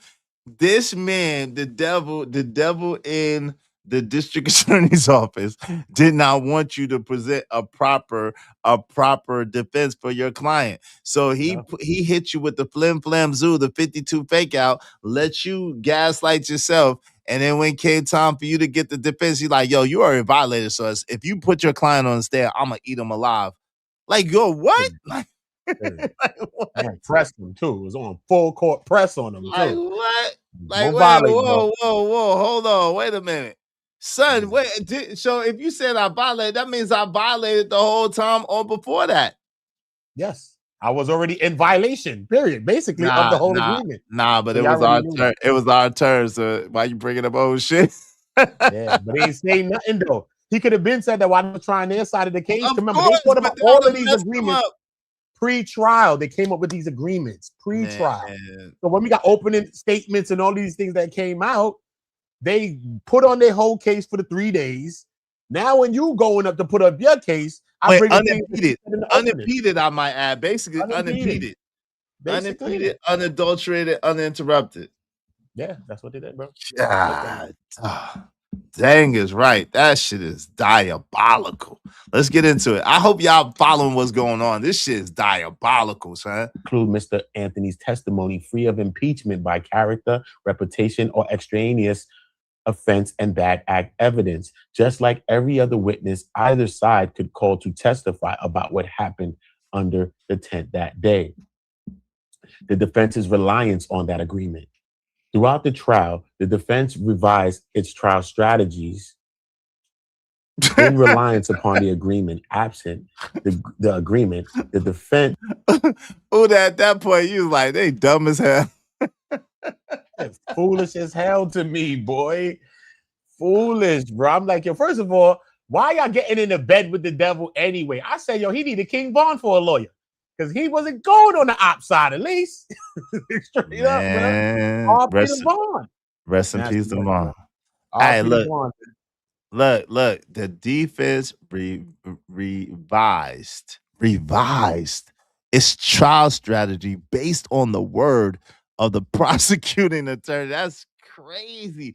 And it revised and relied is diabolical, bro. And then it relied upon the agreement absent. It relied upon the agreement. Absent the agreement, the defense intended to cross-examination each memorial student witness the prosecution called about Austin and Hunter Metcalf's character and reputation for violence, which was what a god doggone good defense attorney would have done. That's what a good defensive attorney. That's what we was trying to figure out. Like, why in the hell didn't you do it? There's your answer. Hey, John Gok, you more than welcome to come up. You more than welcome to come up, boy. Don't pop it from the chat. Come up. You more than welcome to come up. You talking about Uda. You more than welcome to come up. I keep telling you, okay? Allegedly, I will have somebody knock you off your bike in DC. You better stop crazy, bro. I keep telling you, I was in DC, bro. Stop plant me. I got real ones in DC. Stop plant me. I changed my life now, John Gok. But John Gok, hey Gok, you more than welcome. Hey, listen. Hey, listen. Before I changed my life, sir. Let me give you this, John Gok. Let me give you this. Hey, John. Yo, that damn prosecuted attorney, that nigga, he's wickedly wise, bro. That boy is cold-blooded, boy. That boy is cold-blooded. He a cold piece of work, bro. And the defense attorney is green as a god doggone granny apple. As a lima bean or whatever is green. Green as a freaking green bean, string bean, or whatever the hell. He green as a string bean, lima bean. Hey, yo, he green, bro. Bro, this is not, yo, where was you at, Silverback, from the beginning? We're not talking about fault, bro. This is not about fault. This is about a fair trial, bro. This is about a fair trial. Let me think that again. This is about a fair trial. This is not about guilt or innocence. Because again, I don't believe Carmelo was innocent. I don't. He said as much, right? They are wild, said. Y'all are wild, man. I don't know why y'all got such one-track minds. Why can't y'all not? We're talking about due process. We're talking about a fair and impartial trial. We're talking about, but we could clearly see the fix was in, and his stupid ass attorney was in on the fix, even if he's trying to make it seem like he was unwittingly in on the fix. See, this is what's happening. I don't know if y'all catching it. This Nigma Mike Howard is caught dead to the rights. And so he out here talking about we got caught. He snitching and shit. We got caught. So but what he's trying to do is he's trying to distance himself from the prosecuting attorney and put it on the prosecutor. Well, he lied to me. We had a gentleman's agreement and he lied to me. And then the judge wouldn't enforce our agreement. But I kept up with the agreement. Yeah, that's what you get for. So basically, you sold your client down the river, and that is criminally negligent defense. How about that? How about that? You know what I'm saying?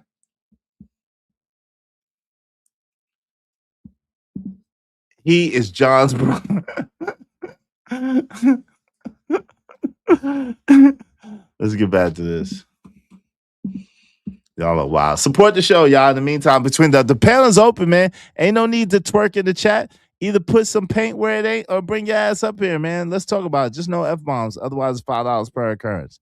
Come through, man. Let's chop it up. It's intended to cross-examine each memorial student witness. The prosecution called about the Austin and Hunter Metcalf's character and reputation for violence, for being bullies, and for racism. The defense also intended to cross-examine these witnesses about various statements that they had made to the police on April 2nd, 2025, regarding Austin and Hunter Metcalf being easily triggered, having a loud mouth, being passionate, and not allowing themselves to be disrespected. Some specific. Damn, that's a lot, bro. Being a really big guy, he was kind of like an aggressive guy on the team. Damn, these are quotes. These are quotes. Austin got the same way that he got during the altercation. Is the same way he got with some of us. And the Mellow Kid, something or whatever. And then Austin kind of got triggered. Wow. Austin and Hunter, they not going to let you disrespect them. These are quotes. And Austin, he's like a big guy. So nobody really wants to fight him. And Austin's really a passionate guy. In other words, a freaking hothead. And Jose told police about Austin's history of fighting and almost getting kicked off the football team for fighting. I've known Austin. These are quotes for a while. If Austin is about to get into a fight, you can tell. Quote, end quote. Wow. These are quotes. These are quotes. Man. God. Silverback, what's wrong with y'all? He's doing 35 years, bro. Jesus Christ, bro. Come on, bro. Is your hearing aid working? Hello? Is this Yo, Uda, is my mic working? Hello? It's working, bro. It's working. It's working. Yo, take the wax. 35 years, bro. You know what I'm saying? Take it is the what wax it is, bro. out your ears. Carmelo Anthony is doing 35 years right now. 35 years, bro. You 35 years. 35 years. 35 years. They're doing 35 years. What do you mean? Okay? What do you mean responsibility? Okay. It's what I do, John. I cover cases. It's what I do. Trials, real shit in real life. I'm there at the courts. It's what I do. So we're talking about new evidence, new revelations in cases and trials. Okay. I be with the news people. I'll open my cell phone and show you my contact list. Everybody that work on big stations and channels is in there. Okay. big publications is in my fault. It's what I do. I'm just not no YouTube guy talking to your bird ass, John. So learn it. Hey, y'all more than welcome. Hey, Gok, you more than welcome to come up. Quotes. Sora C said quotes for what? This the case? Nah, listen. So this is Mike Howard. This is an affidavit for Mike Howard explaining essentially why he did what he did in the case and why he didn't do what he was trying to do in the case. This is what this is. So what he's saying in this particular portion is that because of the gentleman's agreement that he had with the district attorney, he did not do these things that he would have done for his client. So he's saying that the district attorney basically duped him, waited to the end of the trial, and pretty much, and then told him that he had violated the agreement from the beginning. And so if Carmelo Anthony came on stand to defend himself, he would attack, the district attorney would then attack Carmelo Anthony's character. This is relevant because this is relevant because this is relevant because that's what I do. This is relevant because if he didn't make this agreement with the DA, allegedly, he would have attacked Austin's character and Hunter's character, and it would have probably permitted way more than a reasonable doubt on the jury's mind. We're talking about a fair trial. We're talking about what the judge allowed, what the judge didn't allow. We're talking about what they agreed to, what they didn't agree to. This is all that this is. We are not relitigating this case at this point. We're not talking about guilt or innocence at this point. We're talking about, did Carmelo Anthony get a fair trial or did he not, and why? This is it. This is all. Did he get good defense or not, and why? That's it. This is what we're talking about. That's all. That's it. We're just talking about what his lawyer is saying in an affidavit and what from his point of view. That's all we're looking at, which answers a lot of questions or things that we've been debating about, arguing about, and all type of things online. So that's what it is. Maybe it strengthens some of your arguments. Maybe it strengthens some of the other side's arguments, whatever the case. But at least you have all the information. I say get the information, regardless of what your mind is on and what you think about. Get the information. That's what I'm saying. Just get the information. Shout out to yo, John, why are y'all so slow? Yo, John, you're more than welcome to come up here. But I ain't gonna lie, you gotta be a little faster. You slow, bro. Why are you so slow, bro? Look, this nigga talking about he did. I got that dope. He did. Carmelo never said he was guilty. Nigma, so what? This is not what we're talking about. Can you keep up? We don't care. We don't care. He's not supposed to say he was guilty. So what? Shout out to Wall Street Willie said John Gok doesn't realize he is the blackest of the blacks. On any panel he gets on. What's y'all are wild, man. Don't give him no more attention. Don't exactly. Yeah, y'all are wild. You gotta send it in the super chat. Put some paint where it ain't, John.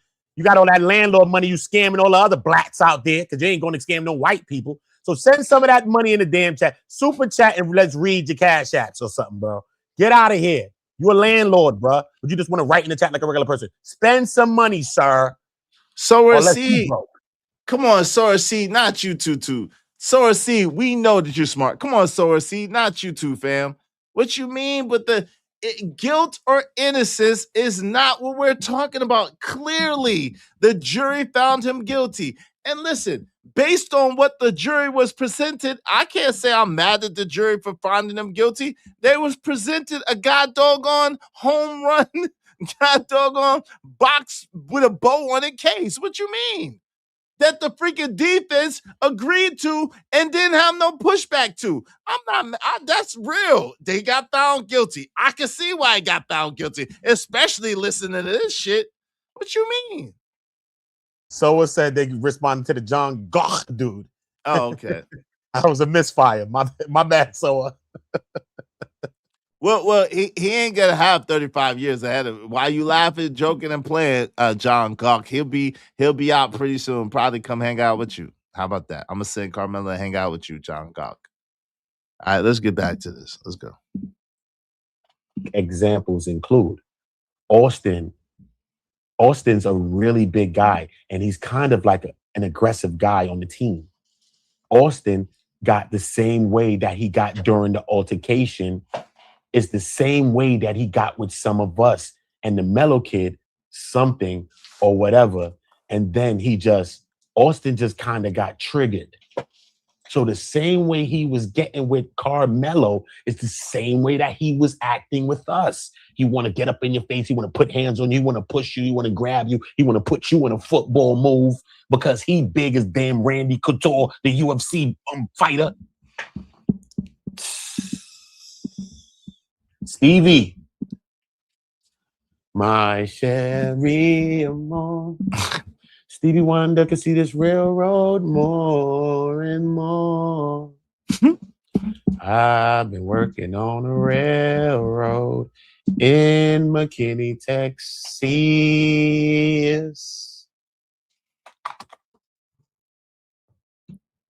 Austin and Hunter, they're not going to let you disrespect them. And Austin, he's like a big guy, so nobody really wants to fight him. And Austin's a really passionate guy. And Jose told the police about Austin's history of fighting and almost getting kicked off the football team for fighting. I've known Austin for a while, and if Austin is about to get into a fight, you can tell. Austin can be a bit aggressive at times, and he has a bolder mouth sometimes. So could they tell this day that Austin was about to get into a fight with Carmelo Anthony? Could they tell that? Or could they not? That's my question to you, right? Bars. If the prosecution did not call any of these witnesses, the defense was ready to call them during the defense's case in chief and question them as hostile witnesses. Furthermore, the defense intended to call witnesses familiar with Austin and Hunter Metcalf's reputation for violence and bullying. The defense intended to call witnesses who themselves were victims of the Metcalf twins' violence and bullying. The defense intended to question Memorial High School teachers about the Metcalf twins' disciplinary history contained in their school records, which corroborated their character for violence and bullying. And finally, the defense intended to elicit testimony about the Metcalf twins' arrest for racist graffiti. Which I was writing N-words. Damn, they had racist graffiti. Oh, the God. Hey, the panel's open. Y'all more than welcome to come up. The link is pinned. Racist graffiti, bro. Racist graffiti. God, that's nasty work. Shout out to P. What's up, P? Racist graffiti. God, dog.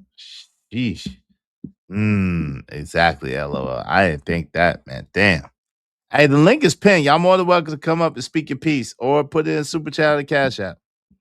If you want your comments highlighted red, do so through Super Chat or Cash App. Other than that, so say about you. Or you can come up here and speak for yourself. One of the three. Which I was drawing swastikas. Damn. All hail the little mustache man. Damn. What can you write in graffiti that's racist? Think about this, bro. What is it? The N-word. Gotta be the N-word, bro. The N-word. Gotta be drawing swastikas. You probably spray painted the face of the little mustache guy from Germany. Well, in good faith reliance upon the agreement. That's actually a great question, CJ. That's actually a great question. This is coming out now because this is part of the brief that Carmelo Anthony's new attorneys and the appeal team is using in order to get Carmelo a new trial. Because you're going to hear not only did the district attorney make promises and then renege on their promises, but the judge played a part in this too. So you got to hear that. And so, this is just a on a long list of things that have happened during this trial that are not constitutional, that are not right. And yeah, that's why it's coming out now. But this is a part of the brief. It's a long brief, but this is part of the brief that they're presenting. Okay. Y'all support the show, support stream in the meantime. Between time, help us reach our goal. Help us reach our goal today. All right, let's get it. defense did none of this. The defense even limited its questioning of the witnesses about statements that they had made about the Metcalf twins being triggered and having a loud mouth and being passionate, etc. So in other words, he's explaining why he did not, like we said, the attorney is explaining why he did not defend Carmelo Anthony. Because he thought that they had a gentleman's agreement. Based on that gentleman's agreement, he thought that the jury would find probable cause. But being that he didn't actually do his job, this is really outlining that he didn't do his job because of the agreement. That's why Carmelo didn't get a fair trial. And like I said, I can't blame the jury for coming to the conclusion that they came to based on the information that they got. I can't blame them. Can you? Let's get it. That had been deemed to be allowed under the agreement in the abundance of caution to avoid opening the door.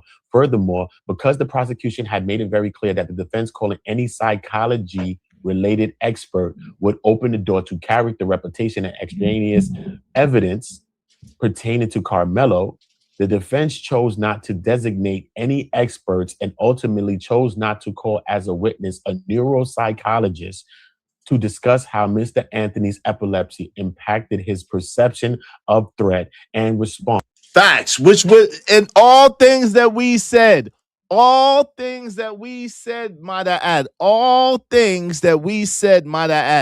But he's telling you why he didn't do it. He didn't do it because he didn't want to be in breach of the agreement that he had with the district attorney. But the district attorney waited until it was too late when he was about to present his case and then told him that he had already broke the agreement from the beginning. Now, the judge said, no, this is not a breach of the agreement. But the judge also said, hey, well, I can't enforce this gentleman's agreement that you have legally. So check this out.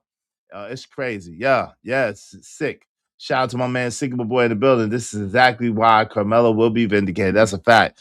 Hashtag free Carmelo. Shout out to my man Sigma Boy. What's up? What's up, Night Slayer? What's going on, Nightish? Salute to you. Good to see you. And the link is open. The link is in the chat. The panel is open. Like father, like twins. You wild, Bridget. Y'all are wild. Let's do. Y'all are wild. Don't get them started, y'all. Don't get them started. Let's get to it. Let's go.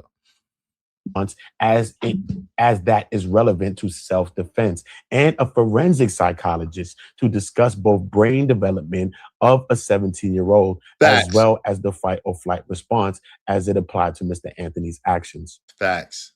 As a result of this revision in the defense's strategy, the defense did not go into these subjects during voir dire or the opening statements without such an agreement, or if the defense had suspected that the state would violate the agreement, the defense would have explored these subjects during voir dire and would have introduced these topics during its opening statements. In the sentencing, in reliance upon the agreement, the defense did not designate an expert who was ready to testify regarding mitigation, i.e., a risk assessment and psychological profile of Mr. Anthony. And furthermore, in reliance upon the agreement, the defense severely limited its available character witnesses to just 3 questions of Mr. Anthony's mother, which had been previously agreed upon by the prosecution.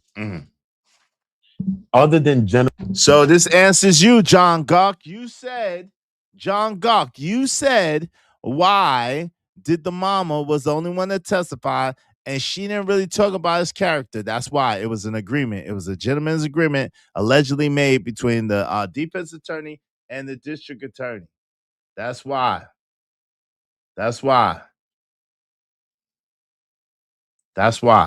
Shout out to Treese. What's up, Treese? What's going on?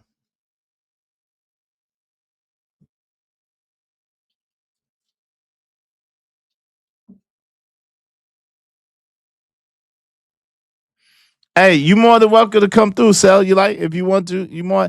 Hey, yo, the panel is open. It's an open panel, man. Y'all know I ain't afraid of no conversation, man. Y'all more than welcome to come through. Y'all all are welcome, bro. It'd be good, Sel, to get your difference of perspective and difference of information or whatever.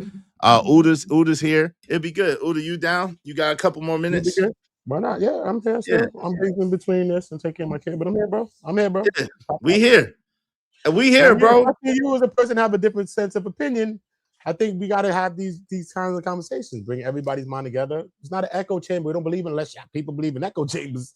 Yeah. Hello. You know Yeah, he said he'll be out of school in 10 minutes. So hey, we'll still be here, God willing. We're still reviewing it. So you're more than welcome to come up. Everybody's welcome to come up. Just no F-bombs. Y'all know if y'all say F-bomb, it's $5 per F-bomb. But other than that, y'all more than welcome to come up, come through. Let's chop it up. Let's talk about it.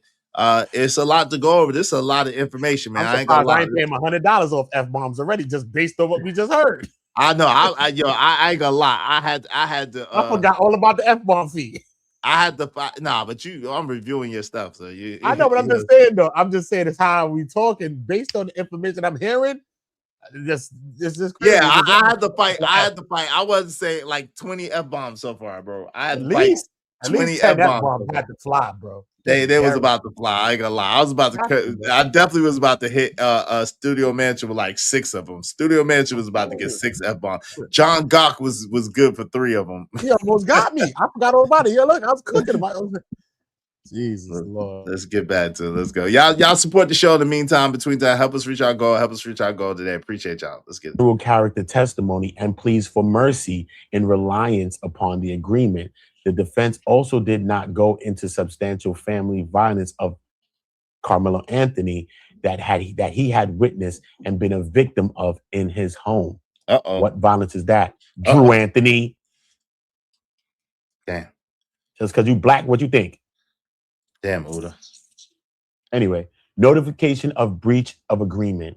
On Saturday, June 6, 2026, after the prosecution rested his case in chief, the defense called witnesses Adam Linwood, Jeremiah Smith, and Jose Andre Ramos Mora before ending the day in the late afternoon, early evening. On Monday, June 8, 2026, the defense resumed its case in chief, calling Brendan Stevens and Brennan Lacey. The defense next planned witnesses, Scary, that's why it's blanked out right here, Scary Mary, had been avoiding the defense's subpoenas and kept changing the time that he told us that he would arrive at the courthouse. Accordingly, after Mr. Lacey's testimony, we took a break at 10:50 a.m. to see if Scary Mary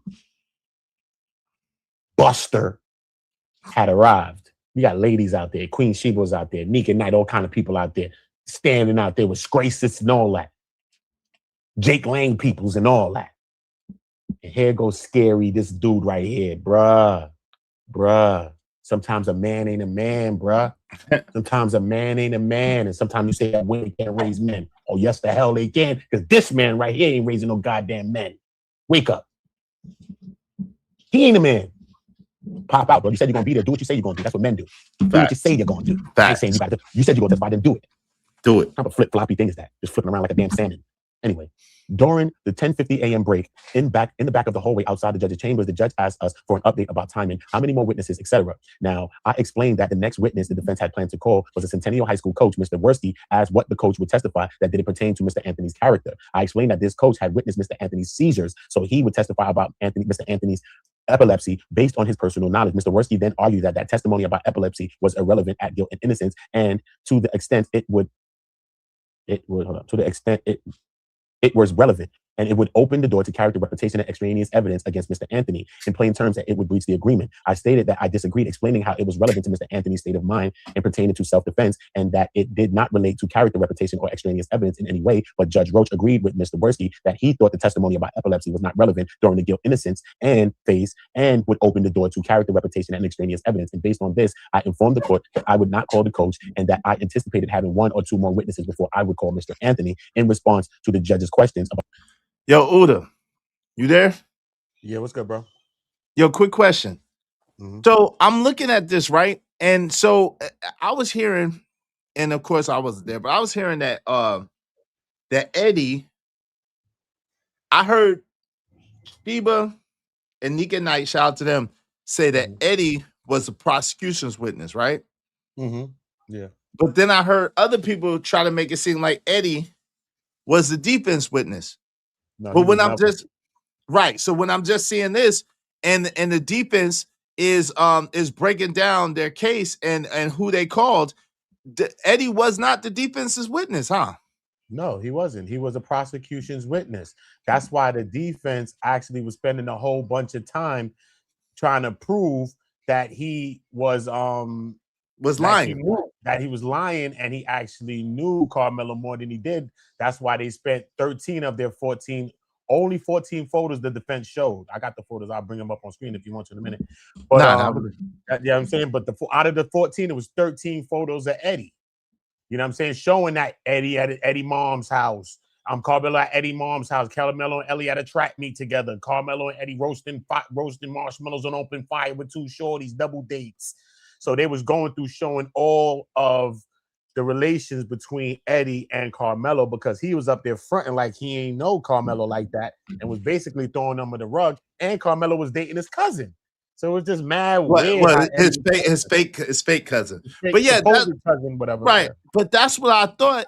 But Raw itself, y'all gotta come through. Because Raw was arguing me down that Eddie was the defense witness. I'm like, nah, Eddie was supposed to be the prosecution's witness. He wasn't the defense witness. Yeah, he was a prosecution's witness. He was one of the witnesses he was one of their witnesses, yeah.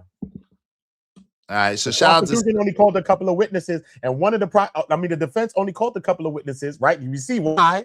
And one of the witnesses that the defense called actually flipped on them on cross-examination and said, "Listen, man, we feel that Carmelo was in the wrong," and flipped on the defense. One of their own witnesses flipped on them. Right, right. I think she thought. I think shout out to you, Sal. I think that she thought that was Eddie, but that wasn't Eddie, right? Nah, that wasn't Eddie. Yeah. Yo, what's up, Sal? What's going on, man? So, one, I greatly appreciate y'all. Two, I've missed 95% of what y'all talked about because I couldn't pay attention too much. But if you could just give me like a 2 or 3 minute recap, just really quick, what's going on? All right. Do you want to do it, Udo? You want me to do it? You can do it. You know we here together, bro. All right, cool. So what's going on is this. Okay, simply, as part of the appeal case of the push to get another trial, as from his new attorneys. Okay. There's a breakdown, bit by bit, line by line, of why Mike Howard and the other guy, Toby Strong, Toby and them, why they did what they did. Toby Shook, why they did what they did, why they didn't do what they didn't do, and everything. It was an alleged agreement from the beginning between the district attorney and the defense that they would not call into question any character. Go ahead. Was it with Mike Howard, his current defense? Well, yes. Okay, yes, so that this is from last year. Yes. This all from the beginning. From pre-trial. They came so up with this gentleman's agreement. Yes, how they were going to run the trial. He did have one defensive lawyer, but he switched. So this is from the Mike Howard guy that he switched to. Yeah, this is from Mike All Howard. Right, cool. All right, okay. Cool. So this is Mike Howard and the defense attorney. Before the trial began, they the prosecution came to the defense and said, "Hey, look, we could play this clean, we could play this fair. Let's just deal with what happened on the day. Let's don't talk about anything before that, and let's don't do any character assassinations on these kids, in essence." Okay? Okay. So what happened was the prosecution waited until it was time for Carmelo. It was time for, this is the first thing. The first thing was he let it be known, allegedly, Mike Howard let it be known that, hey, I'm hearing this is pretrial. I'm hearing that the prosecution will probably, with this agreement, the prosecution will probably be finished on Saturday. Right? Like it was. He said, I'm hearing this, and most of my witnesses will not be available on Saturday. So I need y'all, to not make Carmelo testify out of order. So I need time for my witnesses to be able to, come. So, but essentially they asked for Monday instead of Saturday. The defense was asking for this. The defense was asking for that. That's number one. All right. Number two, when it came time for because the judge wasn't hearing it, when it came time for that, and the judge was trying to rush we all saw this, that the judge said he wants to wrap it up Saturday. He wants to wrap it up Saturday. Remember that? Yeah. When it came time for them to say, okay, well, I'm gonna call Carmelo. I guess I gotta call Carmelo. The prosecution let them know, well, hey, you know that you broke the agreement during the opening statement. Oh, you opened the door. Because you said, that's what he said. He said because you said about him playing chess. Correct. But it wasn't correct, because the judge said, this is a court, the judge said, no, that's not a breach of the agreement. That's not anything to do with his character. That's not anything like that. However, what the judge said was, but y'all had that agreement. I'm aware of your agreement, but I cannot legally impose any consequence or impose anything upon the prosecution if they decide to break the agreement. Correct. So I appreciate you for that recap. And if what you're telling me is true, that's where we're at right now. So there was a moment during this is one of my favorite trials to talk about, because what you're telling me is exactly what happened in this other trial. In the Kyle Rittenhouse trial, there was a moment where the judge asked for the jury to leave the room multiple times. And during this moment, he yelled at the prosecution. The reason he yelled at the prosecution, to break it down in layman's terms, the easiest way to do this, Izzy, I arrested you and you end up making bail. From the point of you making bail, you went and did a podcast. During that podcast, you made a statement or some statements about your character. I then turn around and use your statements that you made in your podcast after your bail, after your arrest, to now try to paint a narrative about who you are, Izzy Vance, as a character to the jury. That's a violation. You can't do that. So the judge said, I left that door open for me, not for you. So the prosecution was like, well, I took it as you left it open for me. And the judge says, no, that is not what I did. So what you're telling me is that there was an agreement between the prosecution and defense that either something would be or not be brought up, as long as we do not broach this subject. The problem is, during the defense's opening statements, did they mention anything outside of just the tent? No, that wasn't the agreement. I know, but I'm asking you, during the defense's opening statements, did they mention anything about Carmelo Anthony's character outside of just the tent? No, but they did mention that he played chess. There you go. And see, that's the problem, right? And I'm not saying this to go against what the affidavit or what the defense is arguing. But and the judge argued too. Right. But the problem is, if I'm going to say that, Izzy, me and you got it, we got into an argument 3 years ago. Let's just say 10 years ago. And then I say, we never talk about this again, right? But Uda witnessed that argument 10 years ago. And on Uda's show, he's doing the show reviewing how black men go at each other, and then eventually they get back cool. But me and you said we would never talk about it. But then you go up on Uda's and you was like, yeah, anytime Enigma want to test me, I'm going to let them know. And then Uda will be like, yeah, you know, like that thing that happened between you and Sal. And you be like, yeah, you just broke the agreement.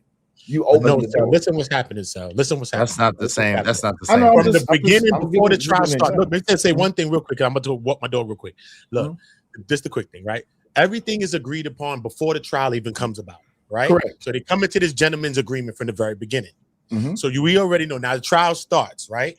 So you know we go jury selection, voir dire, right? And then we get into the opening statements. So the opening statements happen. Then the prosecution puts on their case for the 3 days. Then the defense goes up. So the prosecution doesn't even mention that in the opening statement, something that happened before they even went up.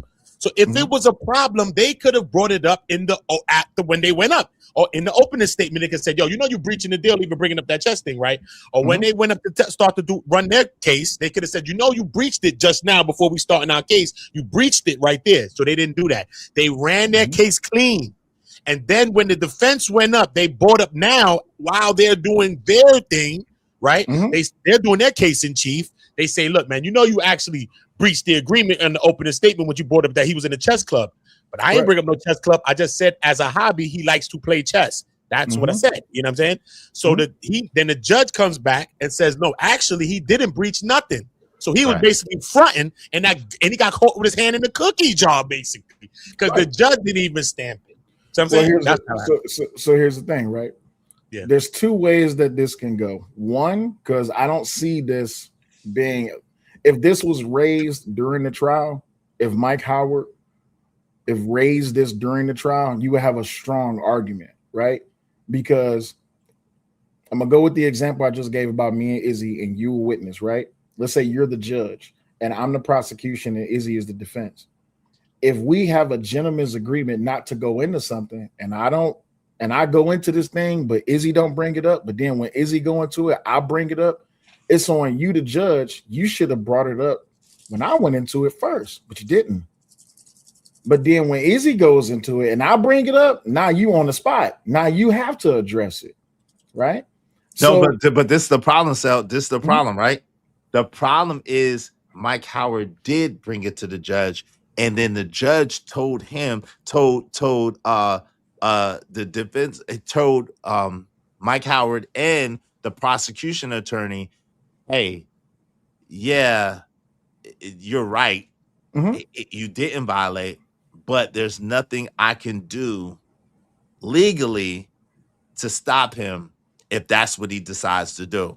So now this is a question of not just the law. This is a question of ethics. This is an ethical.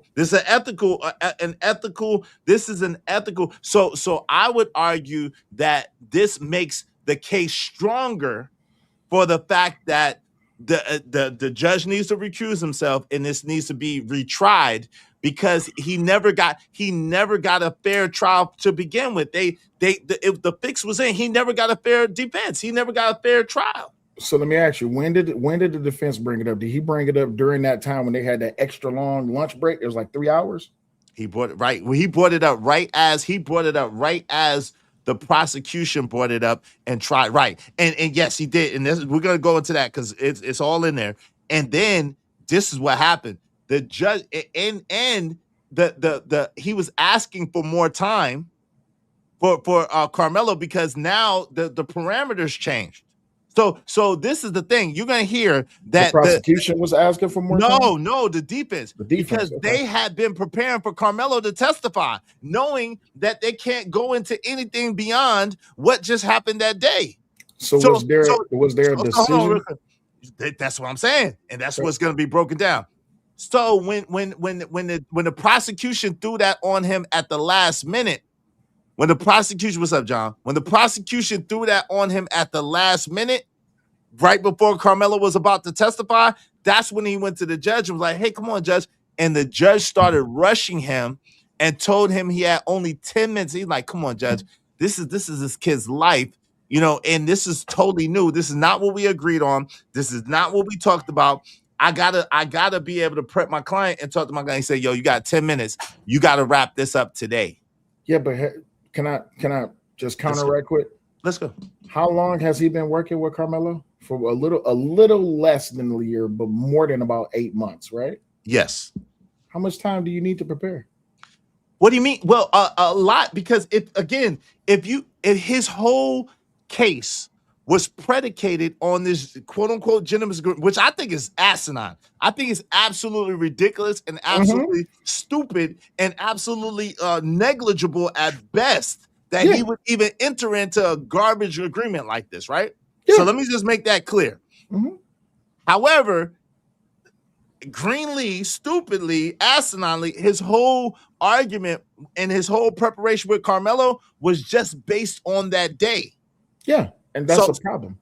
Right. It is, but that's what it was because that was the agreement. Because if you notice, and this is what we always commented on, he didn't go into anything in the past of Austin. He didn't go into anything on past Hunter. He didn't cross-examine these kids to ask them anything about their character. He didn't bring any experts on fight or flight, experts on trauma, on the psychology of a 17-year-old kid. He didn't do any of that stuff that any good attorney would have done, right?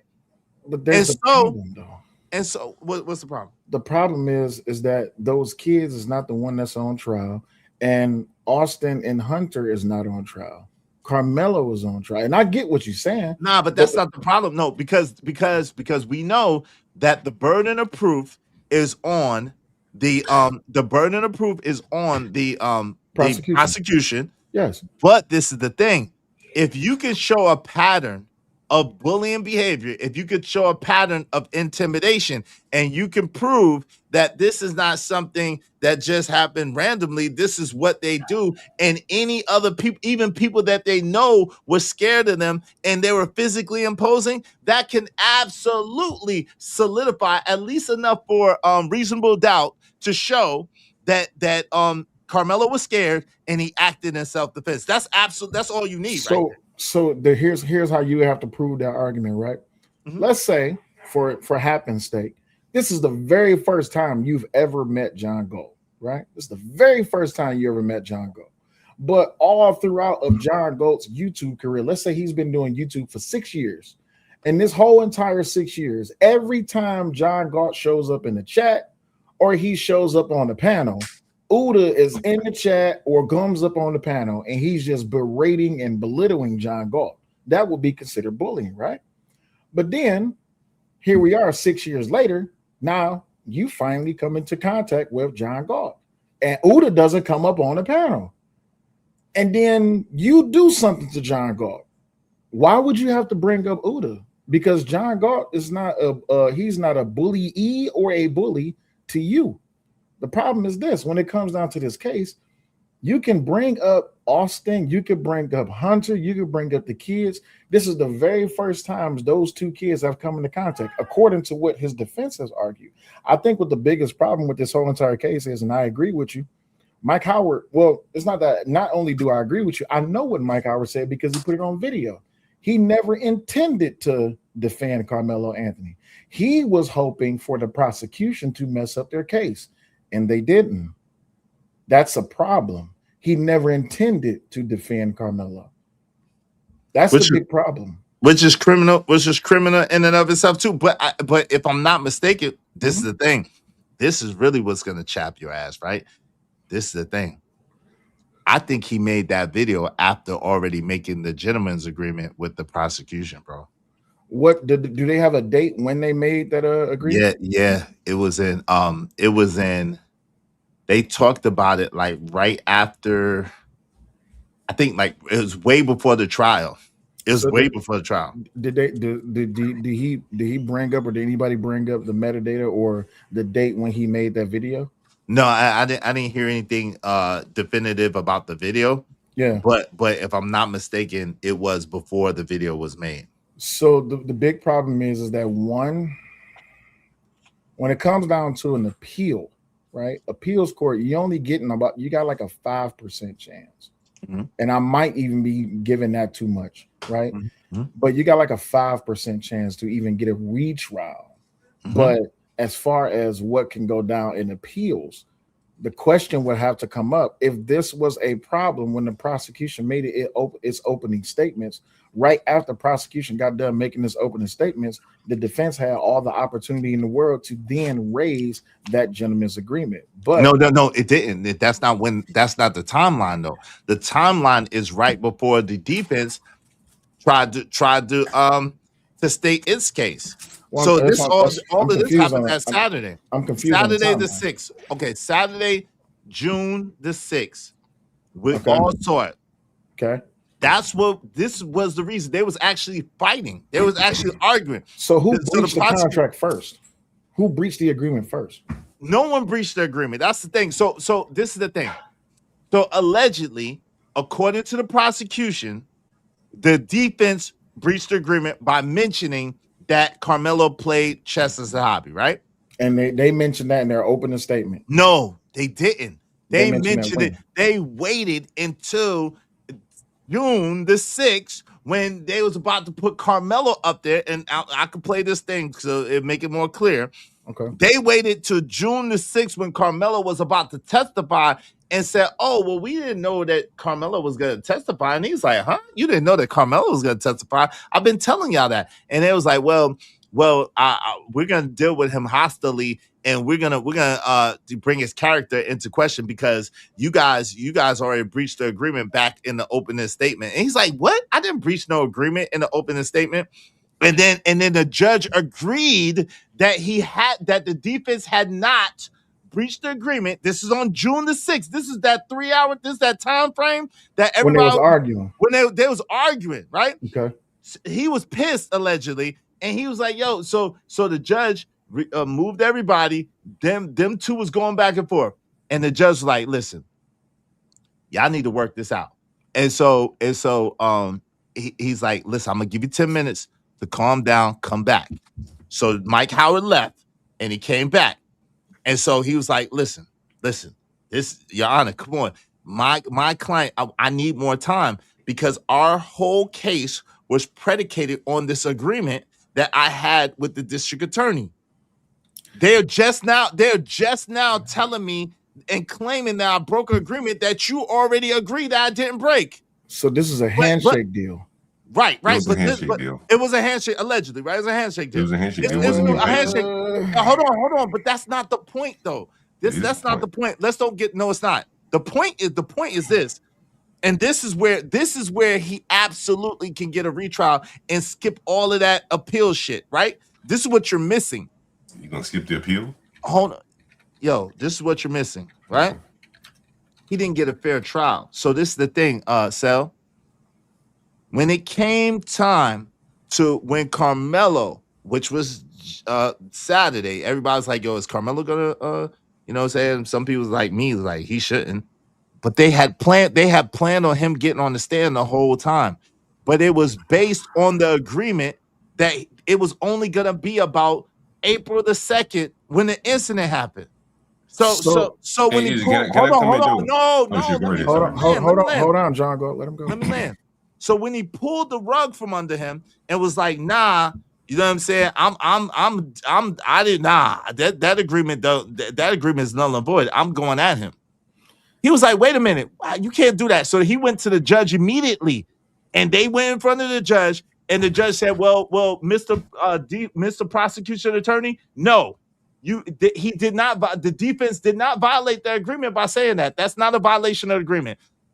But he said in front of the prosecution attorney, "But Mr. Defense Attorney, I can't legally do anything to him if he violates the agreement because it was his gentleman's agreement." So that's when he said, after them arguing, the defense said, "Hey, Your Honor, then I need to confer with my client because really I need time to prepare. Can we get more time?" The judge was like, "No, you can't get more time. I want to wrap this up today." And he was like, "Your Honor, come on, this is that, come on." And he was like, "No." So that's where it gets real sticky because they basically put them in a non-tenable situation. You know what I'm saying? Where he had to make a decision. Untenable situation where he had to make a decision that was not agreed upon. Go ahead, you got it. So really quick, hold on, wait, John, go ahead. So it's a few things that we have to cover, right? So the first thing is to have a handshake deal, right? It can hold legal standing, and it can be treated as a legally binding verbal contract in most jurisdictions. I need to look it up and see if it is in Texas. However, there's a problem. It must include foundational elements of a contract, an offer, an acceptance, and a consideration, which is an exchange of value. For those who deal in real estate, you know how this goes. For those who deal in car sales, you know how this goes. It did, though. Wait, let me finish. It did. So the real problem is that it becomes hard, or rather difficult, to prove in court I'm reading here right quick off Juice to you. Disputes often devolve into a he says, she says scenario, so courts may look at to corroborating evidence like text messages, emails, witness testimony, or partial payments, whatever, right? Let me help you. Let me help you real quick, Sal. Let me help you real quick. They did it in the original agreement was before the judge, and the payment that you're talking about, the proof, whatever. What I don't know that word. Uda is much better at that word than me. But the daggone defense filed a motion as a result of this agreement before the judge that would keep the jury from being able to hear certain information. Okay, so was the motion approved or was it denied? It was approved, and it was a sign of good faith on their behalf to the prosecution that there was agreed. So that's that payment that you was talking about. But what also happens is that legally binds the defense, but doesn't necessarily legally bond the prosecution. The only way the prosecution was bound by their word and by the honor of what they said. So the judge was like, "You're right. You didn't violate the agreement, and you have kept your word. However, if they don't, I can't. There's nothing I could do to them as a result of that." So in other words, it was a proposed plea bargain. No. It was a railroad and a setup. It was a fake. I'm trying to use legal terminology. So it was a plea bargain because it held no final standing until the judge reviewed it and then formally accepted. Now, according to what you're telling me, he accepted the offer that these two came to agreement with, and he signed his name on it. This motion, he agreed to it. I don't give me a lie on him because I'm not clear on if he signed it, but I do know according to this affidavit, the judge did approve it. But as far as signed it, I'd be lying if I told you I'm sure about that. I'm not sure about that. All right. So hey, Izzy, can I come in here? Yeah. Go ahead. So I've been on trial, as I told you. And there are trade-offs that when you go on trial, you may say, hey, if I don't open this door, or we agree not to open these doors. You understand? So I put a link in the back chat, and it's one of Carmelo's classmates. She said, I only know him for fighting. I never knew him to stab anyone. Now, odds are, if he was known for fighting, he probably had some suspensions or something on his record. No suspension. Okay. Let's just say it wasn't. But there's at least one witness, or character witness, or something of that sort, that would have said, hey, that he's known for fighting, right? Which means they agreed to say, hey, don't go into my character. We won't go into the character of these other people. That's a trade-off that Carmelo ultimately lost, because what could have been brought out in the trial on his standpoint, because he's the one on trial, not the Metcalfs. Right. It would look bad for him if he said, he was a fighter. That doesn't look good. But right? do you understand? Say, well, why didn't he just fight? Right? Okay. If he's known for fighting, why didn't he just fight the man? So okay. You got to be honest. If you ever been on trial, see what Sel is saying is right. And that the reason why the judge only gave him 10 minutes, more likely to say, hey man, we've been here 8 months. Like there's nothing that should change your ability to testify. You don't need another day for this. Wait, but that's false. But hold on, but that's false because because of what you just said. Their agreement was that the district attorney broke the agreement at the end and was going to violate the agreement at the end. But the allegation is hold on, John. Carmelo Anthony was going to get on to stand to do what you said, to defend himself and to say, hey, look, this was this. And their agreement was they was only going to keep it to April 2nd because of that trade-off. The fact is the prosecution had already rested this case that afternoon. And as soon as the defense was about to present its case, then the prosecution sprung it on the defense like, hey, you already violated, so we going in on him. Absolutely. So he did need time to prepare because all they prepared for was April the 2nd. They didn't prepare for Carmelo to answer any questions about his past or past things or whatever or anything beyond April the 2nd. What I would respond to that is your past can be you can be the last lump of dirt thrown on your grave. And that's what likely was So Carmelo's could case. You have to be, Austin, honest, though. because So why could would you Austin, hold on? So, Why would you? but you wasn't can't on put. trial. But Austin's not on trial. No, but Listen, hold damn, on. you blacks But can't hold on. understand But that. Austin's not on hold trial. on. John, Hold don't on. go there. Just But keep it to the conversation. But the problem is this. This is the problem. Y'all are right. Austin's not on trial. But just like with Trayvon Martin that you like to talk about and everything like that, the fact that this is his MO, this is what he does, this is how he moves. He's been known as a bully. He's a big statuesque guy. He's a violent guy. He's an aggressive guy. All of that would have helped Carmelo as far as self-defense. Carmelo, hold on real quick. Carmelo was on trial for self-defense. And so if they could prove this pattern of behavior from Austin, they could show how Carmelo, a much smaller guy, could have been scared, and it could have actually raised reasonable doubt. Because again, the burden is on the prosecution. Even though Carmelo Anthony is on trial, the burden is on the prosecution to prove that it wasn't self-defense. Go ahead. Great, but then why make the agreement? Because I can tell you, from my perspective, the only reason he made the agreement is because he wanted to guarantee that the prosecution did not go into Carmelo's past, and that the prosecution did not play the video of the girl saying that she only know him for fighting. They only wanted the prosecution to be able to ask him about the second. But the problem is this: you opened the door when you say he's a chess player. Him being a chess player has absolutely nothing to do with April 2nd. Him being a good kid has absolutely nothing to do with April 2nd. Him being well loved in the community, being a 4.0 student, holding 2 jobs, has nothing to do with April 2nd.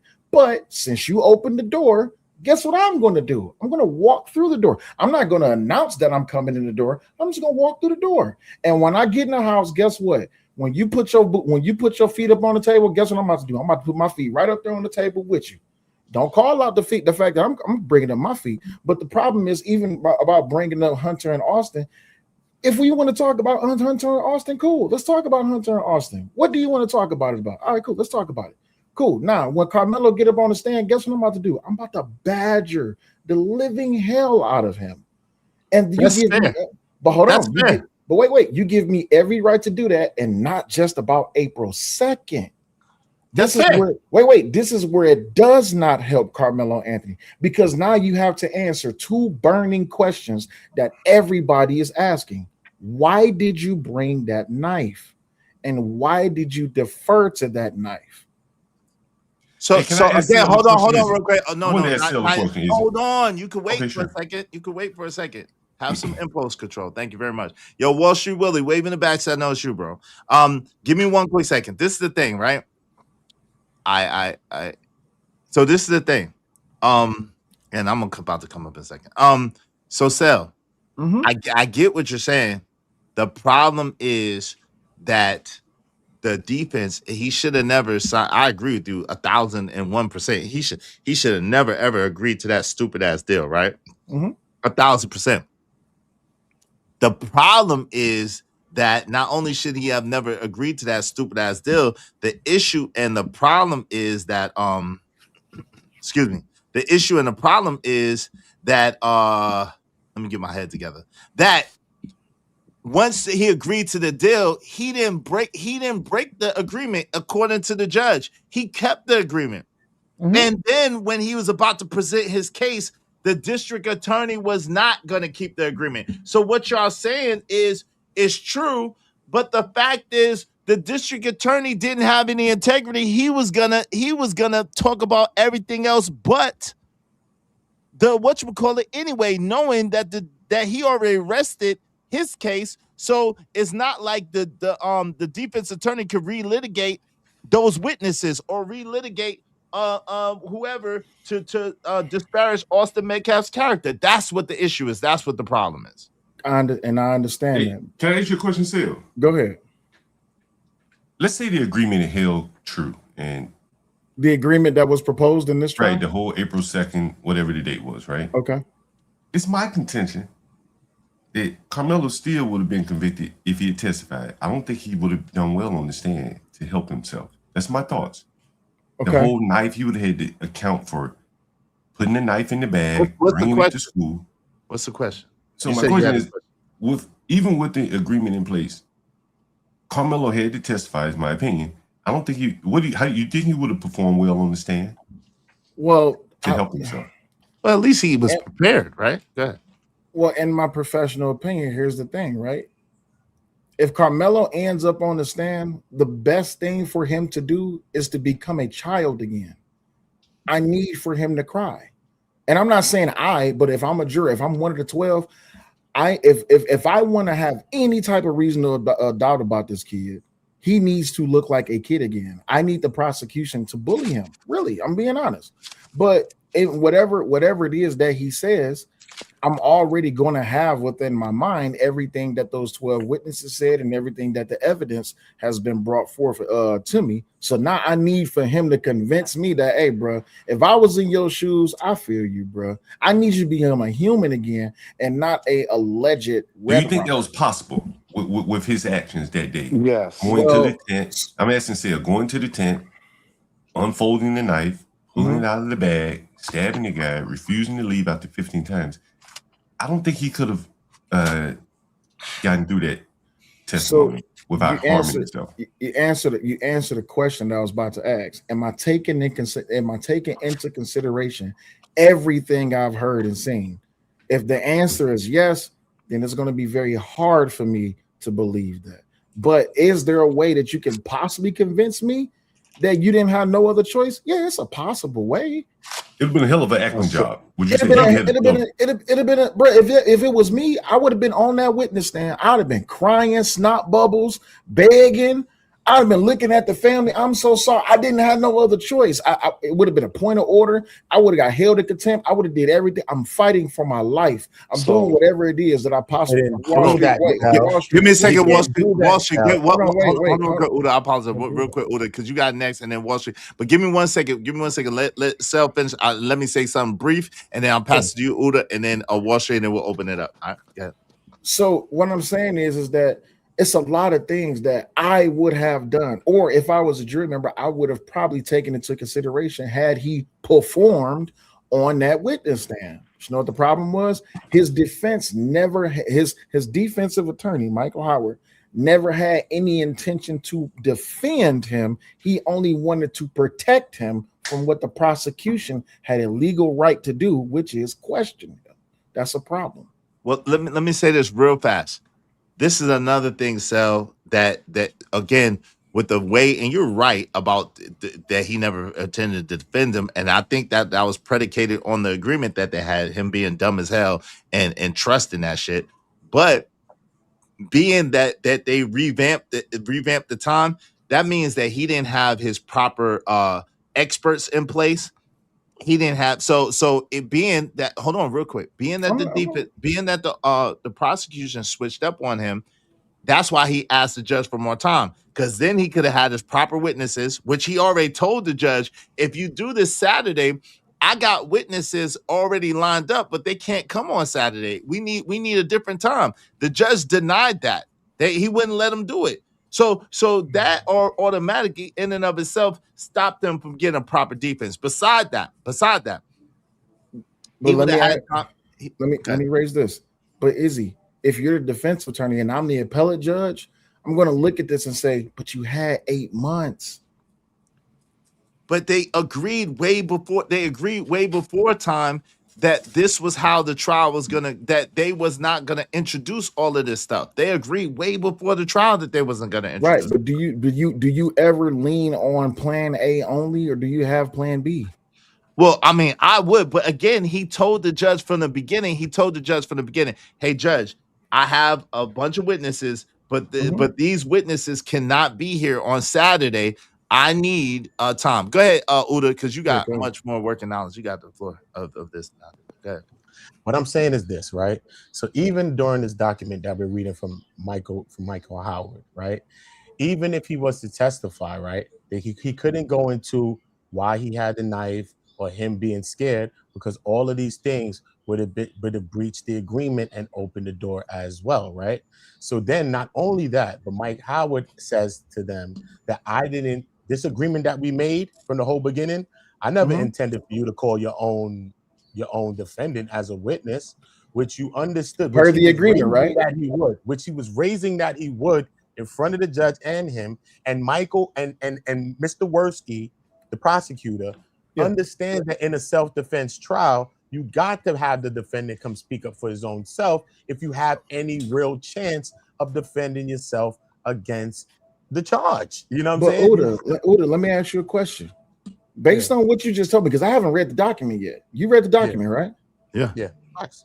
So the defense tried to set a stage for a fair or clean trial. Would you agree or disagree? No, the prosecution did that. The prosecutor did that. The prosecutor did that. Bill Worski is the one who doctored this whole thing, tailored the whole agreement, and made the whole agreement. The defense actually abided by the agreement and came into the agreement. That's all they did. But so Bill then Worski is the one that did this whole agreement, bro. So wait, then there's the problem. The problem is, if you read this agreement and you read everything that was in this agreement, you can clearly see that what was in this agreement was we only talking about acre second.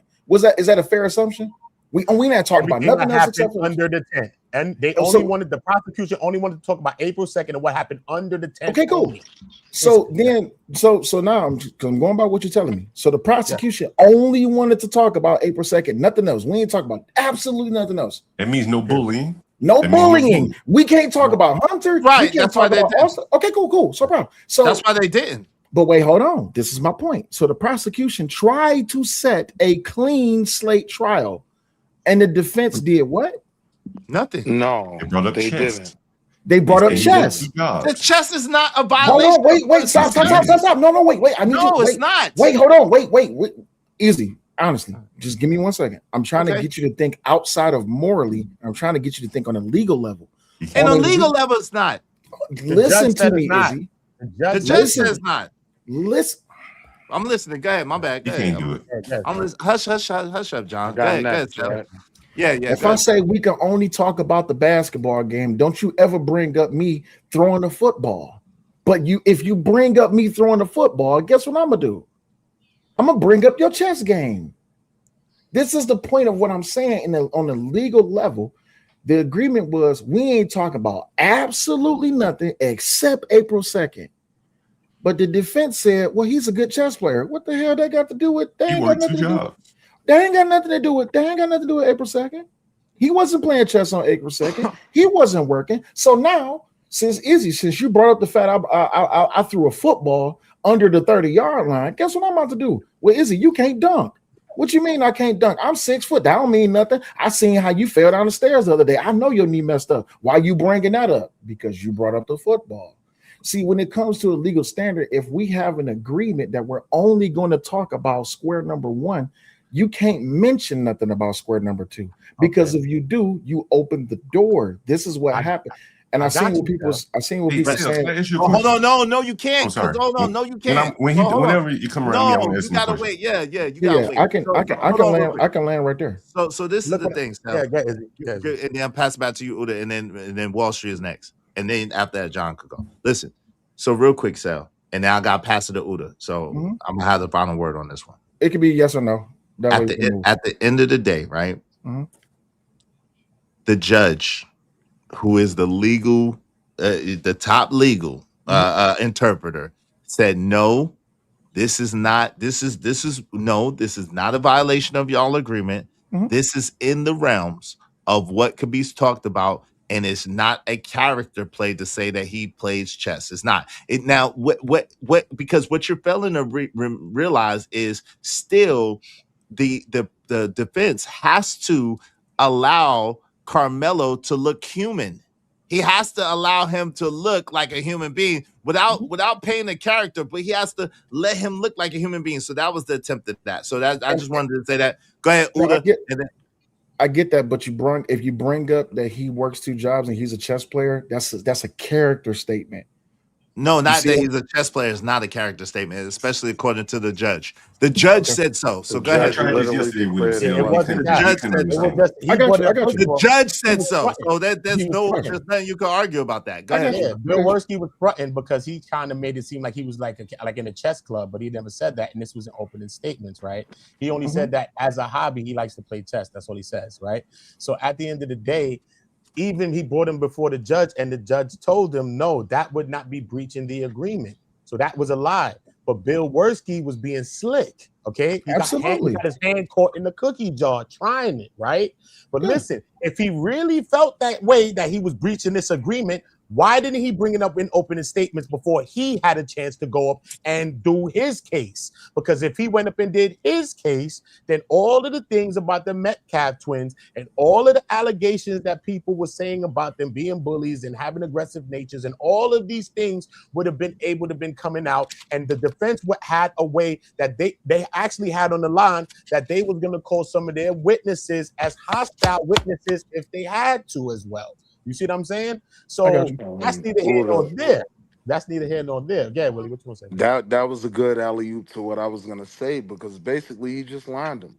Like he waited for the entire trial, let respect this gentleman's agreement, and then when it was time for Carmelo to go on the stand, he flipped it and said, no, I'm gonna badger him. I'm gonna do all the things that we said we weren't gonna do in this agreement. So this is where the money comes in into the type of lawyer you have, because it was simply just a well-played scumbag move. But it was a scumbag move nonetheless, right? And the gentleman's agreement, to be clear, again, was never broken. The judge declared that, just saying that he plays chess doesn't break this agreement. So the simple facts are the prosecution played him, and they used a slimy tactic to do it, but now at least some of the dots are connected. Now we kind of can understand how we get to this point where all the questions were, why didn't they put him on the stand? Well, for the whole trial, they prepared him as a witness that wasn't going to be attacked, badgered, dragged. But You know what I'm then, saying? go ahead. And so at that point, that's when the prosecution flipped it. So it But was a here's scumbag move. here's the problem. I want to direct a question to you, Sel. What Sel just described was the prosecution knew they had such a strong case. They said, we don't need anything but what happened that day. We don't need nothing Just except give what me that. happened that day. That's all I want. Now, what Then why you would you guys need keep a gentleman's talking about, agreement? what you Wait, guys, hold on, Oda, let him rock. Let him let me rock. finish. Let him rock. But what you That's guys, what they do. what you guys keep talking about are things that didn't happen that day. Oh, he was bullied. Well, he wasn't bullied that day, right? He wasn't. He may not even know those guys, but he definitely wasn't bullied that day. The prosecution said, "Look, if we can just go off of what happened that day up on their tent, we feel like we can convict this guy." Yes, that's I think- that's as clean as that. But hold I on, think hold the on, hold on, benefit- hold on, Willie. Number one, duh, right? So because again, if you're able, that's what the prosecution, like my man Uda said it best. The prosecution wants to talk about that day forward. The defense needs to establish that day backwards, because it has to show, the defense has to show pattern, it has to show intentional lack thereof, and it has to show habits and character and whatever to be able to defend their client. So they want hold on, let me finish. John, no, he's actually explaining this correctly. Let him explain it. The defense has to go backwards in order to defend their client. The prosecution, of course, is going to want to keep it to that day and actually what happened, because that takes the humanity and the reasonality and the logic behind what happened away, right? Can I respond? No, let me just land it. After I I thought you were land done. it, Sorry, yes, I after mean, I land it, yes, you can respond. So now, this is the thing. So that's number one. But the second thing is purely this. That's not, they didn't have, yeah, of course, if you could take the fact that Austin Metcalf was a big, burly, man-sized bully, and that he had an intimidating and daggone a monster-like lore over people, of course, it's gonna be easier to prove that it wasn't self-defense. But if you could show that he was a big, burly, bully type dude that was scary, and even his own so-called friends and people that went to school with him was afraid of him, then of course it'd be easier to prove that shit. Maybe this little kid was afraid of him too. Well, You know what's interesting that you say that though isn't? Because what you're doing is you're creating an environment where someone could be a criminal in his past, and he could exercise his self-defense today. And you said, well, I'm gonna bring up everything he did in the past to negate what he did on this particular day. That's Welcome not fair. to America. Welcome That's to not fair. America. How is that fair though, bro? Hold on. He asked me a question. Hold on. Let me Ask finish. me a question. If He I'm said, on, how if is I'm it on fair? trial if I'm on trial for murder today, No, don't stop saying the N word. oh, I'm sorry. Damn it. Come on, man. If I'm on trial for Say a crime, red whatever rum. crime, just Red say any rum. crime. It doesn't Just matter. say Just say red any rum. crime, and then you can't bring up the crime that I did and maybe I was convicted or not convicted for it 10 years ago, 5 years ago. I would want to be judged basically on what I'm being accused of today. Okay. Now, in the Hold on, Scott Willie. hold on. Let me finish. In the sentencing phase, that's when they can bring up what you did, your prior convictions and stuff like that. But if you were being accused of a crime today, you don't want your past to sway the jury. I don't think you would. But no, you do. Okay, so what you want and what they do are two totally different things. Everybody knows. I didn't never have to be on trial to understand and to know, like be on a trial. I've been in court before, and I've been in situations, and I know for a fact they bring up your character, they bring up your past behavior, they bring up character witnesses, they bring up witnesses that could show and prove that you have a particular set of behavioral patterns. They do that. Welcome to America. That is exactly what happens all day, every day, for the defense and for the offense. But for in the Carmelo's case, they had agreed to not do that. But they had agreed to not do that, right? Hold on. But now you're talking in circles. This They is the agreed problem. to not do it, right? But the problem is you're talking in circles now, because now you're moving the goalposts. When I just said that, yo, if that agreement was off, then the defense would have been able to do its job, and part of its doing its job would be able to prove the violent nature, the big stature, and the intimidation factor of Austin Metcalf, which could have spoke to the reason why Carmelo and why it was what they call it, equal force or relevant force, reasonable force, Proportional force, and Carmelo Anthony's defense. Go ahead. Sarah, why do you think? Why do you think Carmelo's attorney agreed to Shut this? up, John. Go. It's sorry, go ahead. Snell's turn, bro. No, he was asking me a question. I can take it. I can answer. Carmelo's attorney would agree to this gentleman's agreement to, hey, don't go into my background, I won't go into theirs. Why do you think he would agree to that? Because that's irrelevant on the victim. No, that's irrelevant. Actually, it's irrelevant. It's very important. Okay, what's the relevance? So the relevance is that if you don't want me to go into Carmelo's past, right? That's what you're trying to protect me from. You're trying to protect him from me, the prosecution, asking him about his past. Ergo, do you have a history of carrying knives to school? Have you ever been suspended from school from carrying knives? Have you ever carried a knife to school? What made you bring a knife here to this track meet? Why did you bring a knife to this track meet? Did you sign or do you understand the rules when it comes to the codes and the policies of when participating in the track meet on school grounds? All of these are relevant questions that could have been asked of Carmelo. But guess what? Per the agreement, you don't want me to go backwards. You only want me to talk about this day on the 2nd. So fine, I'll talk about that day. But here's the problem. You keep bringing up Hunter and Austin as if they are the ones that's on trial. They're not.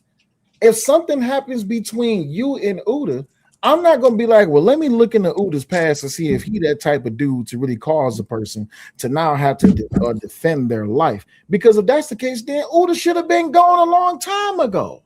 What? No. Hold on real quick. I got you, Willie. I'm going to pass with you. I got you. Hold on, really. I apologize. Give me one quick second. Listen, welcome to America, number one. Number two, shout out to Stan Autry. Number two, we're talking about the law and being able to prove innocence. So absolutely, if you're trying to prove self-defense, it's not necessarily like they're going to be on trial per se.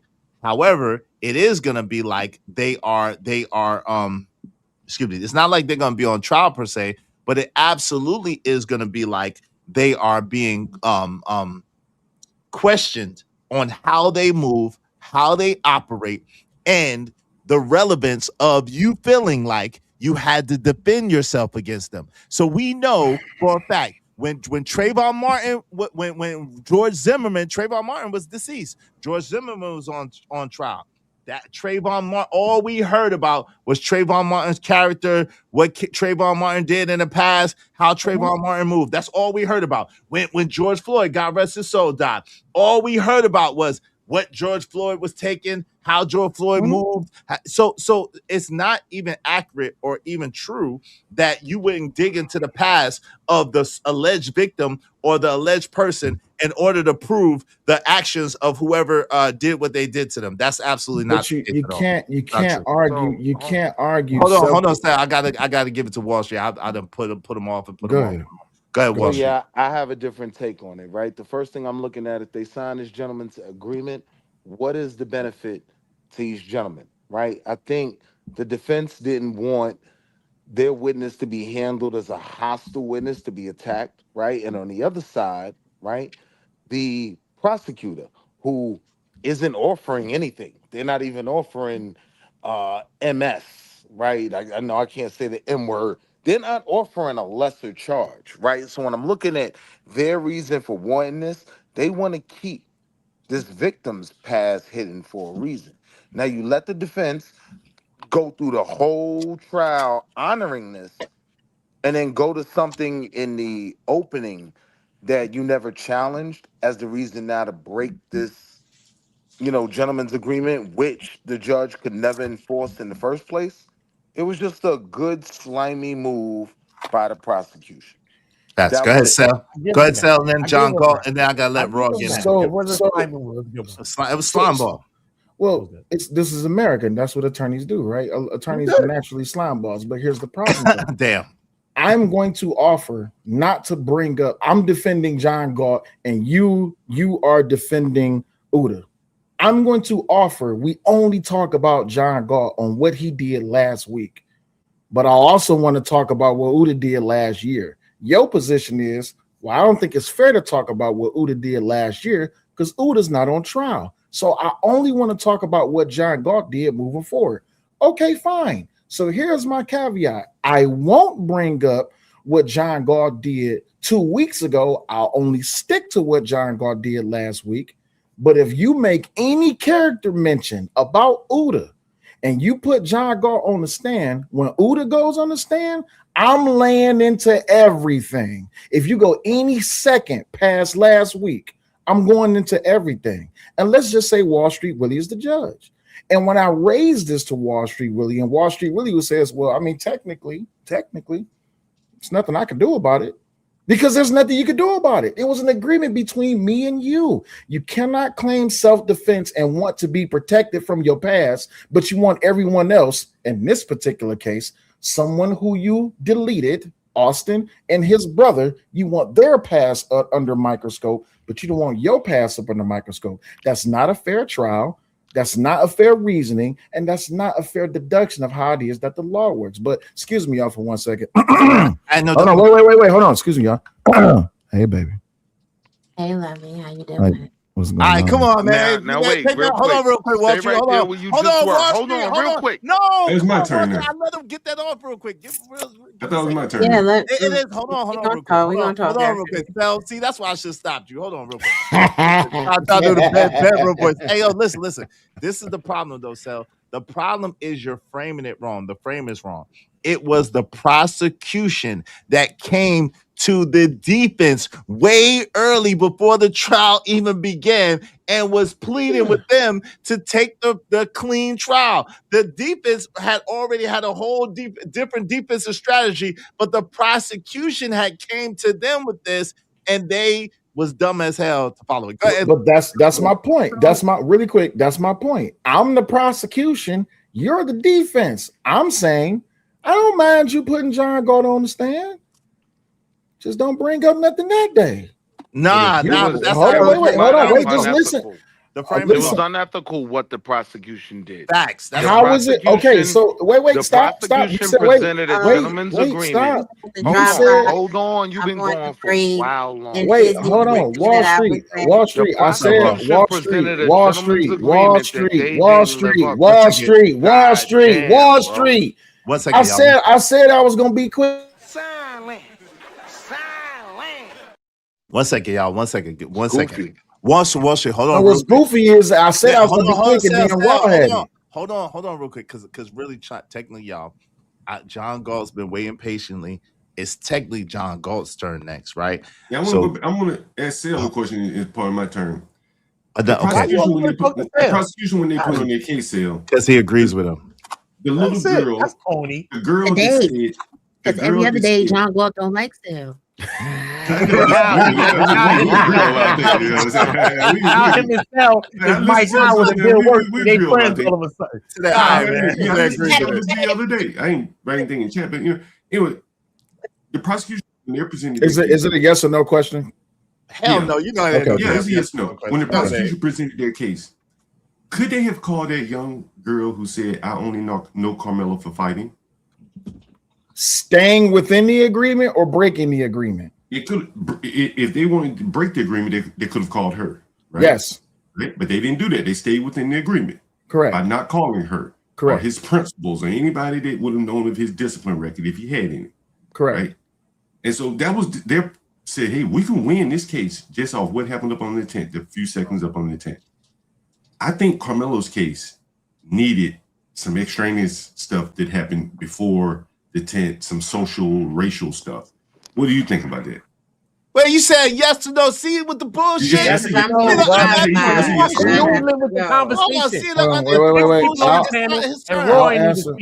I'll answer just by saying this. I somewhat agree with you. Go ahead, Raw.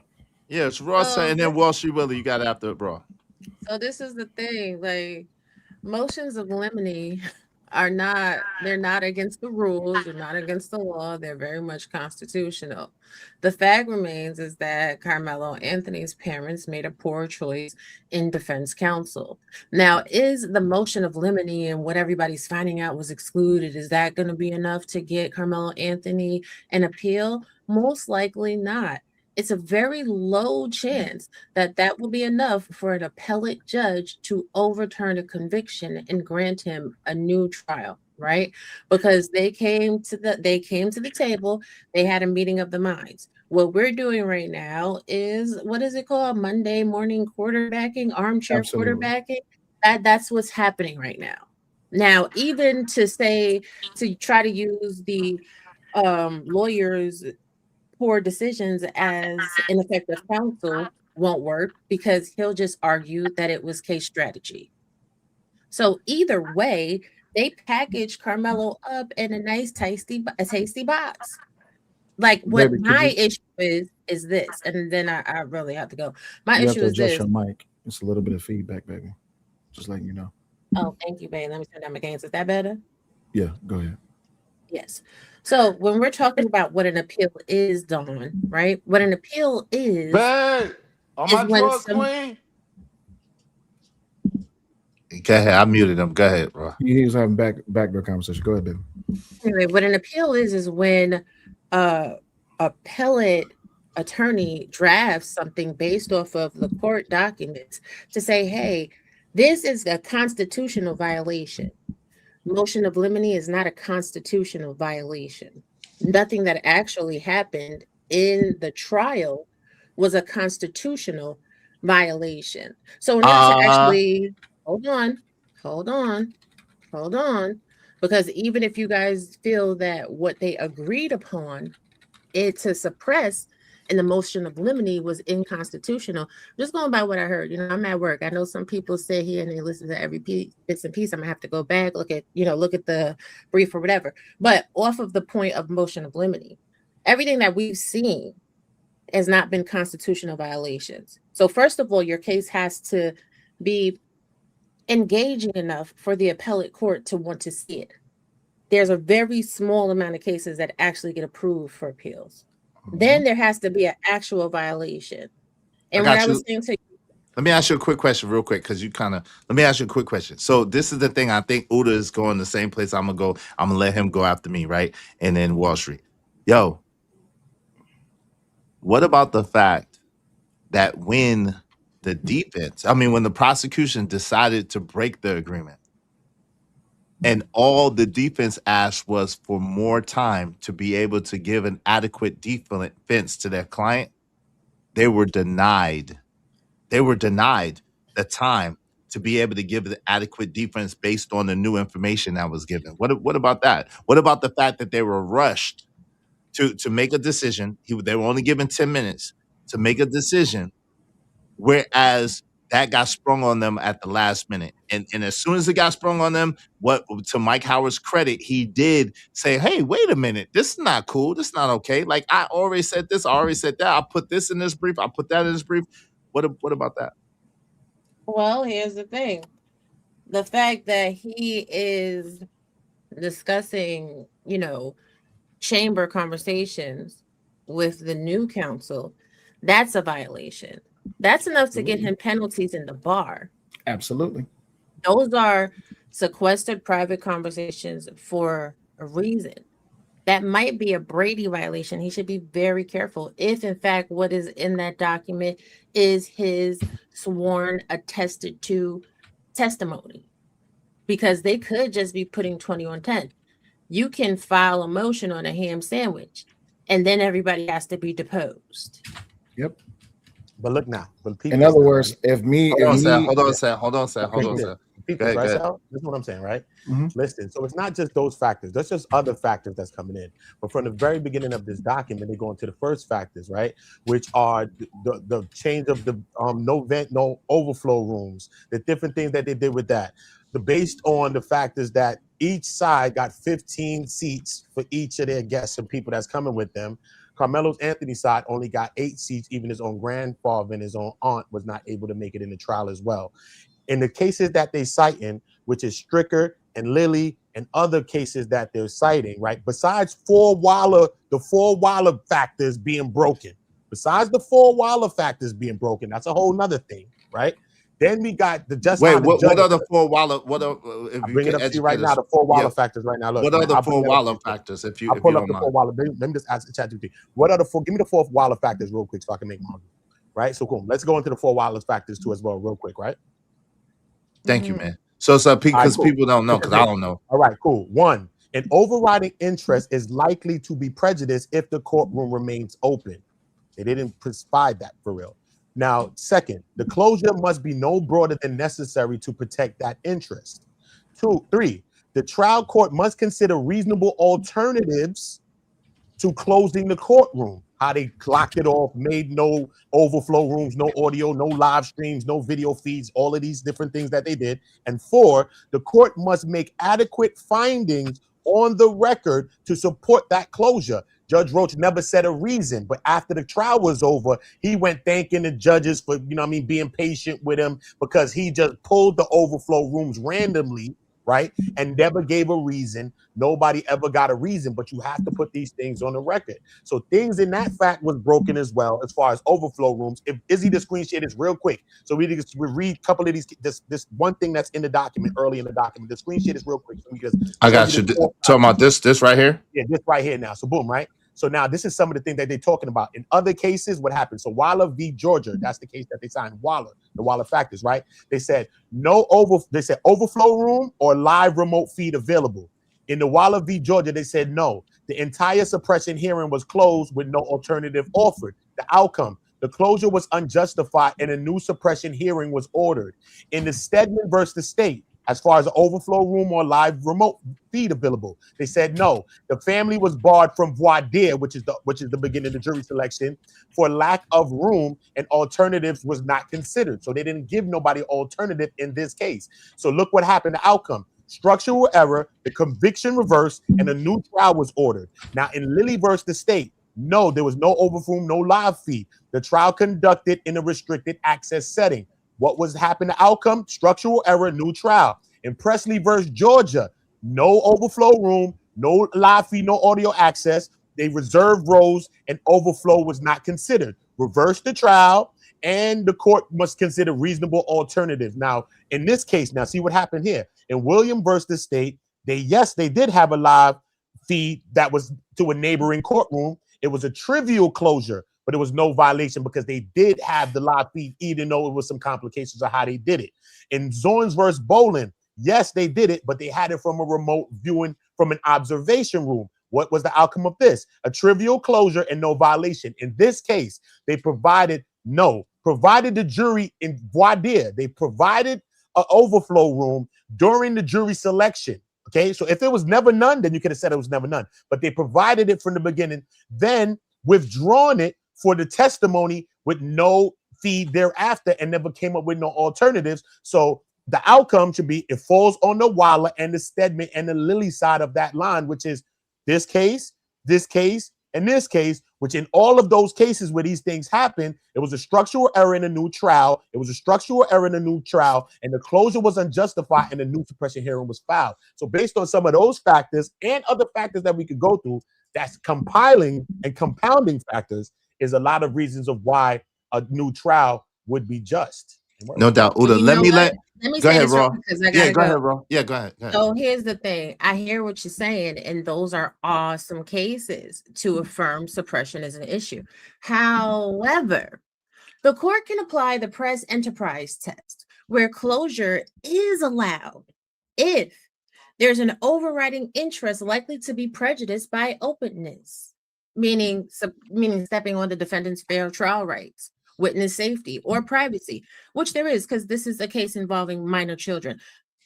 Courts are also allowed to suppress the press when minor children are involved, when the closure is no broader than necessary, which is why the judge did allow some press to come in during the actual case, when the courts consider reasonable alternatives to full closures, and if the court makes specific findings on record to support the closure. So when we're talking about the deletion of a minor and the suspect also being a minor, that is enough to substantiate. Well, I thought Austin was 18.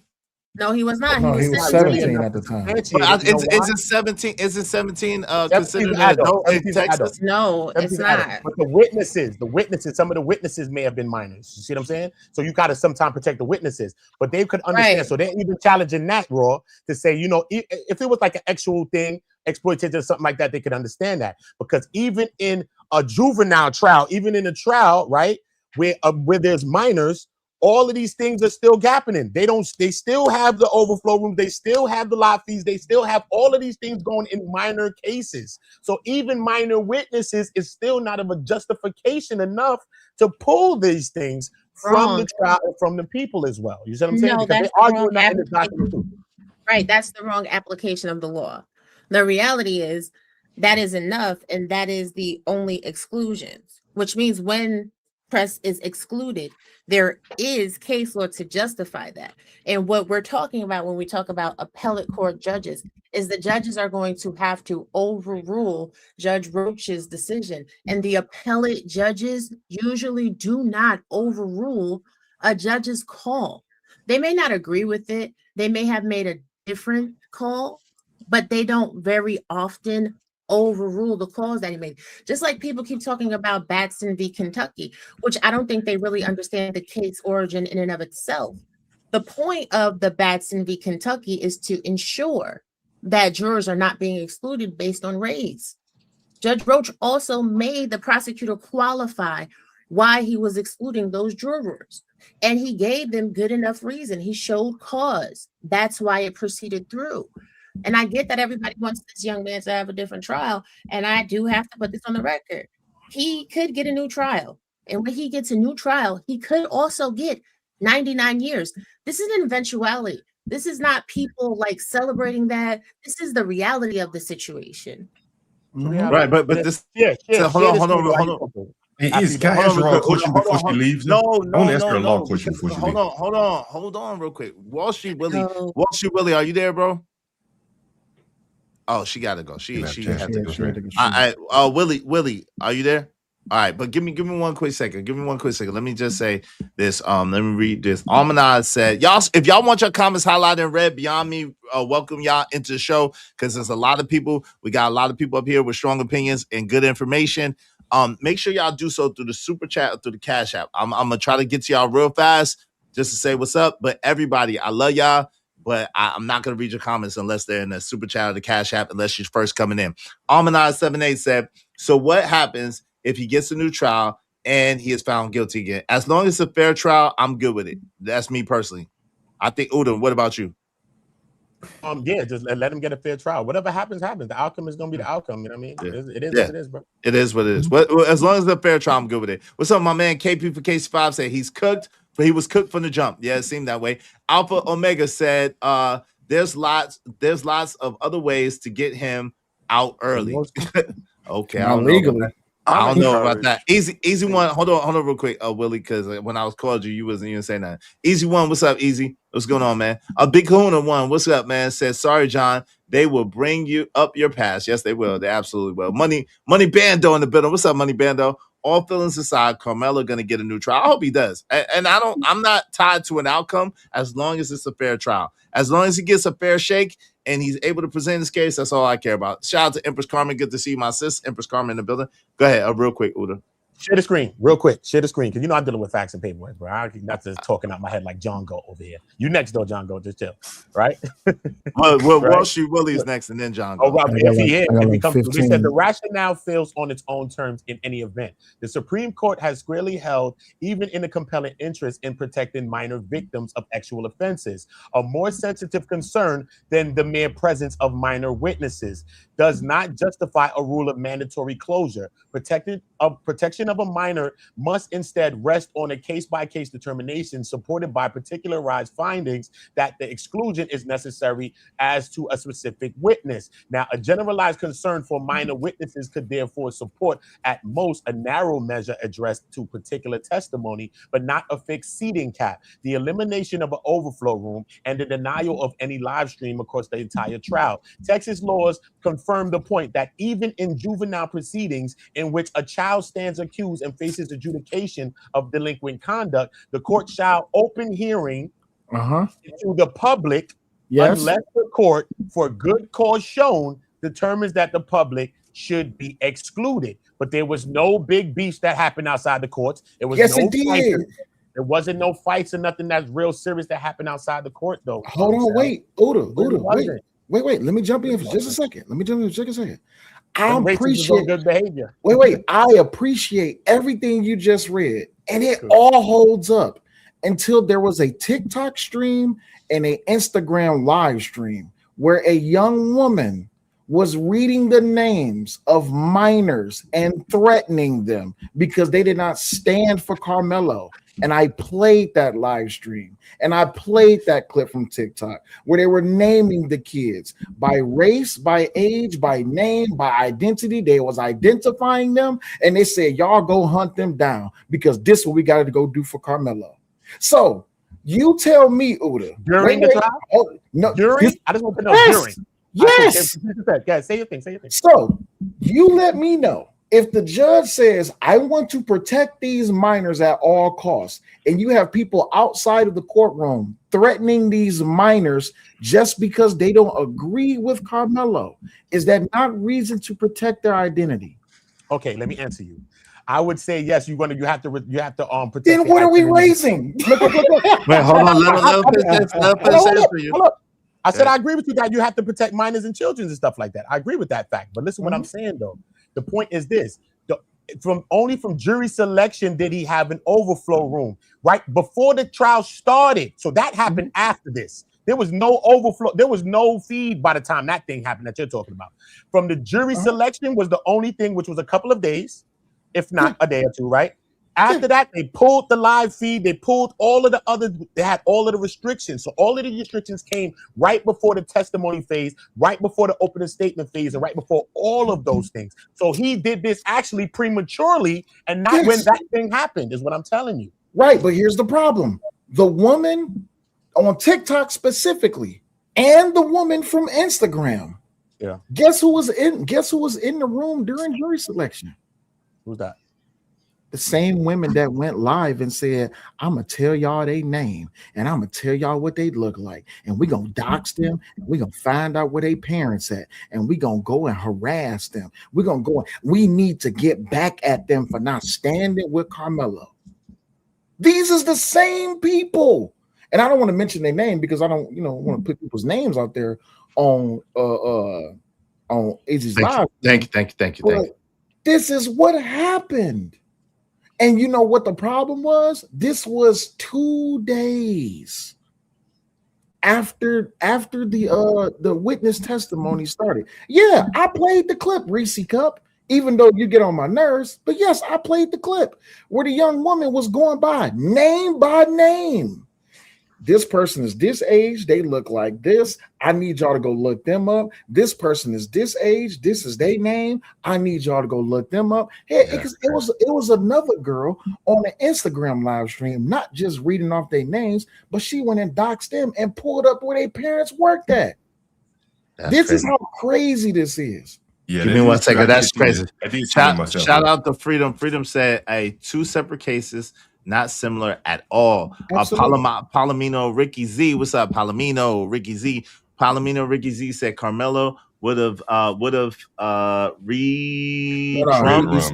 rum. It's another way to say the M word. Oh, okay. Hold on, real quick. Red rum on the stand, real quick. I got you. Give me 1 second. I apologize. Anton said, batshit crazy community, self-inflicted doom. Do you ever actually hear yourselves? Yo, shout out to It's All Good. Good to see you. Said, what up, fellas? What's up, man? Good to see you. Ashe said they could have brought in the kids' statements that they made to the police that day. Yeah, that's one of the things that could have brought up. Like Supreme, make sure y'all hit the like button. If y'all want your comments highlighted in red, y'all got to do so through the Super Chat or the Cash App. I'm not going to read them other than to welcome y'all in the building. White Flag Victim says, Sell on the Doctors is a good show. What's good, bands? What's good, White Flag Victim? Good to see you. And shout out to Reese in the building. What's up, Reese? Good to see you. All right, go ahead. Wall Street Willie, are you there, bro? You got to speak fast. I got like 10 minutes. Okay, damn. You got to speak fast. All right, go ahead, John, go, because Wall Street ain't Wall Street. Go ahead, Wall Street. Okay, go ahead. What say you, Wall Street? And then, I mean, it's just encouraging. It seems like a solid team. When we look at how the initial case was argued, it's, a good thing to see the possibility of a very strong difference in the outcome, right? Like when you look at certain specific things, even like Uda was bringing up about his right to a publicized trial, that was even violated. So now we kind of see these dots start coming together, and I do think it'll work in his favor better than the current scenario. So it's encouraging. No doubt. Go ahead, John. Go. What say you, bro? I think it's kind of sad, honestly, to hear the black people putting so much faith in the appeals process. The best shot is when you're still considered not guilty. Once you get into the appeals, I mean, the chance of the odds are very, very slim. Very, very slim. More than likely, he had a pretty much fair trial. What goes unsaid, though, is that it all could have turned out a whole lot differently if they hadn't led with race in the beginning, hiring Ben Crump or Dominique Alexander, all those people, without showing some kind of a tone of reconciliation to the family. I think that's what really doomed the boy pre-trial, before the trial even got started. And I think that's what the black people really should look at. The same thing with this Nolan, whatever the boy down there in Mississippi. They immediately jump into race. They immediately jump into race without any proof that there's race involved. And they didn't jump to race though. That's once you bring in Ben Crump, you're signaling that it's race. It's not. No, that's not true. I keep trying to tell you. Once you bring in the Dominique Alexanders, you're signaling that it's race. Listen, Carmelo's family brought in Dominique Alexander. Ben Crump is a race. Listen, it's not. Hold on. Listen. You keep. Hold on. You keep espousing that, right? But just because you keep espousing that does not make it true. I showed you that Ben Crump happens to have some high-profile cases that include race, but Ben Crump is a mass tort attorney, a civil attorney. So because he has worked on some high profile cases and got some pretty big returns as far as race or whatever, that's not all that he does. So we gotta keep it pushing on that. So and Nolan Xavier Wells, God rest his soul, lost his life. So just like y'all sat there and y'all were completely crying and sad and in mourning that Austin Metcalf lost his life, where's the same energy for Nolan Wells, who's a young, good young man by all accounts that lost his life? Where's y'all same compassion and same empathy and same, he lost his life, man. So let's keep it. Have you read what the reports is coming out about Nolan Wells? I'm trying to keep it brief because I got to go in like 6 minutes. So they reporting that his death was not can I say the H word, H aside? You know what I'm talking about? Yeah. Okay. They saying that his death wasn't ruled as homicidal. They didn't. What did they say it was, Sil? Wait, hold on. They haven't declared it definitively yet. But the autopsy is over by now, right? No, but they haven't declared it yet. They haven't posted his autopsy. What did they? Hold on. If y'all ain't gonna do a real research on that. Go ahead, Sal. So really quick, I haven't, because I was gonna do a video about it, but y'all know how I am. I hold a very key, strict bias when it comes to cases. Period. I always tell everybody, wait until more evidence comes out. Like I told everybody about this Carmelo case, wait until more evidence come out, or just wait until the trial starts. When we start drawing distinctions and making up narratives and conclusions, then we start adding things that don't need to be there. Which, John, I appreciate what you said, but at the same time, if we don't make this about race, we don't have to make other arguments. You see what I'm saying? If we could just stick to the law. Right. And even in the Nolan Wells case, I haven't seen any reports that there was any foul play whatsoever. Yeah, they haven't completed their investigation yet, though. That's why I'm not speaking. I seen you tag me in the stream yesterday, but I apologize, bro. I'm in two classes. No, it's good. It's good. My thing for y'all was about that. You, Anton, this Nigma down here, John Galt, and Angerman was. I have, y'all know me. I'm gonna say what I believe, right? Yeah. The issue that I have with a lot of y'all stances is it seems to be a disparity between, like I was just saying, the amount of remorse, empathy, and compassion that y'all have for this white young man that lost his life versus this other young man that lost his life as well. And so I'm just saying, where is the compassion, the empathy, the cry out for, damn, man, I'm sorry that this kid lost his life. This is a senseless thing. I hate that this happened, whatever the case may be. That's my thing. Go ahead, sir. So my thing is, just like with the Carmelo Anthony case, I never wanted to give an opinion, and I was hoping that people will be adults about the situation and don't give opinions on it. But then I got to remember, we're content creators. To create content, we're going to give our opinion about it, right? We have to almost, right? Yes, but my stance on the Carmelo thing from the beginning was, and this is, I'm not going to say this is how it started, but this is how it started for me. When I gave my opinion last year, when this first happened, everybody was like, oh, I know Sale about to cook. I said, no, actually, I'm about to wait. I'm waiting for all this to happen. And then there was the, oh, well, you just want to defend the white boy. You don't want to, you want to condemn the black boy. That's why you don't want to say nothing. It's like, okay, so if you want my opinion right now on what I currently have and what I currently know, this is my opinion. And when I gave my opinion, that's where all of this extra stuff came from. But then everybody was crying about the video. But then they get the video, and now the video is not good enough. Then you get the trial, and the trial is not good enough. Then you get this and this. When will enough ever be good enough? So as far as Nolan Wells goes, I don't like the fact that the boy lost his life. I do have sympathy for him because he lost his life. But there needs to be more investigation into it. Just like with this whole thing about Carmelo. I would have actually been quiet about Carmelo had everybody not been charging me up and saying that I hate my own race because I'm looking at the letter of the law. But then when people say that, oh, well, you just don't like yourself. Oh, okay, well, then let me tell you how I really feel, right? Because now if you're going to position me to be a contrarian, I'm going to be a contrarian, but I'm going to tell the truth. And like I said, look in the private chat.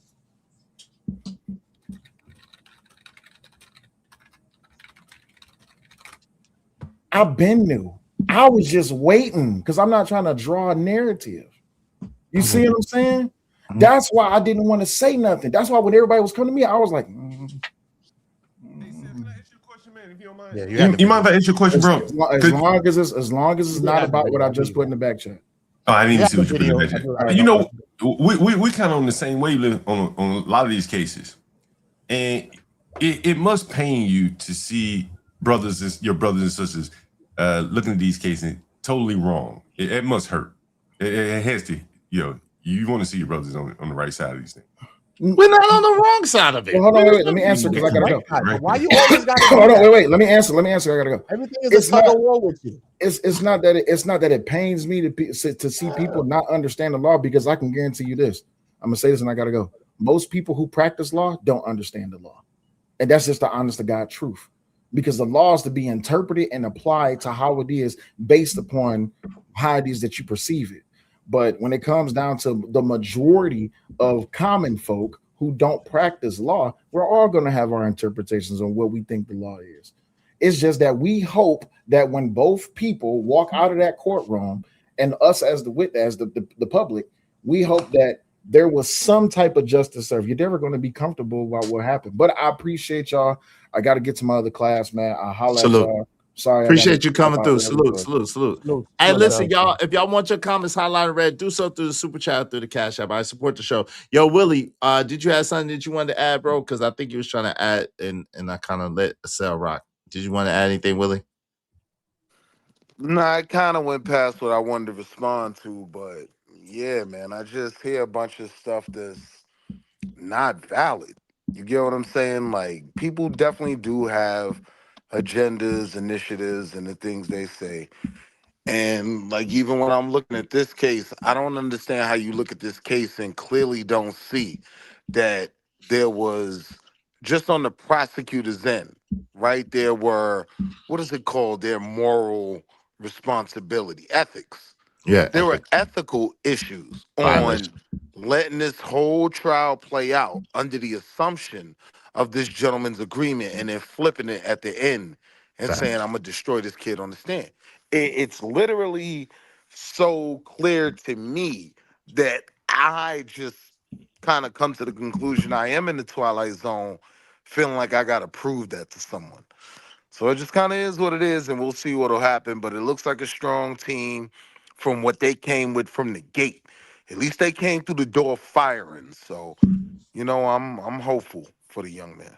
Me too. Hey, John, go ahead. What you say you? And then we're gonna go to Uda, and I'm gonna let Uda rock after this, and then we're gonna go back He to want this. to talk to us? He only spoke to Sal the whole damn time and wanted to ask. Let John go. Let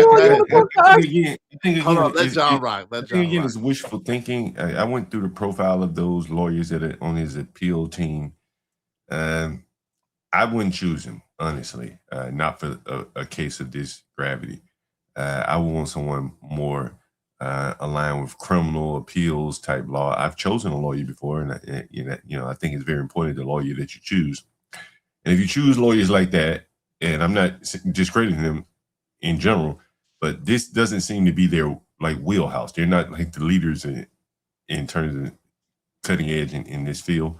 And so I question their judgment again. It seems that they're leaning still again into race. Like, to have that many black attorneys on your appeal, to have Ben Crump as your spokesman, he's not the best speaker. I don't know. I just question some of the judgment there. Ben Crump ain't got nothing to do with this, bro. I thought he's the spokesman for the appeal team. That's what I read. He's a spokesman. I could be wrong, but I thought I read he's a spokesman. Absolutely nothing to do with the appeal team. Who's one of the new attorneys. She works out of Crump's. Okay, so that means That's one thing. If you want to go somewhere, she's a civil rights attorney, so we could go there. But Ben Crump ain't got nothing to do with this. You know what I'm saying? It's not Ben Crump's deal. You know what I'm saying? Well, I'm reading it right here. Ben Crump and his legal team have joined the defense of 19-year-old Carmelo Anthony. Crump's team filed an appeal and a motion for a new trial, citing potential legal errors and bias from the presiding judge. Attorneys for Carmelo Anthony appeal is murder. Again, this is another article, and where it's referencing Ben Crump. Even Izzy is. It's firm because it's his firm, but we haven't heard Brent Crump saying an attorney from his again. firm. I just repeat it again. If you want to say it's his firm, okay. It's his firm. He's not known for female criminal appeals cases. I didn't know him for that. I first became familiar with him with Trayvon Martin. So he's not the lawyer that I would have chosen.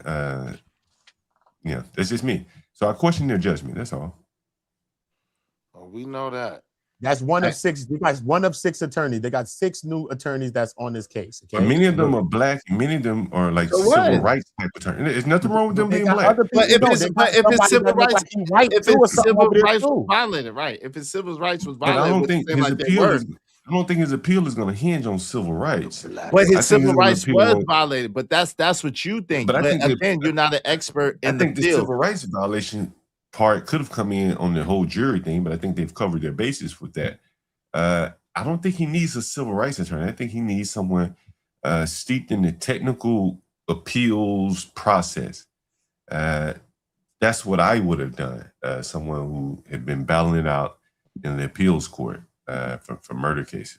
But Delisha, hey, shout out to Roller Skater Texas Girl. Said Ben, shout out to Roller Skater Texas Girl. Said Ben is also representing the kid. That was right. That's who I said Ben Crump was representing. Because hold on, John. That's who I said Ben Crump was representing, because that's who Ben Crump is representing. He's representing the young man Nolan Wells, may God rest his soul. His family. He's doing it in an investigation capacity at this point in time.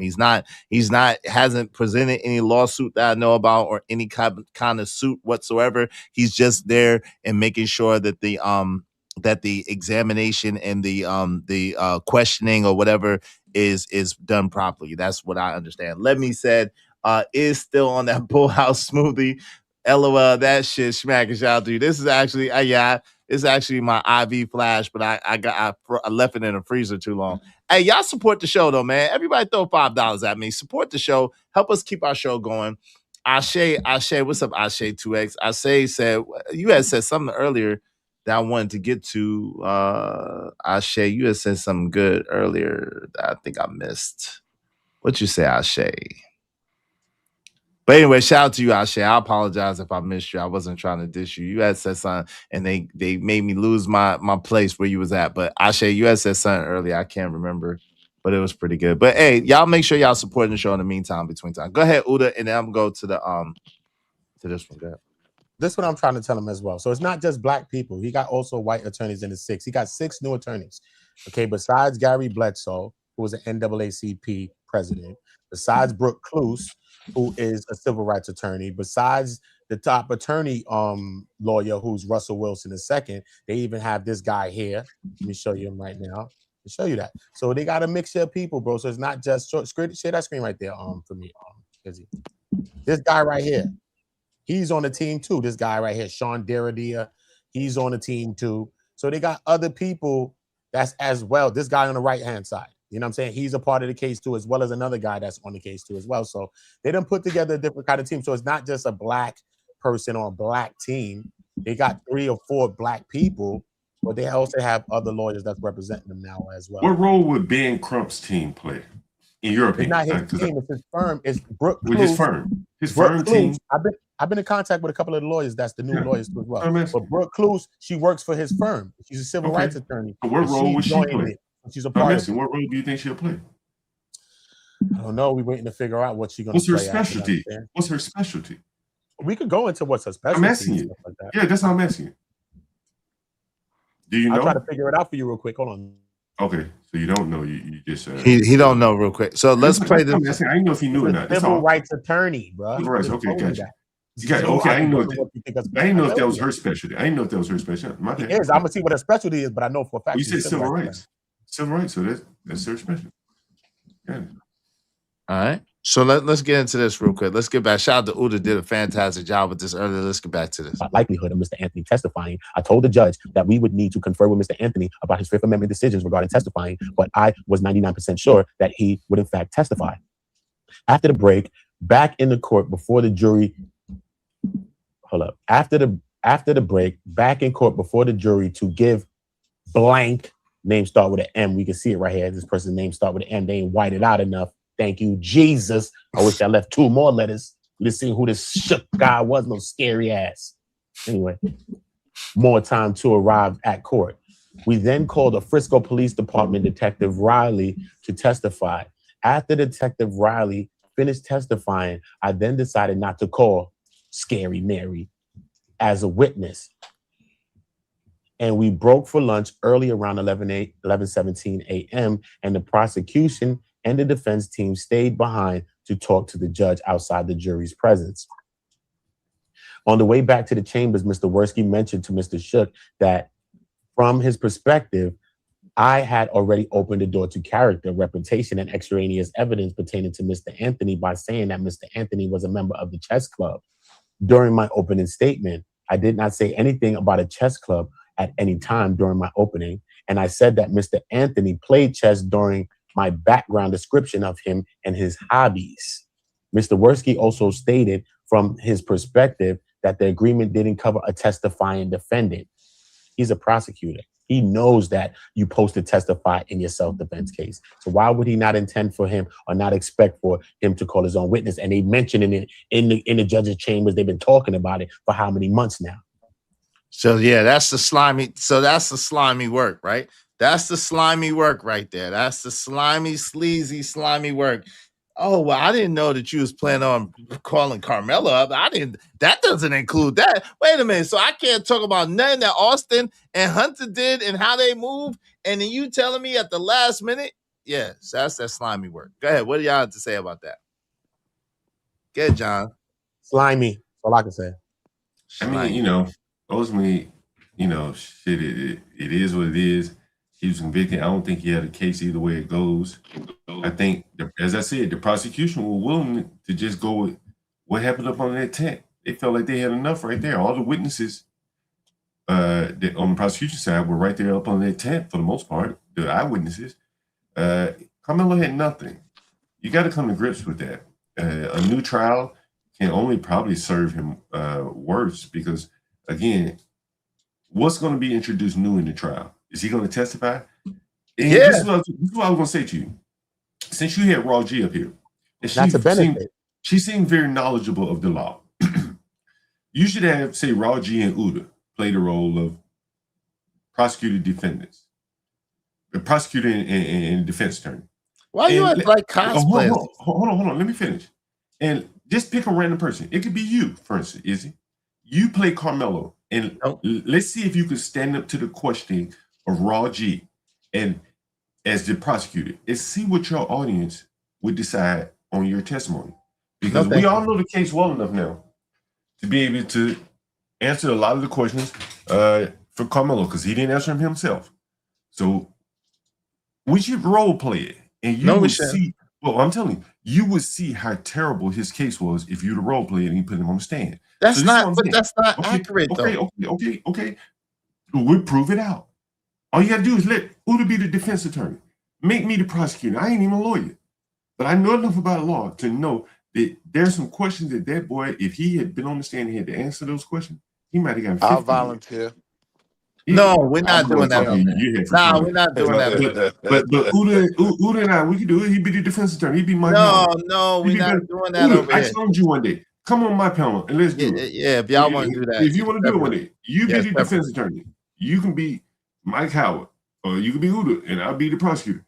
And we'll bring up some random black people, pro Carmelo, and we're going to walk them through what it would be like if Carmelo was on the stand. But that's stupid, though. But it's not the stupid thing, because hold on. It is because again, you're not Carmelo. You don't know what Carmelo did. You don't know what Carmelo thinks. You don't know how Carmelo feels. You don't know exactly what was going through Carmelo's head at the time of the incident. So that's not really helpful. What's going on, Ebony Bannon? Good to see you, sis. Good to see you. Ebony is in the building. Good to see you. Ebony Brown. Yeah, it's not. It doesn't even make sense. There has to be an explanation for why he brought the knife. So he would have said that. But this is the thing. It's not. Hold on. But this is the thing. It's not a slam dunk because obviously, if it was a slam dunk and they thought that they could just leave it to what happened April 2nd, then they wouldn't be threatening to make Carmelo a hostile witness and to try to bring up his past. Right, Udo? Am I wrong about that? You're right, really. You're right. I don't know anything about the hostile witness aspect of it, so I can't really speak on that. That's what they're talking about right now. I know what a hostile witness is, but I don't know. No, but this is what they're talking about right now. Bringing up Carmelo's past. What the right here from this affidavit, what the prosecution is saying is they didn't think that the defense would have called Carmelo up, and so the arrangement that they made only covered the other witnesses. It didn't cover Carmelo because they didn't know. And plus, or allegedly, Mike Howard already broached their arrangement. So basically, he's making all kinds of false claims and slimy moves to be able to get out of not bringing up Carmelo's past, even though they didn't bring up Austin's or Hunter's past. That's the thing. So it's not what you say that it is, obviously, because if it was, he wouldn't have to pull that underhanded tactic. Again, as I said to you, Austin's past is not relevant. It's absolutely relevant. It's absolutely relevant. It's absolutely relevant. Because again, it sets the scene of how here's how I prove to you it's not relevant. Good. At the beginning of this trial, at some point, Carmelo Anthony's lawyer said, I don't need to defend Carmelo Anthony by using the Metcalf's past.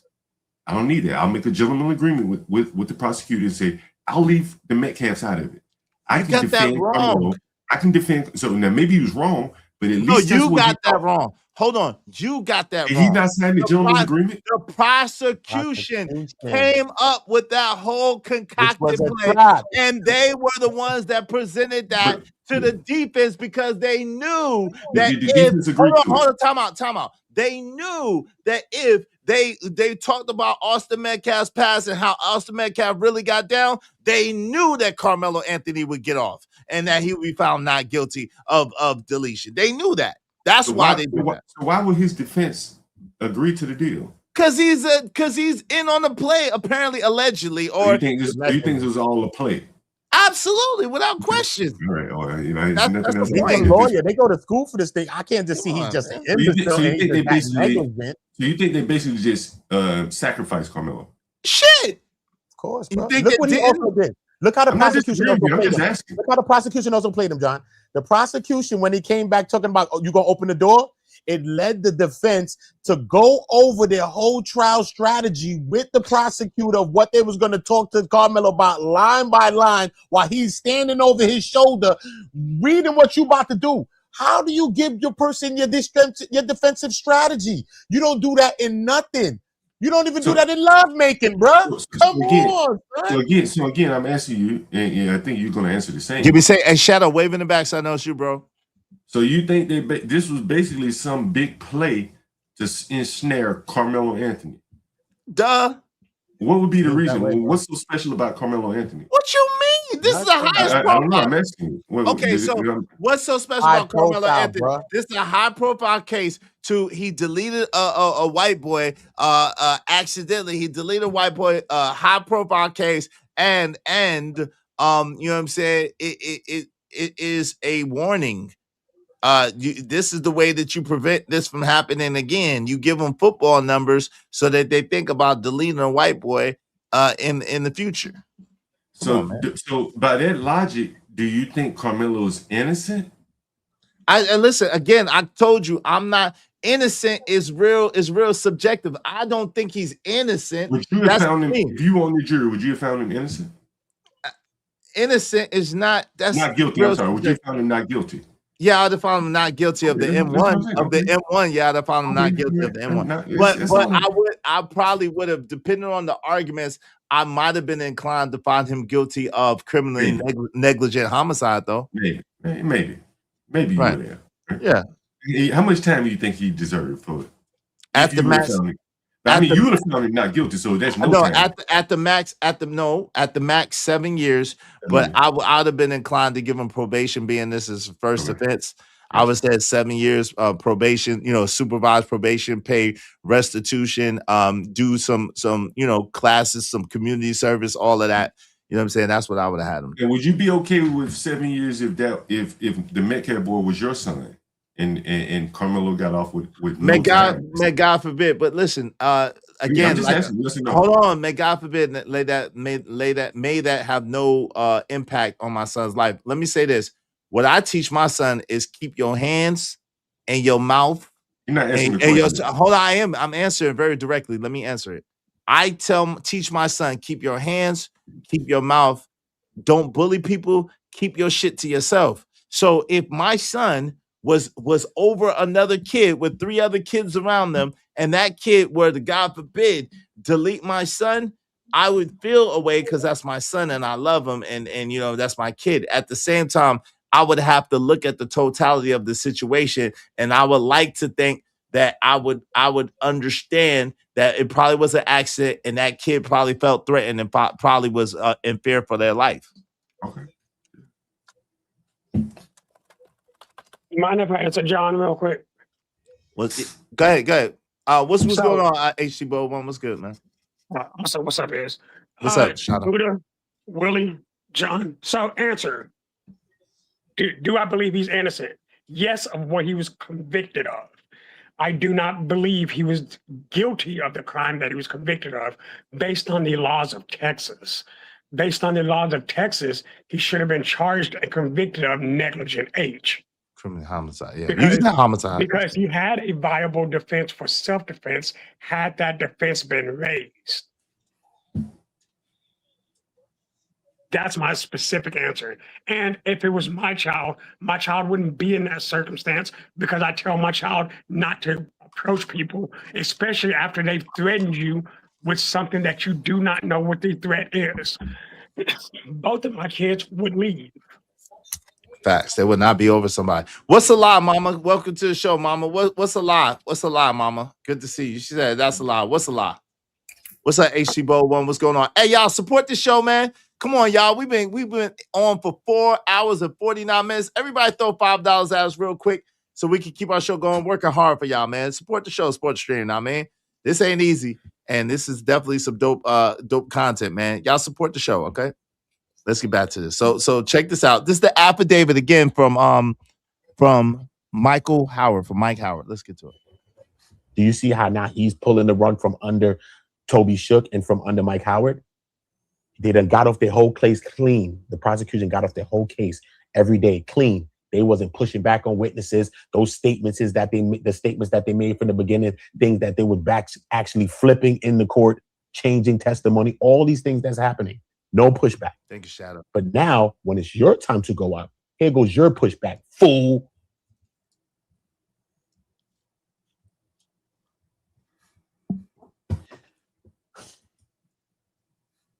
The prosecution never thought that the defense would call Mr. Anthony to testify.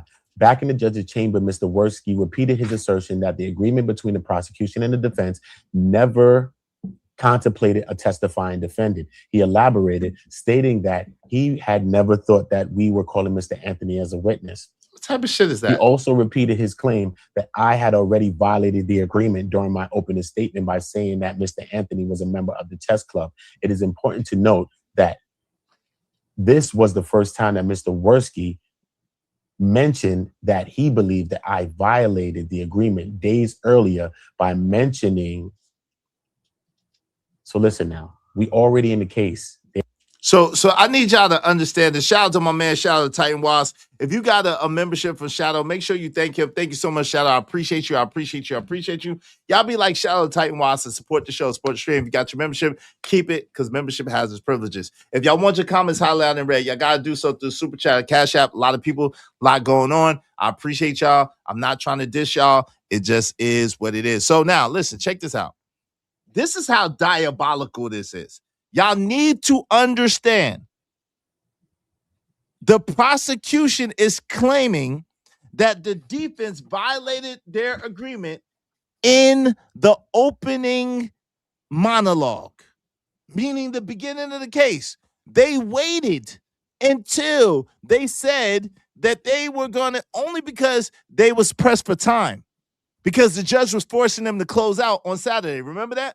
That's the only reason why the defense brought up that, oh, okay, well, we don't really want to bring Carmelo up because it's out of order. We're going to bring him up later.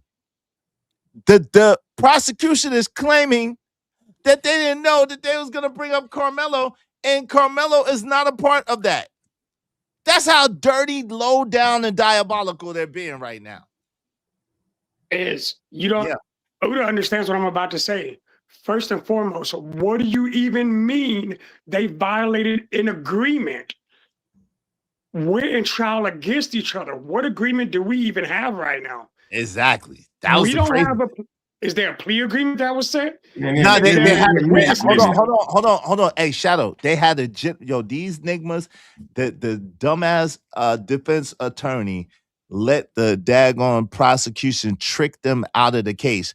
They had an agreement from the beginning that they would not bring up any character situations about Austin Metcalf, Hunter Metcalf, or Carmelo Anthony. They would not talk about their past. They would not talk about their character. They would not talk about any indiscretions of the past. They will only talk about what happened on April the 2nd.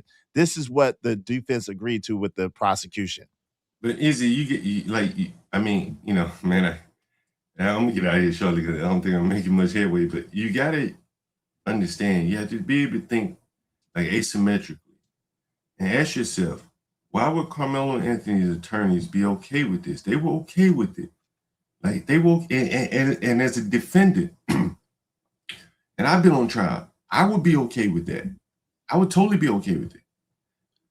But because, that's not okay. Because I don't want to be judged by what I did 6 months ago. Okay, but why don't you? Okay, but why don't you understand that that's irrelevant when the defense agreed and they lived up to it, but when it came time for them to present the case, the daggone prosecution reneged. Why do you keep wanting to skip past that?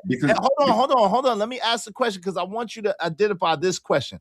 Why do you keep trying to skip past that and go to something that's not even relevant? Okay, for whatever reason, they agreed. We already know that. They agreed. It's fine. They agreed. Whatever, right? I think it's stupid, but they did agree. Okay, cool.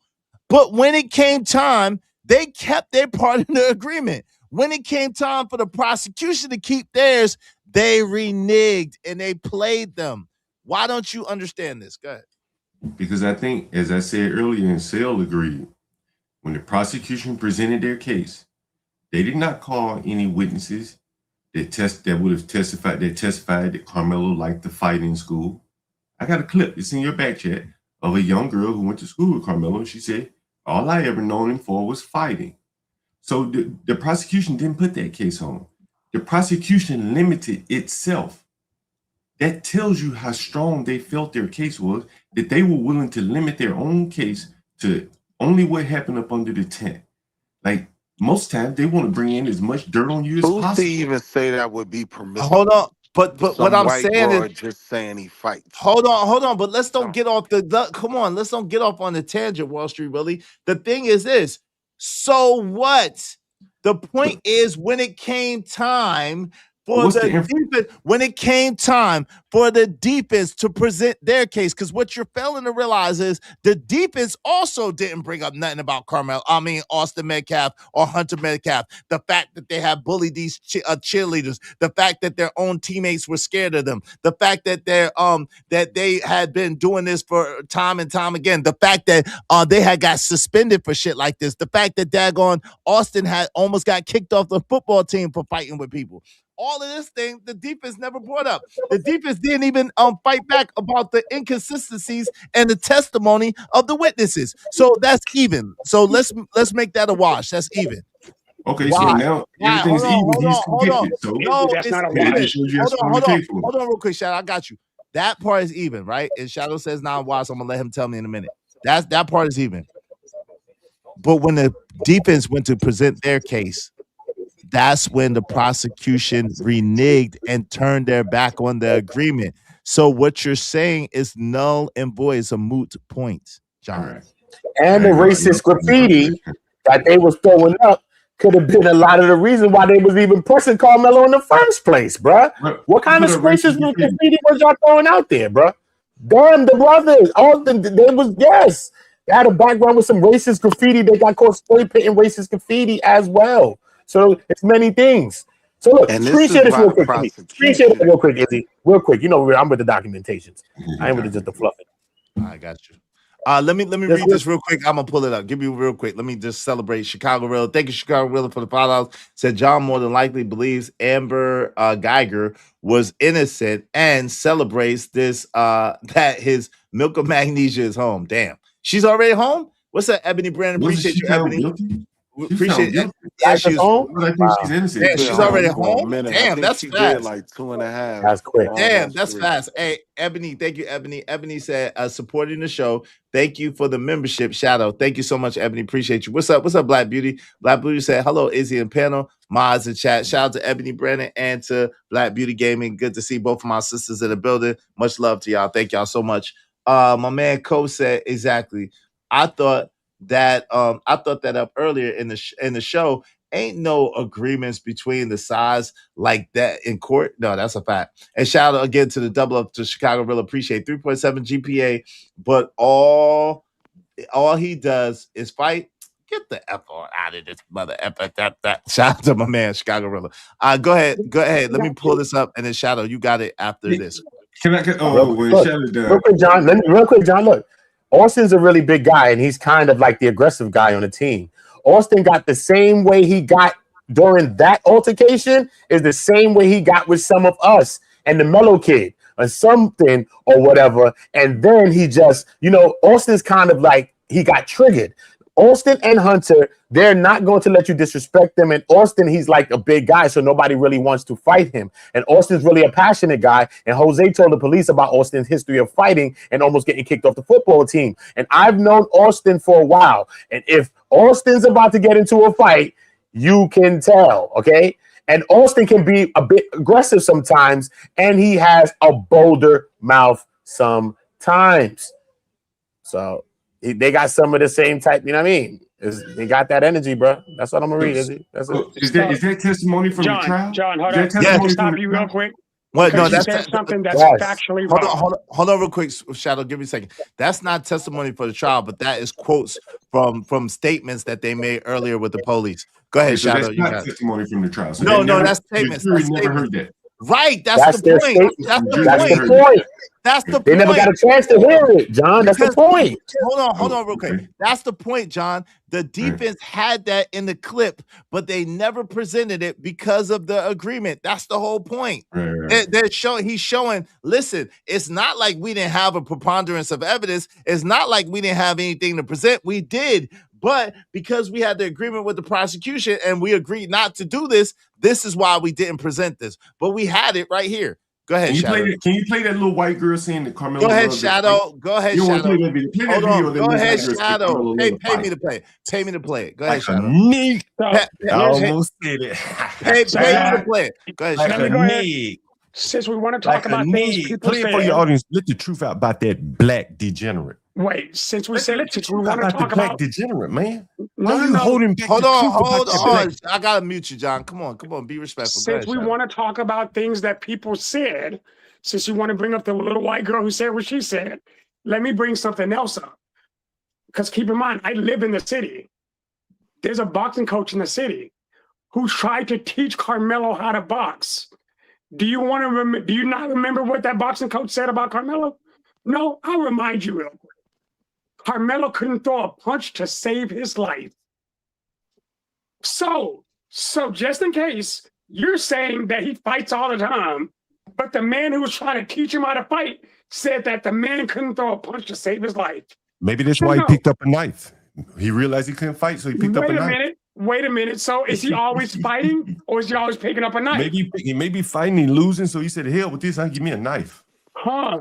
That's a reasonable conclusion. So you don't see the gray area in what you're saying, right? If I love to fight and I kept losing, I just give me an equalizer. Wait, that's what you did too, Eddie. Go ahead, Shadow. If I love to fight. Hold on, John. Come on. Let's be respectful. Let Shadow finish. Go ahead, Shadow, bro. So here's the issue. You're saying that, this little white girl said he fought. Well, there were multiple interviews that clearly stated that Carmelo tried to warn him first because he didn't want to fight. You wanted to stab. Preponderance of evidence? I don't know if you know what that phrase means. He's not a good fighter, so you wanted to stab. I don't know if you know what preponderance of evidence means, right? You say he's not a good fighter, right? So I'm going to presume that he wants to stab instead. So, see, I don't do a lot of arguing when it comes to facts. So I'm asking you a simple question. You should be able to understand what I'm asking. If he gave him the warning first, which I've never heard you acknowledge the fact that he gave him that warning, right? Sure. Okay. So Touch you me do and find acknowledge out or the something. fact Is that he the tried touch to me and warn him find out? first. Simple questions. He tried to warn him first, right? Yeah, touch me and find Okay. out. So when he tried to warn him, which brother said he doesn't have shit? It was who? Was it Austin? It was Austin. Okay. Okay. So the person he just warned not to touch him said he has nothing and disregarded the warning, right? Right. In Texas, at that point, Carmelo was entitled to defend himself. And Against keep what? in mind, Defend himself against what? this. Hold up, wait a minute. Keep in mind, this was a year ago, right? I graduated in 06. Why is that relevant? Why are you telling me that? Every school year since has talked about school safety and hidden weapons, right? Okay. So what you're saying is this dude who's been bullying people who has a history of it said, nah, this is Frisco, because again, this is an area where we don't do a lot of weapons. Ignored the threat he made instead of going to the coach. You're saying he would have still been convicted of M. That's crazy. I don't know what the hell you just said, but yeah, it wasn't a simple question. You talked for like 2 minutes. Did you have a question or you just wanted to make a statement? Did he actually have reason to stab that man? Wait, sorry. The jury said my no. bad. The jury said no. The jury Wait a said minute. no. So if you're talking about the jury, what defense was presented to the jury to support unequatable force in Texas? And I know you don't know what that phrase is because one, you're not here, and two, it wasn't presented in court. Facts. Well, the boy was guilty. Wait, hey, so you said I asked you questions. I just asked you one. So I don't what know the answer evidence, to that question. But whatever evidence- they presented to the jury, they said, hell with what he talking about. That boy guilty. 35 years, boy. Since you just said 35 what you years, boy in the said, big house. I'm going to ask you again. What evidence? So just because I see you don't understand it, Yeah, ask me again. unequatable force. Hold on, unequatable force in the state of Texas automatically triggers when you are in the potential for being jumped. Right? That's Texas law. Okay. So get this. Hold on. So if Carmelo, like all y'all keep trying to say, should have swung off on Austin, even though Hunter was the one who started the engagement, you're saying Hunter wouldn't have jumped in, right? I don't know. Oh, you know what would have I don't know. I happened? can't answer that question. Hunter would have got dead on his ass too. Okay. That's what you say. I can't. Ain't I'm no not brother in disputing. Texas finna let his brother get whooped. Okay. I'm not Forget disputing. twins. But So you can with answer that being everything said, else. there was a reasonable opportunity. There was a reasonable expectation for Okay. him to get jumped, right? Yeah, I agree with you on Meaning that. Sure. there's a reasonable expectation that he would have increased chances of serious bodily harm or death, right? Yeah. If two people jump on you, yeah. Especially having Why- epilepsy. Right. So, with that being said, since that was not presented because of an agreement, anybody who's been in court knows there's no such thing as an agreement in trial. That's ludicrous. Actually, it is because I've had agreements in trial. It's their Yeah. pre-trial agreements. You can have them all throughout your trial. Hell, if you have a pre-trial, you can have it anytime. I mean, they could have a sidebar and say, okay, we're going to forego calling this witness, blah, blah, blah. They can do that.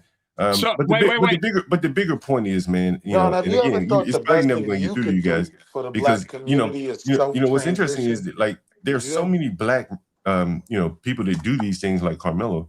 And so I'm really interested in why you choose this one. Don't you think there are other blacks that have been convicted for killing other blacks and deleting other blacks? And they probably are looking around at you guys showing so much interest in Carmelo. They're like, because Carmelo was a good. He looks more guilty than me. The easy answer is Carmelo was a good kid that got a bad deal. That's the answer. Like he made a bad mistake and got a bad deal. Do you think he's the only one? Do you think he's the only one? But he's the one that we know about. He's Okay, the one but that we know about. well, why don't we go find some like more? my man, and we know that, like my man Uda said, he got railroaded. He was a good kid. Do you think he's the only one? We know of him. We don't know. I don't know Is of there another anybody that we can like put our energy behind? What is the who's point? not known for fighting? Like, Carmelo. Would it be better to find somebody that's not known for fighting? Carmelo. He's known for fighting. He just Carmelo's not not known for black. fighting. No, he's He not got no known for violent fighting. black. No, he's not known for fighting. That's what the girl Just said. because some random white girl said it doesn't Yeah, make you it don't believe nobody but the people you want to believe. No, you only believe little white girls. I believe the That's whole. the problem. I believe the whole only believe totality little of white that girls. shit. There's something No, you wrong don't. with you. I believe the whole Yo, totality. John Gold, you will be the blackest dude on any panel Stop you focusing go on me, bro. Stop You focusing keep on me. saying the 'Cause black, bro, like you are something. retarded. You're What's retarded. wrong Hey, with come it? on, Shut watch up. that. Okay, you have very low IQ, Willie. Somebody should be watching you. Do you I have know that broke your heart that I told you the truth. But for the rest of your time on YouTube, he said you somebody will should be be the watching you, Willie. It's blackest hilarious. black. Somebody should be watching this boy. On any Who let you panel get on the you go. internet? I know that hurts your heart. That's hilarious. It don't bro. hurt my heart, boy. I've been telling you, you're low IQ for a long time. You know, I've been consistently telling you, you are low IQ. My I'm probably IQ the only is good person that ever enough told not you to that. rent to Like, people don't that listen to leave me in piss front of your bottles children, on boy, my because they're property. gonna realize their dad is stupid if they The hear you calling them audacity stupid. of you talking about Don't high listen to IQ. me in front of your children, boy. You're You gonna know hear me what your talk to you, boy. You IQ score stupid. is? Colt Anybody ever told you 45. stupid? The This boy is audacity stupid. of you This boy is to stupid. He insult real stupid. anyone's Look at IQ. you, just retard. Your Hey, IQ why is don't you go over to Colt Q Butter? Why don't you go over 45. to Q Butter and help build a school? Hey, come on, man. Leave How Q that Butter school out. going? Well, hold on. Q Butter actually got to school. Come on, leave Q Butter out of this. Shout out to Q Butter. Educating Negroes. Oh, boy, that's a novel. Hey, so what? Hey, yo, he And go teaches. clean Hold them on, piss Tell Lucas. your bottles out teacher your is Hold how to on, clean up the hold on, streets in Brooklyn where he live. hold on. Silent. Yo, what you not gonna do for real? I don't know Q Butter personally. Shit, I go hard. Hold on. Silent.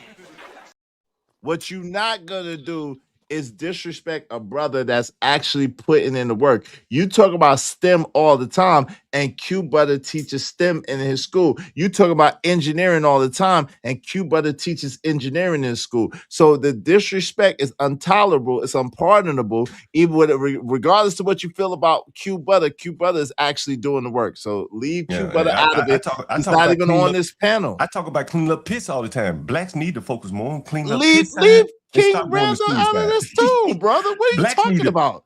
I need blacks to clean up piss. Right? Yo, That's where they benefit. you got the piss. You the piss cleaner. Sharecroppers and shit. You enough piss cleaning for all of us. Thank you.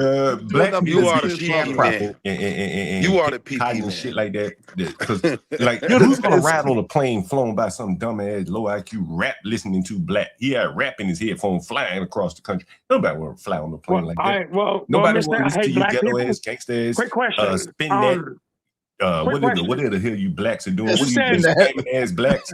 All right, John. All right, John. Blacks around. Bring it back, John. All right, John. Bring it back, man. Bring it back. Bring it back, man. Willie thinks he can just make a lot of money and go live Look, you around melting down. Boy, you halfway. Look at the meltdown. Watch him. A child. John. Willie's like a Meltdown. child. Hey, John. Willie's like a 50-year-old child, right? He probably still $20 is really easy to pay right now. like a fucking Yeah.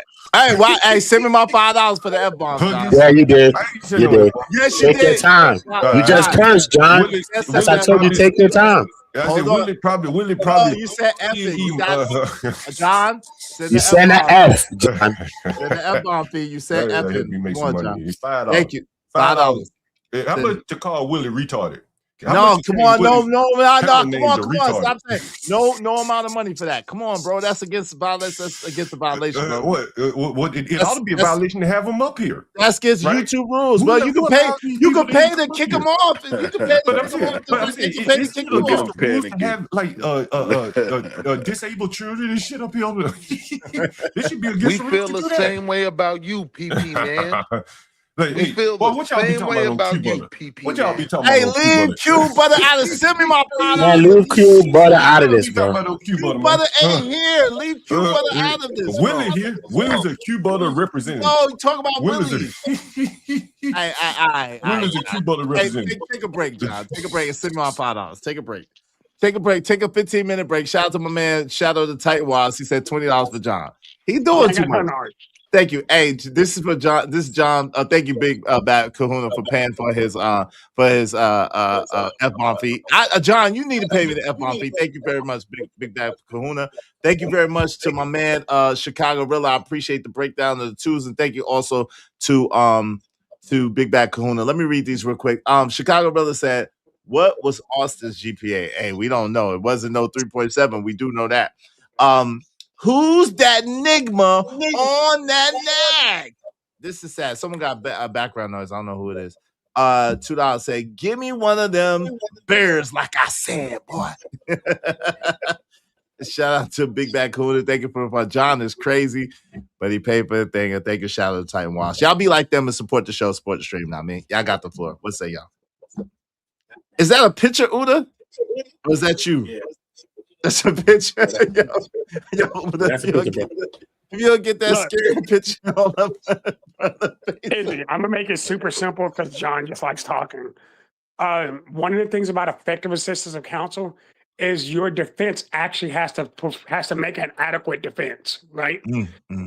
If he made an agreement with the prosecutor that chicken winged one of the defensive arguments, i.e., the reason why the altercation even happened, that is by default ineffective assistance of counsel because he could not have provided adequate defense if he couldn't present evidence to exonerate his client. Just, I've been through it and beat it. I know how this game works.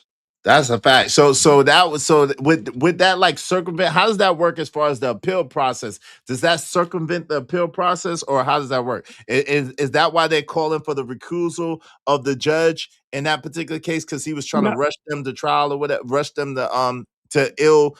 Because really, this is what happened though, Shadow. Right? The defense lawyer said, "Okay, this is messed up, but I see that there's a judge, you're saying there's nothing you could do about this. I need more time to prepare my client." The judge said no. And he said, "Judge, come on. I told you already that I have a client list. I mean, I have a testimony list, but the people I told you from the beginning, they can't come on Saturday. They could come on Monday." The judge said, "No, you got to wrap this up today." And so, and he was like, "Well, Judge, I need time to prepare my client." They said, "No, you got 10 minutes." And that's why Carmelo ended up not getting on the stand, and why they ended up going like that. Right, but that's the problem. One of the problems we have is it was clear he wasn't preparing for his client. What lawyer doesn't prepare you for trial before trial? Well, allegedly he was prepared based on the fact that they was not going to question him about anything beyond April the 2nd. But then the prosecution pulled the rug from under him and flipped the script and said he was. So at like the last minute. But in an M case, it doesn't even make sense for the person who's the defendant, who, again, they never claimed self-defense. It was never claimed. So since self-defense was never claimed, what was the defense? That's what I'm getting at. A lot of people are quick to say, well, M is, if you case somebody, it's M, right? I've been telling people for about a month, just because all M's are K's doesn't mean that all K's are M's. The circumstance behind it matters. The defense never put a circumstance behind it. How could the jury have decided otherwise? That's why I was trying to let John talk, but then he got irritating. That's a fact. That's a fact. That is a pure T but nigga fact. Let's get back to that. That's a fact though. They're already trying their case. They're already doing what they're doing. He brought that up in the opening statements. That's on the first day of court. You both have an opening. You do an opening, I do an opening. Then the prosecution presents its case. You see what I'm saying? You understand what I'm saying? But now he's bringing that up. The chess club.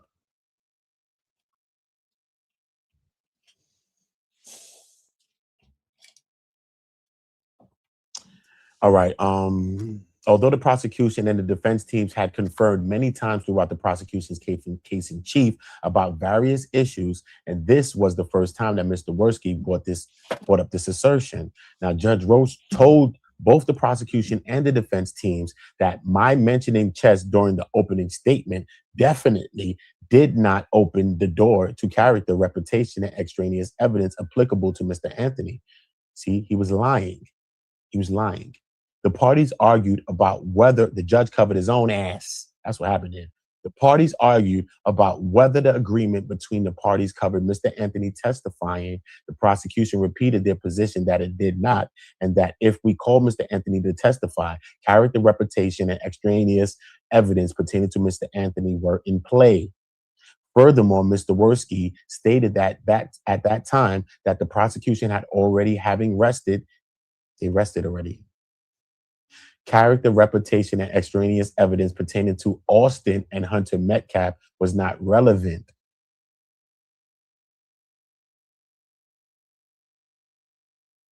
Yo, you see what they did? The overlay for the underlay, the play kept them from even being able to go back and question him. Hey, John Galt, Yakub, when John Galt's time is up, he's more than welcome to come up.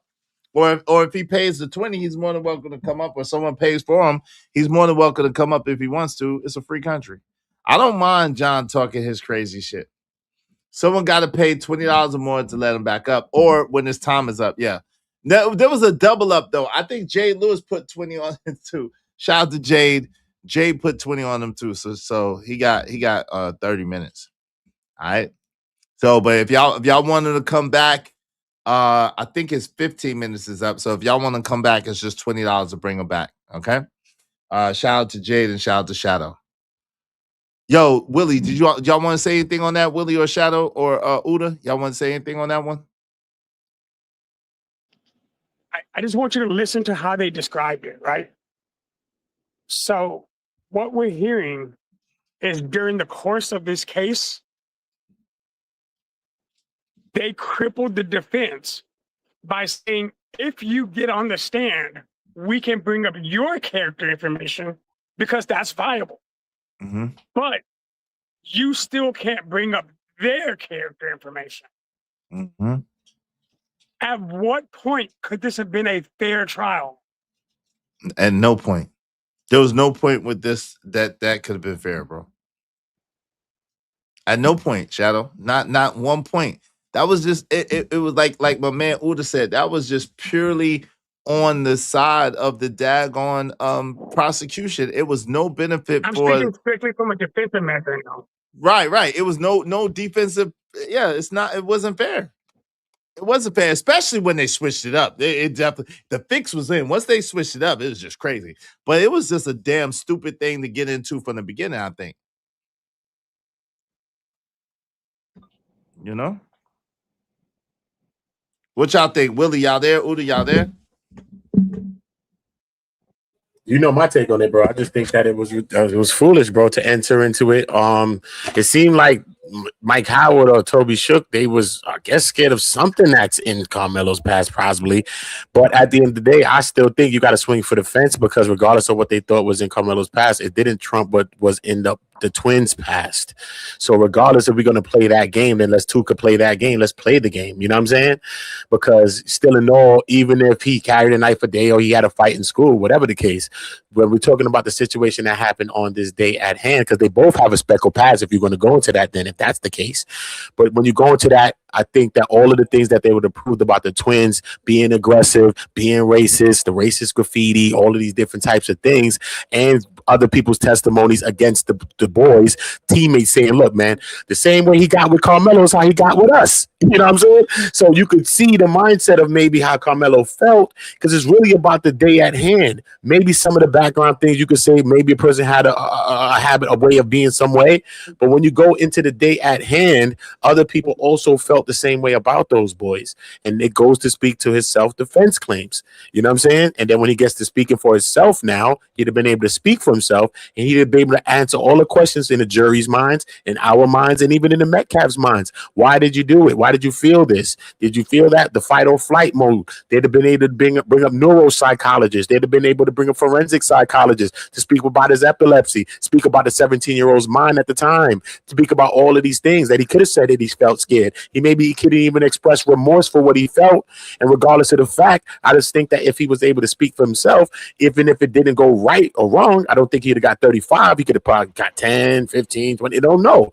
But him speaking and being able to show remorse, I think that would, as a young child, as a kid at the time, I think that would have played maybe better with the jury as well, because that have humanized him, and they would have been able to see the kid in him and not just this adult that they're just throwing in the courtroom. You see what I'm saying? That's a fact. Yo, Abby, what he said, didn't they say the boys had a fight at a house party over a girl? I'm not sure about that, Abby. What he did. Anybody hear that? Y'all, Shadow, y'all heard that? I didn't hear that. Wall Street, y'all heard that? I didn't hear that. I didn't hear that. I'm sorry, Something Abby. from his What? past about a fight at a party or something.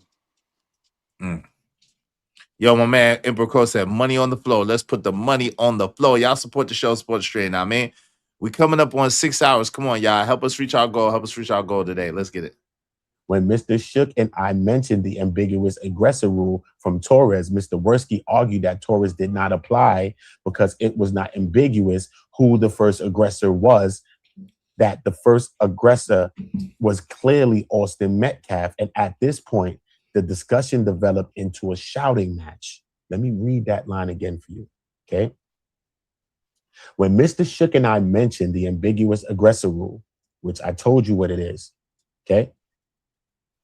From Torres, Mr. Worski argued that Torres did not apply because it was not. Yakub, that's how rumors get started. I didn't say that man was getting exonerated. What you told? Come on, man. That's how rumors get started. I did not say that, bro. How would I say that he's getting exonerated? I did not say that, bro. Don't do that.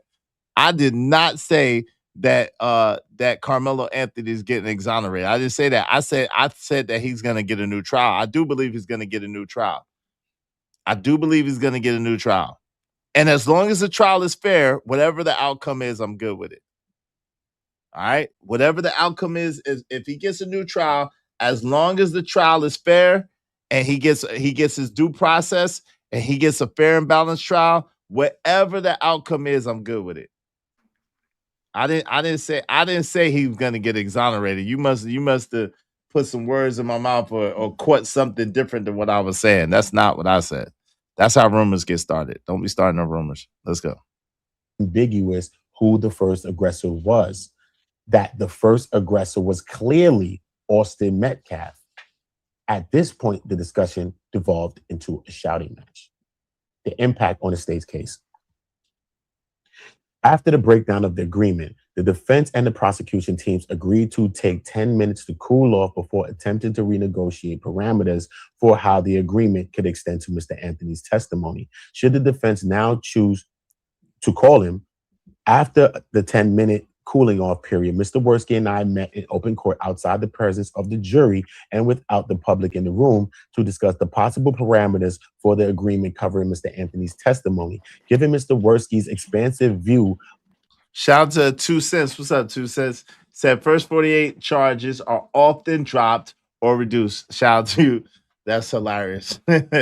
You mean cooperating under coerced circumstances? Let's get it. Of what he considered would open the door to character, reputation, and extraneous evidence pertaining to Mr. Anthony, especially his repeated claim after the judge stated otherwise that even my mentioning of playing chess opened the door to character. I resolved that my only choice was to go over my planned outline of Mr. Anthony's direct examination line by line. Do y'all understand? I know Uda understands this.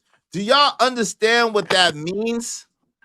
Could you imagine? Do you understand what that means? That's like, yo, you giving your enemy, your op, your playbook and telling them exactly what plays you about to run before you run them.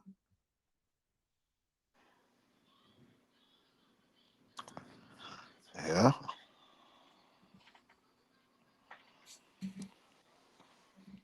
How is that not? Because someone So they call it a legal arena. Yeah, so someone bring John back because I need someone to give me an argument, or somebody more articulate than John come up here and give me an argument how this is constitutional and this is okay. Someone give me an argument how this is constitutional and this is okay. In what courtroom does the defense and the prosecutor work together in tandem with what they're about to do with the defense witness? Where does this happen? Where do they do that at? Someone help me, because I'm not that smart, I think. You never reveal your hand in a card game. Never. Same applies here. Yeah, Carmelo deserves a new trial at minimum. That's a fact. That's a fact. What's up, Dusum? What's that? Dusum Diff says, I always do the art of fighting without fighting. Shout out to Johnny from my favorite movie in the whole wide world, The Last Dragon. I've mastered the art of fighting without knowing how to fight. Salute. Shout out to that. And y'all support the show. Many attorneys are cowards. They fear losing or messing up the relationship with the judge. He lost. He lost big time. Anybody want to comment on that before we move back to this? All right, think about this, right? They call it a legal arena. What kind of legal arena gives the ops your entire playbook prior to you have to give your witness list, but Texas has rules of criminal procedure, right? Nowhere in the Texas rules of criminal procedure does it say I have to give the prosecution my question list.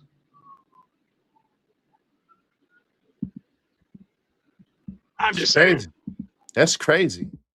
As he was looking over his shoulder, as this Nigma done punked this man into giving him the case. He done said, "Give me this case." He said, "Okay." Yes, sir. No, we're not talking about discovery, bro. We're talking about the exact questions that he's gonna ask. We know about discovery. That's where you show what you can present into evidence and so forth and so on. No, discovery is mandatory. Right. They had a hearing about discovery. Right. We're talking about he gave him a play-by-play of what questions he was going to ask Carmelo Anthony to make sure that it didn't violate their punk-ass, fake-ass, phony, felonious agreement. That's what we're talking about. That's a whole different thing. That's a whole different thing, right? God, dog. Shit. This is wicked. Prosecutor, Mr. Worski, to determine what he would and would not in Mr. Hold up. Line by line. You're right. I said How line by line. do you give up your strategy of defense and you going over? Did they go over their strategy line by line with you, sir? Hell no, they didn't. No, they didn't. Hell no. They don't care to tell you that. They ain't gonna tell you. Yet you're gonna go and tell this man line by line what you plan to say. So they already making arrangements and can start to strategize for you. You ever played basketball? You ever played sack? You ever played badminton? What? Foosball? What you ever played? You never gave up your strategy. It's a fact. You a guy, you bagged a girl, you ever got a woman before you a woman, you ever got a man? You try to give up your damn strategy? Who gives up their strategy in anything? You ever played Pokemon cards? Yu-Gi-Oh! Anything? Monopoly? Did you tell people, listen, bro, I'm about to roll this 3 and go buy Boardwalk? No, you're trying to do that on the low. Who gives up their strategy, bro?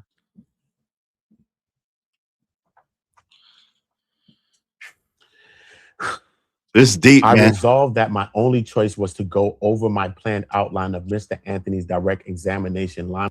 Damn. This is deep, bro. And that's why, hey, y'all, that's why it took so long. That's why it took so long. You there, Willie? You still there, Uda and Willie? That's why it took so long. That's why it took so long on that Saturday for them to go back. Because all of this, they was explaining, he was copping pleas in the back room. Yeah, I mean, at the very least, like it's not, what's that term? A lawyer's ethical. It's not ethical. Like he allowed this man to work this whole trial thinking he was under this gentleman's agreement.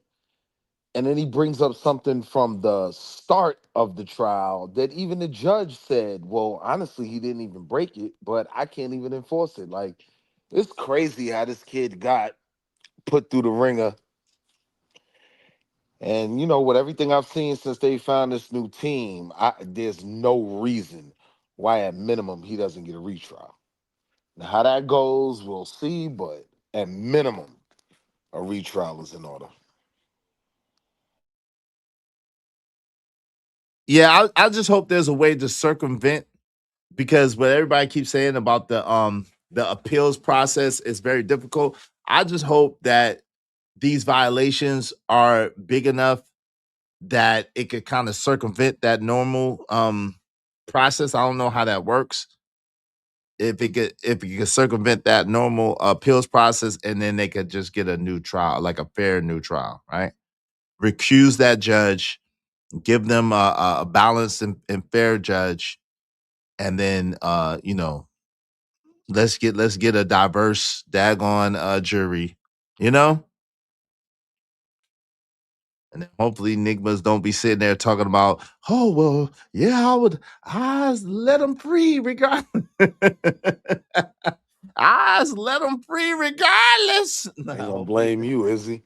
Huh? They gonna blame you. Of course, man, they're gonna blame me. I didn't do nothing. It was because of y'all was talking about freedom that they gave Carmelo Anthony 99.99 years. Like, what? Y'all are weird, man. Y'all are weird. Support the show, y'all. Let's get it. By line with Mr. Worski to determine what would and would not, in Mr. Worski's view, open the door. I have never taken such a drastic step of previewing my strategy and even my questions with a prosecutor. But you did it today, when this young man's life is in the line and his freedom's in the balance. But as a defense team, we agreed that we had no other option if we wanted to try to reach the agreed understanding with Mr. Worski of how the renegotiated agreement would cover Mr. Anthony's testimony. As I went through my outline with Mr. Anthony. Shout out to Ashe. Ashe said the appeal is separate from the motion for new retrial. The motion for new retrial is not hard, but it's not heard by the appellate court. Good. Mr. Worski standing, reading my outline over my shoulder. Yeah, take that out of there. We don't need that up in there. No. Nah, he looked like he a little innocent in that. Oh, no. We gonna pull that. Oh, what's that? Austin and them looking back? No. We ain't asking that.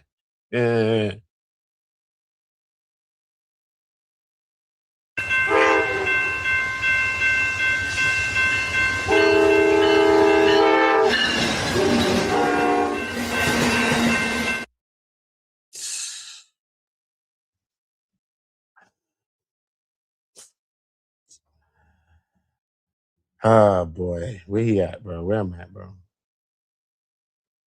Over my shoulder, reading the thing over his shoulder. Mr. Worski declared various subjects that, in his view, would open the door to character reputation.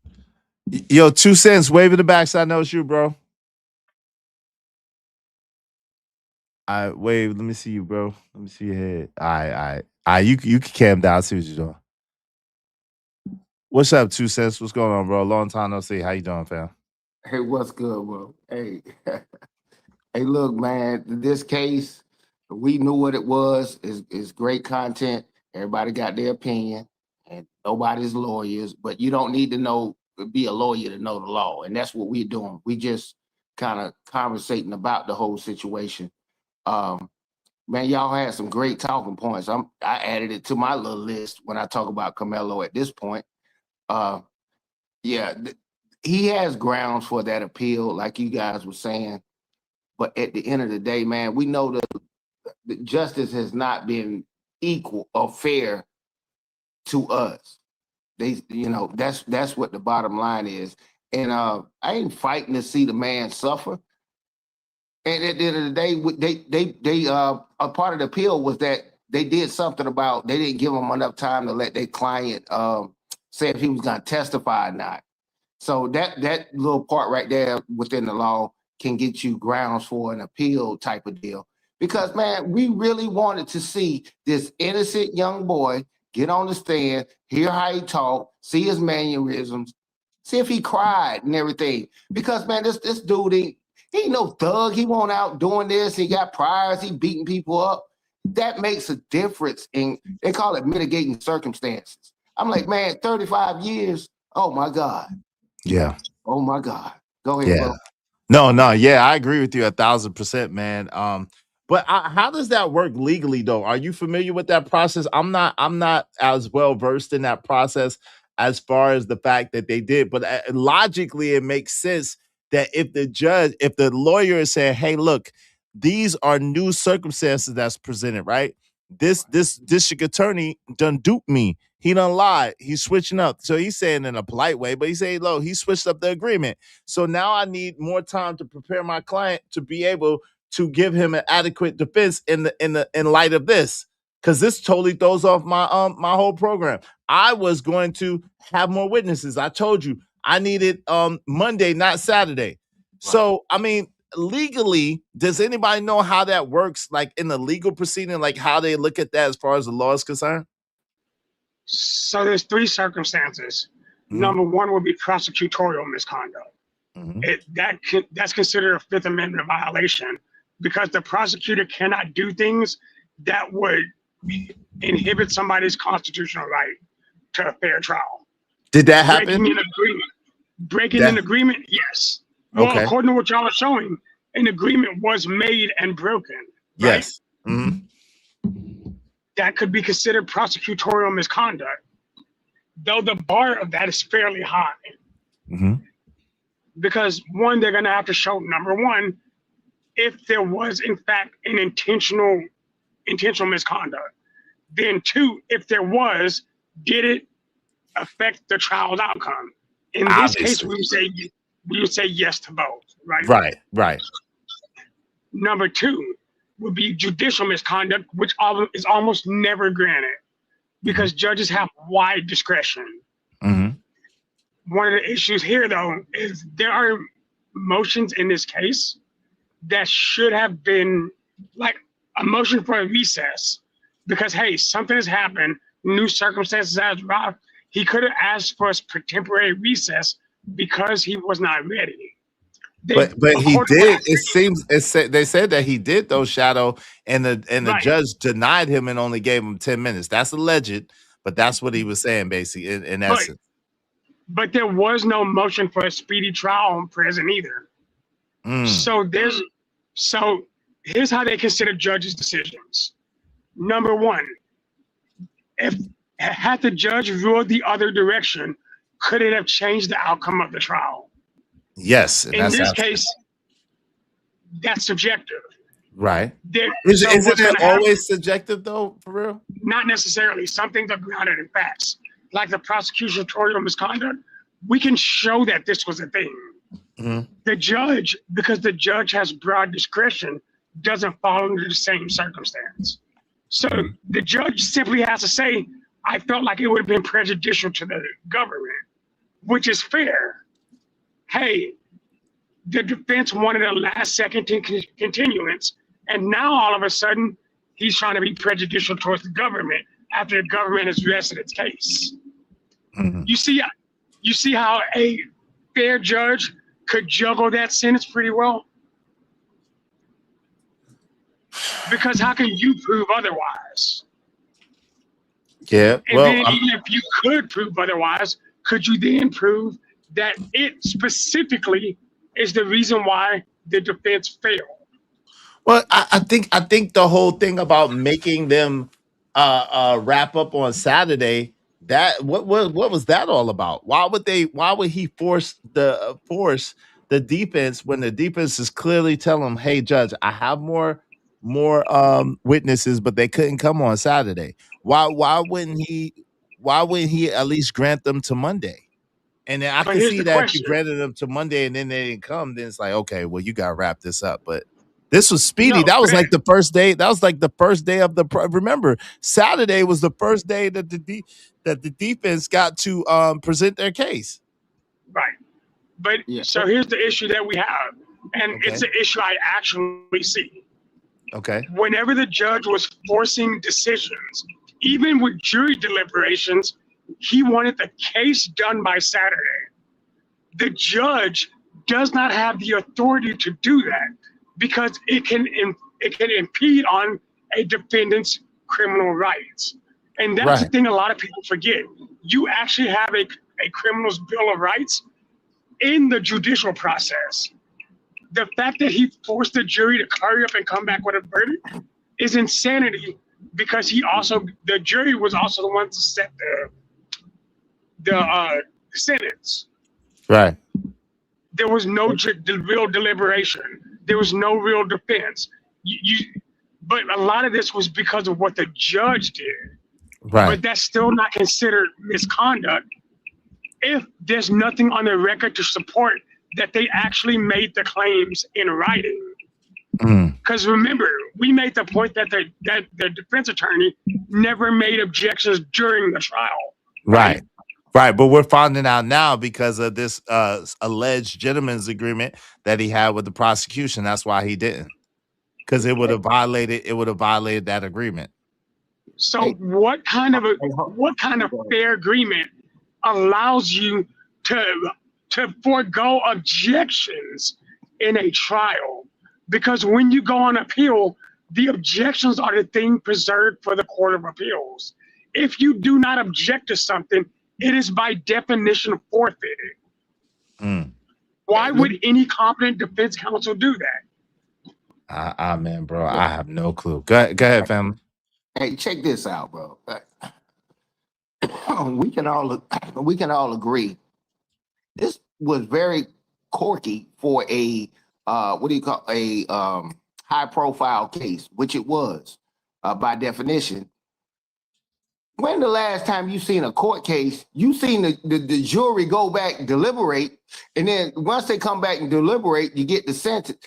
You get the judgment, and then they give you the sentence all the same day. It was like everything was. Rush. Yeah, it was so bizarre to bizarre. see that, especially in a high profile case. I'm like, what the heck is going on? And Right. then I'm gonna say this too.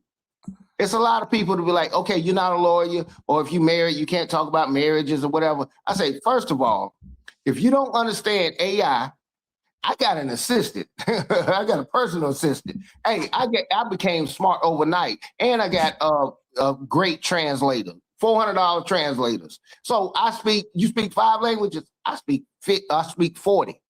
You know what I'm saying? So like, you know what I'm saying? It's this information age. If you're not on top of it, a lot of people, when they were so smart over you, man, AI, my assistant trumps you and all that stuff that you're doing or whatever, where it evens it up. So when you hear people like, well, you're not this, you're not that, I'm like, you don't know how to research or you don't know how to use AI? That's a you problem. But carry on.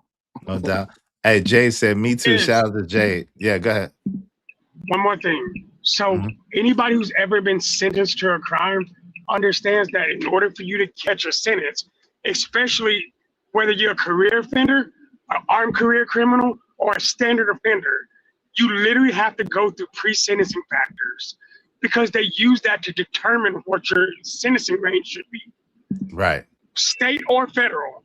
And the feds is called the 355, 38 factors. There's 7 factors that a judge or jury has to consider when they're determining what kind of sentence you should get, i.e. your guideline range. Keep in mind, guidelines are advisory, but they're usually the thing most sentences are based on. Carmelo had no criminal history, none. Right. He had just graduated high school. That would have gave him a positive 3 points. He had a history of public service. So again, if you put all these things into perspective, this is just speaking on a 35 years. His 35-year sentence didn't make sense based on his personal factors. But when did the jury have time to consider those? Especially if they couldn't talk about any of Carmelo's positive traits. Right, because that was never presented, right? Yo, shout out to Daniel Berry Sports Highlights. Said, what's good, everyone? Happy Thursday. Happy Thursday to you, too. Good to see you, my what? Good to see you, Daniel Berry, in the building. Yo, what's going on? Jay Lewis. Jay Lewis said another black kid drowned in a fishing trip with 2 white kids. Breaking news. God, dog, Jay. Damn. Sheesh. Shout out to Emperor Coach at 3 through the great. In my opinion, prosecutorial misconduct happened, but it's extremely hard to prove there were predetermined malice. Yeah, there was predetermined malice. I get it. And because said, right, judiciary misconduct is extremely hard to prove as well. Damn. He said, but then there is ineffective defense counsel misconduct. That is in essence the easiest to prove, but still difficult to prove. Okay. He also said, that's why they call rulings by a judge an opinion. It's not 1,000% fact. It's an opinion like that of doctors, engineers, architects, and other professionals. Okay. Ashe said, that's why they don't want to release the transcripts, because while the defense was grilling Eddie, the prosecution said, I'm getting tired of this. And the judge said, I was going to say the same thing, allegedly. Wow, that's deep. That's crazy. Damn. That's crazy. That's crazy. So is that sentence alone, if true, so people, I don't know how to say this the proper way, but there are things called sidebar conversations where the judge, when you see a judge and he's in front of you, there's times he'll lean over, say something to the coordinator, come back, and then have a conversation, right? And all of a sudden you see a block of missing information in a transcript because there are some things that are said in court that are off the record. If they said something like that, he can, because y'all have to remember that court coordinator is his employee. Right. That court coordinator has the right to omit anything he asks to omit. That's why judicial misconduct is so hard to prove. Because it's probably not even in the transcripts, huh? In other words. Bingo. In essence, they're like, oh, wait, whoa, nah, you didn't hear that. You didn't hear that. You didn't hear that.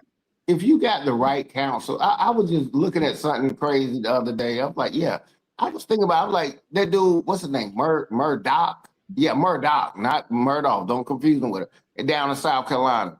Dude got off on, well, he got off, but he got another trial. So he was a lawyer his damn self.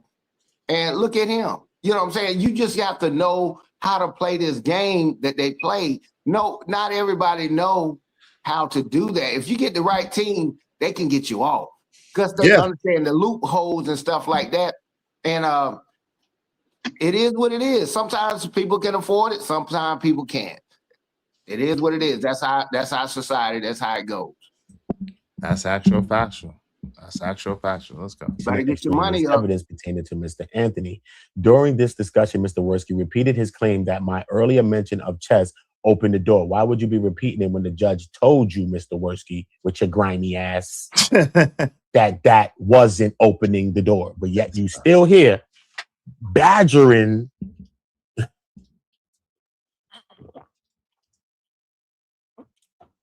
If he ain't badgering, if that's excessive of a word, ottering, would he an otter or a badger? Do they have the same similar tails?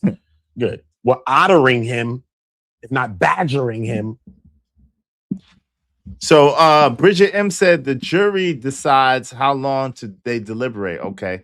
Cole said, right, going to court is basically a game. If you got enough money, you could find the loopholes and get out of trouble. Justice is truly not blind. It's for sale, allegedly. Allegedly, it's for sale. Justice is allegedly up for grabs, up for sale to the highest bidder. Allegedly. Let's go.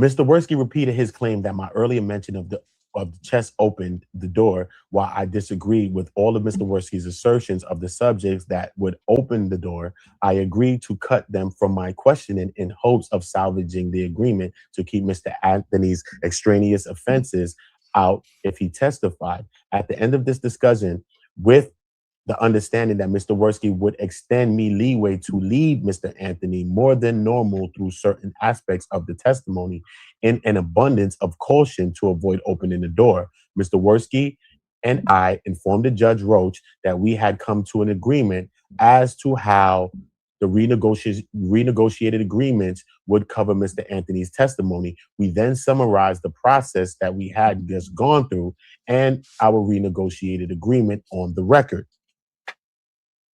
Prior to breaking, man, let me just shout out to my guys, bro. Shout out to this, man. Shout out to my guys, Real Mills, man. Shout out to Real Spills with Mills, man. Salute to you, Uda. Salute to Judge Roach informed us that he saw no way prior to breaking to allow the defense to retire to the defense's room to discuss the issue with Mr. Anthony and his parents. Judge Roach informed us that he was aware of no mechanism at his disposal to enforce the agreement between the two parties. Then why didn't you see that at the last? Yo, Shadow, you still there? Shadow ain't there. Damn. Yo, who legal? How can they get away with that? Yo, 2 cents. They let them know at the end. The judge let them know at the end. Hey, listen, if y'all got this agreement, but if he don't want to keep up with it, ain't no way I could really enforce that. How is that possible? How can they do that? Easy. That's easy to do.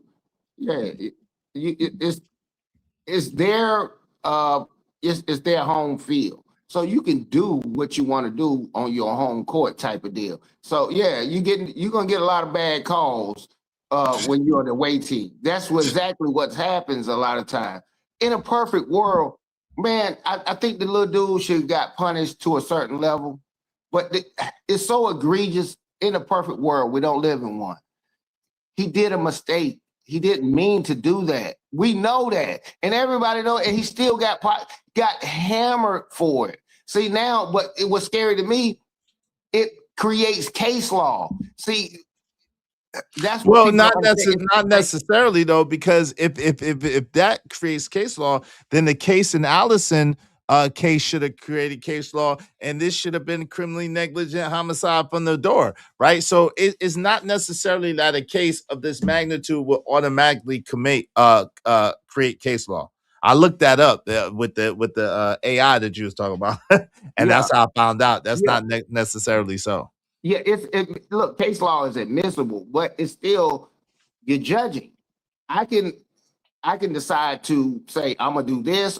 Look, people in New York don't get prosecuted the same as in Mississippi or whatever. I mean, it's because they broke it up in the states and stuff. Right, the different different rules day, for different it's states. admissible that's you trying to plead your case type of deal. So that's what they try to do. It doesn't work. That's why I was scared about what happened with the dude Chow and all these other people. Man, you're creating a case law like, oh, I can do that. So I can run after this dude, and it was crazy. Yeah. It's the legal system is not for me. That's why I stay out of it. I got pre-trial intervention. He can qualify for it. He's not gonna get it because they reserved that for non-violent offenders. And what I did was it was non-violent. So, man, he's a kid. That's the only thing I keep saying. He's a kid. And he did something bad. And we know he didn't mean to do it. He made a mistake. Yeah, no doubt. He made a mistake. Punish him on his mistake, bro. That's all I'm saying. I agree. That was my sentiment exactly. Well, HG Bowl 1, they were preparing. They were saying that the defense was going to make Carmelo testify the whole time. It was only when they switched up on them, when the prosecution switched up on the defense and broke the agreement or was threatening to break the agreement, that they was like, oh, this ain't a good idea because we had played fair this whole time and now they're playing dirty. So in essence, Hey, what's your last words? Shout out to Uda. I really appreciate you, Uda, if you're still there. Shout out to Uda, man. Did excellent work. Y'all make sure y'all subscribe to my man Uda. Check my man Uda out. Subscribe.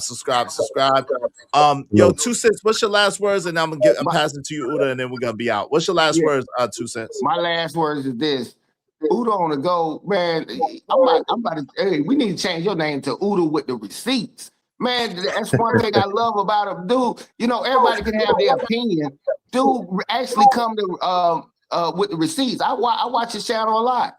You know, I sit there and lurk sometimes. Like, yeah, he come with receipts, and I appreciate what you're doing.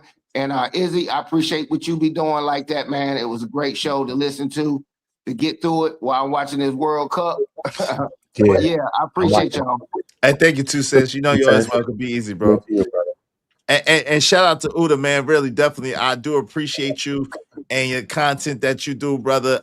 You being on the scenes, you being live and living color. I appreciate that, man. The journalistic aspects. I want to give you your crown while you here, while you in my face. What say you, man? What's your last words, man? Thank you for letting me review your video. My Sherry more. Stevie Wonder can see this railroad more and more.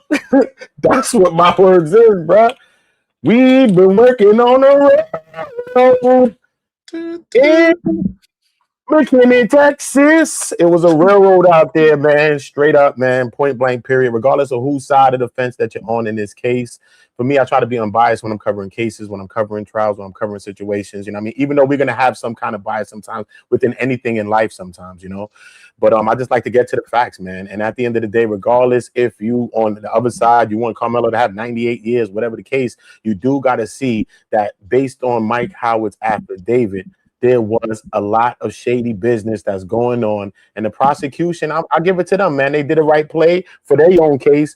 They played them, you know what I'm saying? He fell victim. But why would Mike Howard and the defense team play with that young man's life and his freedom like that by even entering into this agreement and going to talk to him about it at the last minute when you only got 10 minutes left? You know what I mean? So regardless of the fact of whatever y'all feel about this case, you know what I'm saying? You know what I mean? I don't want Carmelo to have 35 years. And it's sad that even Austin Metcalf is unalive. You know what I mean? RIP to him. They both were young guys. They about my son's age. You know what I mean? My son is 18, about to be 19 next month. Carmelo's 19 now, and maybe Austin would have been turning 19 right now if he wasn't 19. So they were kids, man. They were kids in this situation, but the fix was most definitely in. I just wish that they got a chance to bring up some of that other evidence to go into the history of maybe even the twins, or maybe even get to cross-examine some of those witnesses, bring in neuropsychologists, bring in forensic psychologists and all these types of things, and even Carmelo testifying for his own self. But he only had 10 minutes to decide this. He only had 10 minutes to decide the biggest decision of his life, man. And some of us can't even decide what we're going to eat for dinner tonight.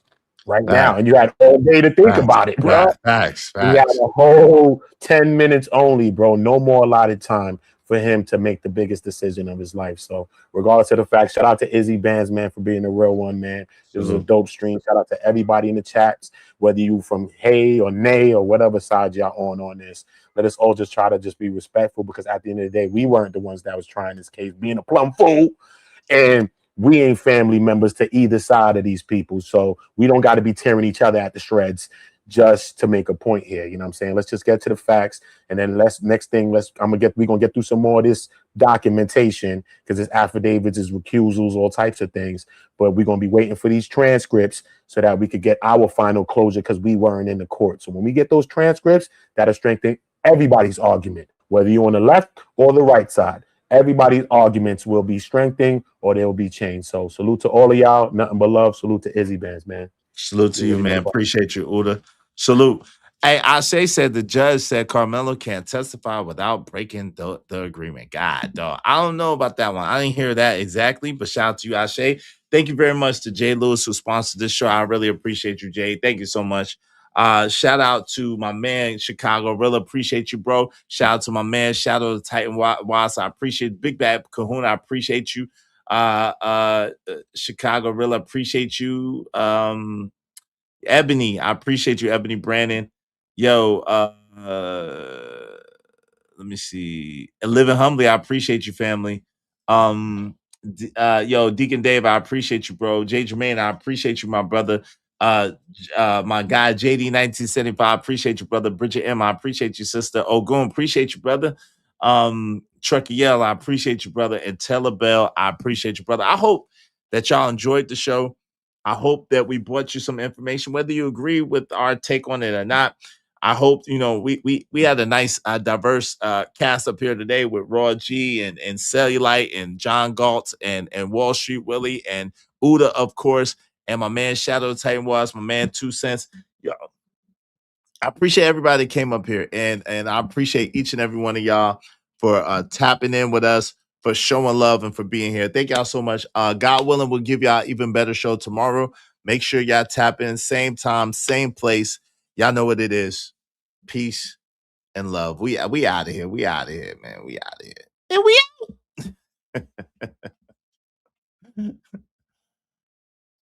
Peace. Yeah, yeah,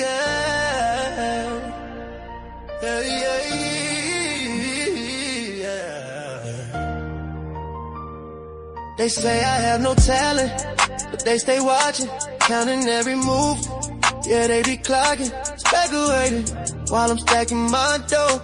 It don't make sense, I'm trying to put on a show. They try to play me like my funds are low, but I'm easy Baines, never just a name. J Prince for president, now I'm in a different game. With every step I take, I'm painting my lane. When will they realize hard work beat talent every time? No dollars make sense, so I stays on the grind. Hard work beats talent, when talent don't work hard, I stays on their mind. Told them stay in their lane, yeah. 'Cause no matter what, you can't block my shine. Yeah. Born to win, we may win and look easy. Stay on my grind, they try and do me greasy. Round here we put in work, don't nothing come easily. Low down dirty shame, wait, don't get to tease me. Watching from the sidelines, wishing they could ride, but my hustle got a heartbeat, can't let it slide. Every single dollar, I earned it, nothing borrowed. In this life my passion lies, through the pain and sorrow. When will they realize hard work beat talent every time? No dollar makes sense, so I stays on the grind. Hard work beat talent, when talent don't work hard, I stays on their mind. Told them stay in their lane, yeah. 'Cause no matter what, you can't block my shine.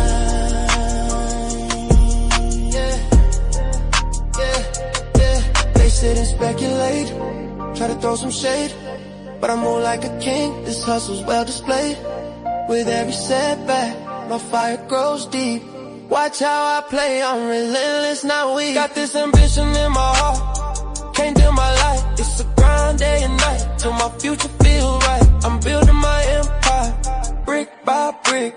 Even when they doubt, I'm the one they can't stick, yeah. The streets they talking, but I stay on my toes. Watch this dream unfold, watch how the story goes. Oh, I ain't just a rapper, I'm a brand, can't you see? They might hate the game, but they love the real me. When will they realize hard work beat talent every time? No dollar makes sense, so I stays on the grind. Hard work beat talent, when talent don't work hard, I stays on their mind. Told them stay in their lane, yeah. No matter what, you can't block my shine.